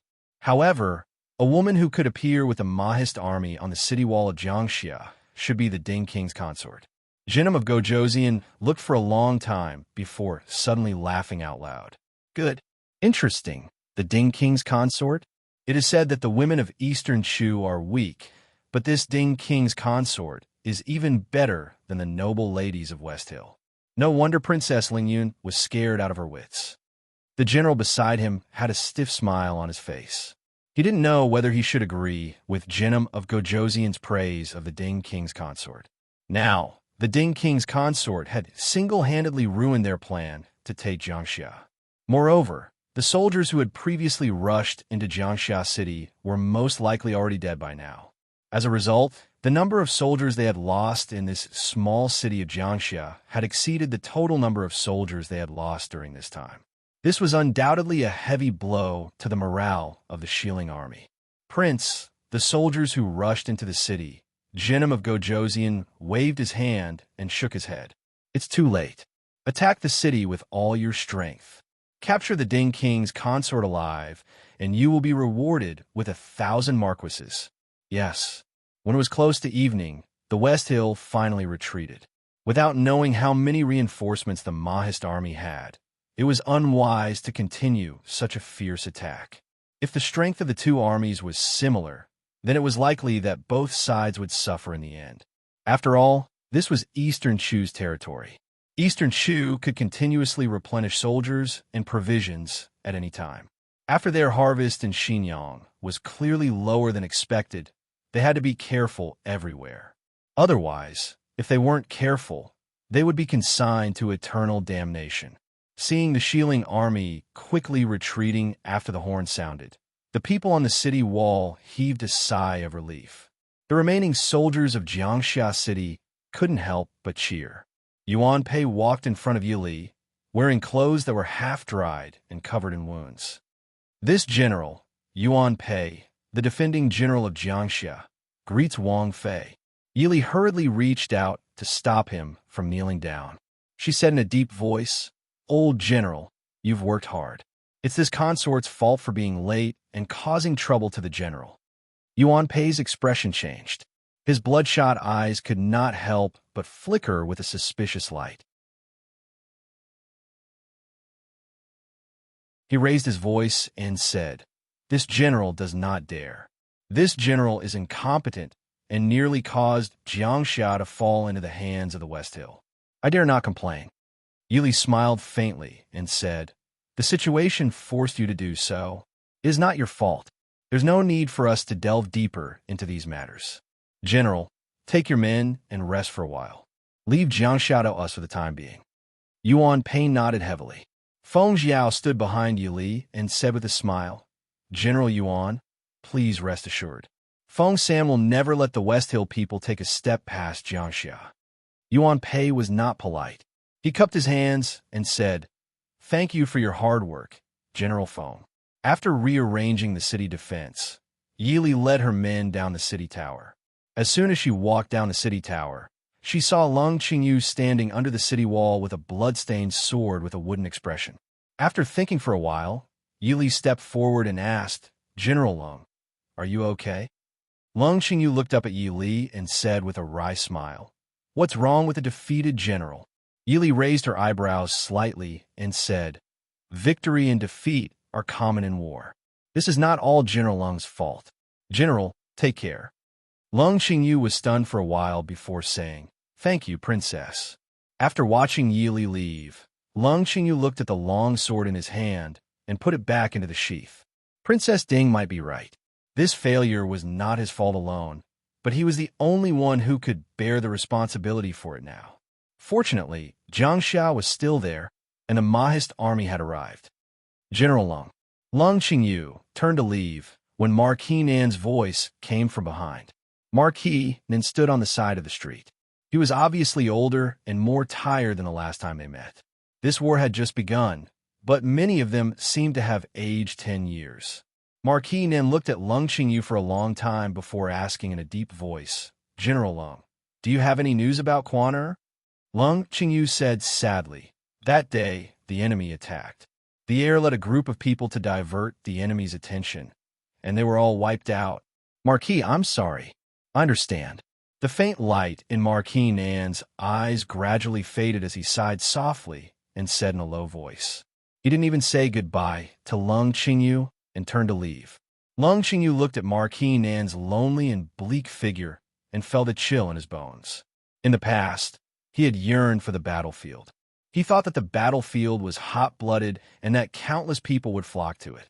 But now, after a defeat, he finally understood the coldness and pain under such hot-bloodedness. Jiangxia was a small city. Yi Li and the others temporarily lived in General Yuan Pei's mansion. The so-called general's mansion was actually just a medium-sized courtyard in Jiangxia City.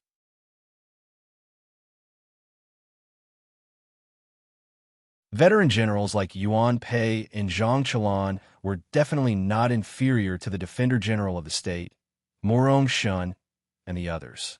However, because they were generals of the Mo army, they were oppressed indefinitely and could never truly obtain the glory and honor that should have belonged to them.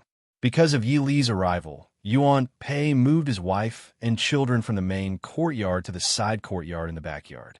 Understanding Yuan Pei's intentions and loyalty to the Prince Ding mansion, Yi Li didn't refuse and casually chose a room to live in. She didn't have time to tidy up. After casually freshening up, she went to the front hall to discuss the war with everyone. When Yi Li stepped into the study, it was already full of people. They were discussing something intensely and didn't quiet down until Yi Li came in. Yuan Pei personally went forward to invite Yi Li to sit in the main seat. After Yi Li sat down, he tidied up his clothes and bowed solemnly. "Thank you, Princess Consort, for saving my life." Yi Li sighed helplessly and motioned for Zhu Jing, who was standing beside her, to come forward and help Yuan Pei up. "General Yuan, there's no need for these formalities. Stand up and speak," Yi Li said seriously. Yuan Pei stood up and returned to his seat. "Reporting to Princess Consort, Shi Ling has stationed 300,000 soldiers outside Jiangxia. They are clearly determined to take Jiangxia. I've received news that the armies in the north and south are faintly drawing closer to Jiangxia. Once the three armies converge, there will be close to 500,000 soldiers surrounding Jiangxia. Even though our army is brave, Jiangxia is small and the people are weak. We lack military supplies. At that time, I'm afraid we won't be able to resist the siege of 500,000 soldiers. Princess Consort, please make early plans." Yi Li nodded and said, "Thank you, General Yuan, for your reminder. I know what to do. As for the issue of rations, there's no need to worry. The imperial court will naturally send enough rations. Marquis Nan, Shitsimu, don't you think so?" Marquis Nan was a little absent-minded. When he heard Yi Li's words, he raised his head and smiled faintly. "Princess Consort is right. We're going through fire and water on the battlefield. The imperial court and the emperor will naturally not mistreat the soldiers on the front lines."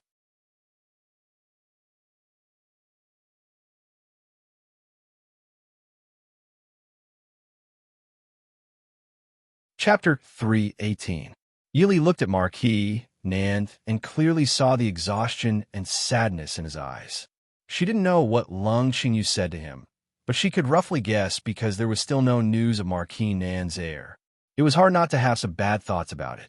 She glanced at Marquis Nan worriedly, and Marquis Nan nodded at her to indicate that he was fine. Despite Marquis Nan's statement, everyone's expressions still didn't improve. After so many years, the Mahist army no longer had much hope for that person in the palace. Yi Li saw everyone's expression, but she didn't say anything. Instead, she turned around and discussed the war with the generals. After the discussion, everyone took their leave. Marquis Nan still sat in his seat without moving. Yi Li originally thought that Marquis Nan had something to say, but when everyone left, she realized that Marquis Nan was just in a daze. She frowned slightly and called out worriedly, "Marquis." Marquis Nan's eyes were blank, and it took him a while to recover. He still looked at Yi Li in a daze and said slowly, "Princess Consort, sorry to disturb you." This Marquis will also take his leave. Yi Li shook her head and said, "Marquis Nan, the heir's identity is different. No news is good news now. There are many important matters in the army that require Marquis Nan's decision." Marquis Nan forced a smile and looked up at Yi Li.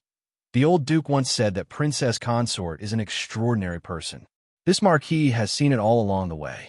I still have to trouble Princess Consort with all the matters in the army. This Marquis This Marquis is afraid that I can't do it. Marquis Nan. Yili still wanted to say something, but Marquis Nan waved his hand and said, this Marquis will take his leave first.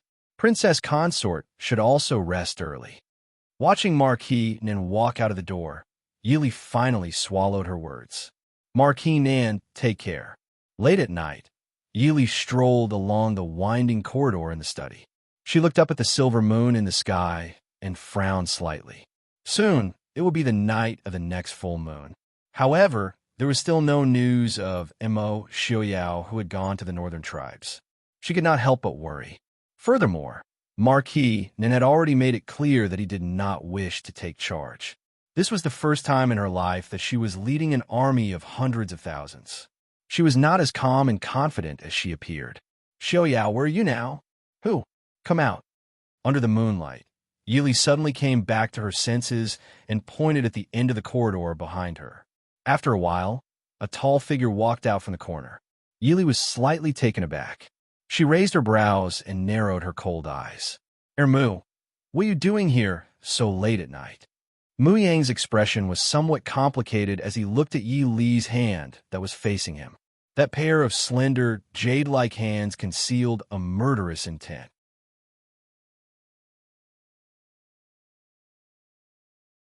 Mu Yang coughed lightly. This one did not mean to offend. Please forgive me for disturbing Princess. Yili smiled faintly and calmly withdrew her hand into her sleeve. She raised her hand and stroked the hair by her ear. It's so late. Mu, do you have something to say? A surprised expression flashed across Mu Yang's face. Very quickly, Mu Yang smiled faintly. Princess is indeed quick-witted. This one is just... Has Marquis Nan agreed to hand over the decision-making power of the army to Princess? Yili raised her brows and smiled faintly. Mu may be the heir of Marquis Muyang, but you are not Marquis Muyang himself. Furthermore, even Marquis Muyang does not have the right to intervene in the military matters. Mu, you are only Marquis Nan, a lieutenant under the deputy commander of the army. Towards Yi Li's obvious contempt, Muyang did not get angry. He leaned against the railing of the corridor with his hands behind his back. This one thinks that Princess knows the true meaning and function of this one's lieutenant status. Yili raised her brows and smiled. So what?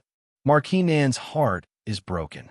Marquis Nan's heir's life and death is unknown.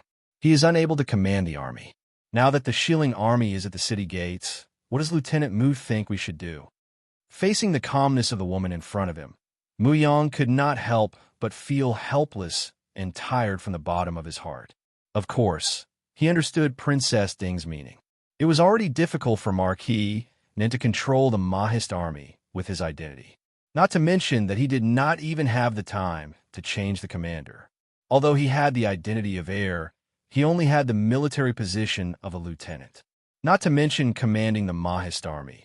Even if he wanted to lead a part of the Mahist army, without Princess Ding's approval, no one would accept it. Mu Yang was never a person who did not know the immensity of heaven and earth. Therefore, he did not have any plans to seize control of the Mahist army. However, the woman standing in front of him was clearly a woman who was not even 20 years old. But the aura and sharpness in her movements made him, a man of 7 feet, unable to help but admire her. This kind of woman had completely surpassed the meaning and scope of a woman in Mu Yang's understanding. It was as if she did not need to rely on anyone, and no one could stop her. No one could stand in front of her. Mu Yang suddenly thought of the handsome man who was still elegant and calm even when sitting in a wheelchair. In this world, only that kind of man could match this kind of woman. Mu. Yili looked at the person who was looking at her and frowned. Mu Yang came back to his senses and smiled apologetically. Princess has misunderstood this one's meaning. This one did not intend to make things difficult for Princess. Yili raised her brows, but smiled without saying anything. Mu Yang said, right now, Prince Li's rebellion in the south has not been quelled, and Shilling is invading. In the north, the northern tribes are eyeing covetously. The only ones who can wipe out the enemy are the king's household and the Mahist army. Although Mu Yang is not talented, but I know that the world is most important. Why should I make things difficult for Princess? Yili looked at him and smiled faintly. Ermu is not making things difficult for this consort. Aren't you afraid that the person in the palace will make things difficult for you? Mu Yang laughed heartily. Many thanks for Princess's concern. This one naturally knows. But there is a small matter that I hope Princess will agree to. Ermu, speak frankly. Mu Yang pondered for a moment and said, This one does not know if my father and the Ding King's household have any unpleasant past. I only hope that Princess will give this one face and be magnanimous. Yili was surprised and sighed after a long time. Marquis Muyang has a good son. With a son like this, Marquis Muyang should be satisfied for life. All right, this consort promises you. Muyang cupped his hands and said, Many thanks, Princess. Yili shook her head. Ermu does not need to thank me. This consort is not at a disadvantage in making this deal with Ermu. After all, compared to the matters on the battlefield, the other small grudges are nothing. Mu Yang chuckled in a low voice. Hearing Wang Fei's words, this one feels ashamed and unable to show his face. Yili smiled. It's my slip of the tongue. Ermu, please do not blame me. It's getting late. Ermu should rest early.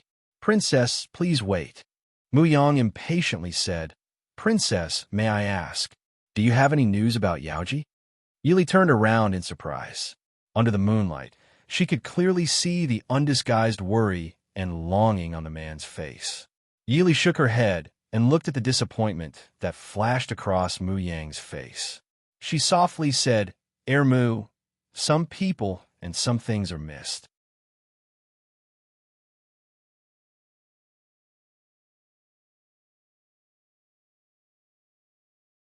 Chapter 319. Mu Yang stared at her unwillingly. How do you know that it can't be reunited? Yili said, I don't know if there is such a thing as a broken mirror being reunited, but the bronze mirror, even if it is reunited, it can't cover up the previous crack. Also, does Shitsi really have a way to get the best of both worlds? Mu Yang's face showed a trace of frustration and annoyance. Yili didn't say anything else and turned to leave. She lightly recited, I once worried too much about love-harming Fan Xing, but when I entered the mountain, I feared that I would lose a city. Is there a way to get the best of both worlds, to live up to Tathagata and Qing? Is there a way to get the best of both worlds? Mu Yang softly recited with a faint bitter smile on his lips. He would never be able to convince Yaoji to become a concubine of Marquis Mu Yang's household, just like he would never be able to convince his proud parents to accept Yaoji as their daughter-in-law. Live up to Tathagata and Qing. Did the person who wrote this poem also experience the same struggle and pain as him? The next morning, the Shilling army didn't attack again, which was rare. Yili sat in the study and sorted out the news and analysis of the battle. Marquis Nin didn't say that he couldn't do anything to decline. Early in the morning, when Yili just got up, someone came to report that Marquis Nin was seriously ill. Although there weren't any famous doctors in Jiangxia City, fortunately, the medical skills of the Mo family army's military doctors were extremely good. They quickly went over to diagnose and treat the Marquis and reported back to Yili. Although the Southern Marquis wasn't very old, he had been living like a prince all year round. Therefore, he was too tired and anxious during the march, which caused him to suddenly fall ill. Helpless, Yili could only send people to take care of him and speed up the search for Marquis Nan's heir. Qin Feng just finished his mission and secretly returned to Jiangxia last night. Yili called him to the study early in the morning and told him to look for Marquis Nan's heir. Princess, Officer Yun is fighting with someone at the military field. Just as she was talking to Qin Feng, someone rushed in from outside the door to report. Yili raised her eyebrows and smiled. She turned to Qin Feng and Zhu Jing and said, We have been on the road for several days. Yesterday we had a big fight, but this morning we were able to get up and fight. It seems that we have underestimated the abilities of our Mahist army. Zhu Jing rubbed his nose and laughed in a low voice. He said, Wang Fei is right. Yili rose and rubbed her shoulders. She said, Since that's the case, let's go take a look. Because it was the time when the two armies were facing each other, The Mahist army's barracks were stationed in an open space not far from Jiangxia City. All around, there were soldiers guarding the roads. An empty space in the middle of the barracks was used as a temporary drill ground. By the time Yi Li and the others arrived, Yinting was already wrestling with a young general of similar age. There were also a few high-ranking Mahist army generals and many soldiers standing at the side. Mu Yang, who had been watching from the side, was the first to see Yi Li come in. He turned his head and smiled at her. Yi Li nodded slightly. Qin Feng and Zhuo Jing parted the crowd to make a path. Everyone looked at the two young but outstanding generals fighting fiercely. Many people didn't even notice that Yi Li had walked to the front. Wang Fei. It was Mu Yang who spoke. The people who had been watching from the side finally recovered. Their expressions changed slightly as they hurriedly bowed to Yi Li. Some people wanted to go forward and pull the two people apart. Yi Li waved her hand and said with a smile, "No matter. Let's wait until they have decided the victor." Although Yi Li said so, with the presence of the princess consort, the bustling and lively atmosphere in the school ground suddenly dissipated. Many people had awkward and reserved expressions on their faces. Yi Li didn't care. She smiled and turned to ask Mu Yang, who was standing next to her, "Mu Shitzi, who do you think has a better chance of winning?" Mu Yang smiled and raised an eyebrow as he said, "This one thinks that Field Officer Yunting has a better chance." Instantly, the generals beside him all revealed unconvinced expressions. One of them had already blurted out, "From what I see, Field Commandant Chun is still more powerful." When he said this, everyone saw that there wasn't any displeasure on Yi Li's face. They couldn't help but feel relieved. They all spoke out in support of the young field officer surnamed Chun. Mu Yang said in a low voice to Yi Li with a smile, "Wang Fei, it seems that the Mahist army is also very xenophobic." Yinting was also a member of the Mahist army, and he was one that Princess Ding had personally cultivated. But after all, he was a newbie who came out of nowhere. Soldiers were all proud and arrogant. Naturally, there were many people who didn't like him. Yi Li didn't care. She smiled faintly and said, "In the military camp, the strong are the kings. It's not a bad thing to occasionally learn from each other. As long as it doesn't affect the important matters, it's fine." When she was in the special forces in her previous life, any random soldier was the elite of the military. How could there be no competition when such a group of elites were squeezed together? And it was because of this competition that they worked harder to move forward, because the weak would be eliminated in the end.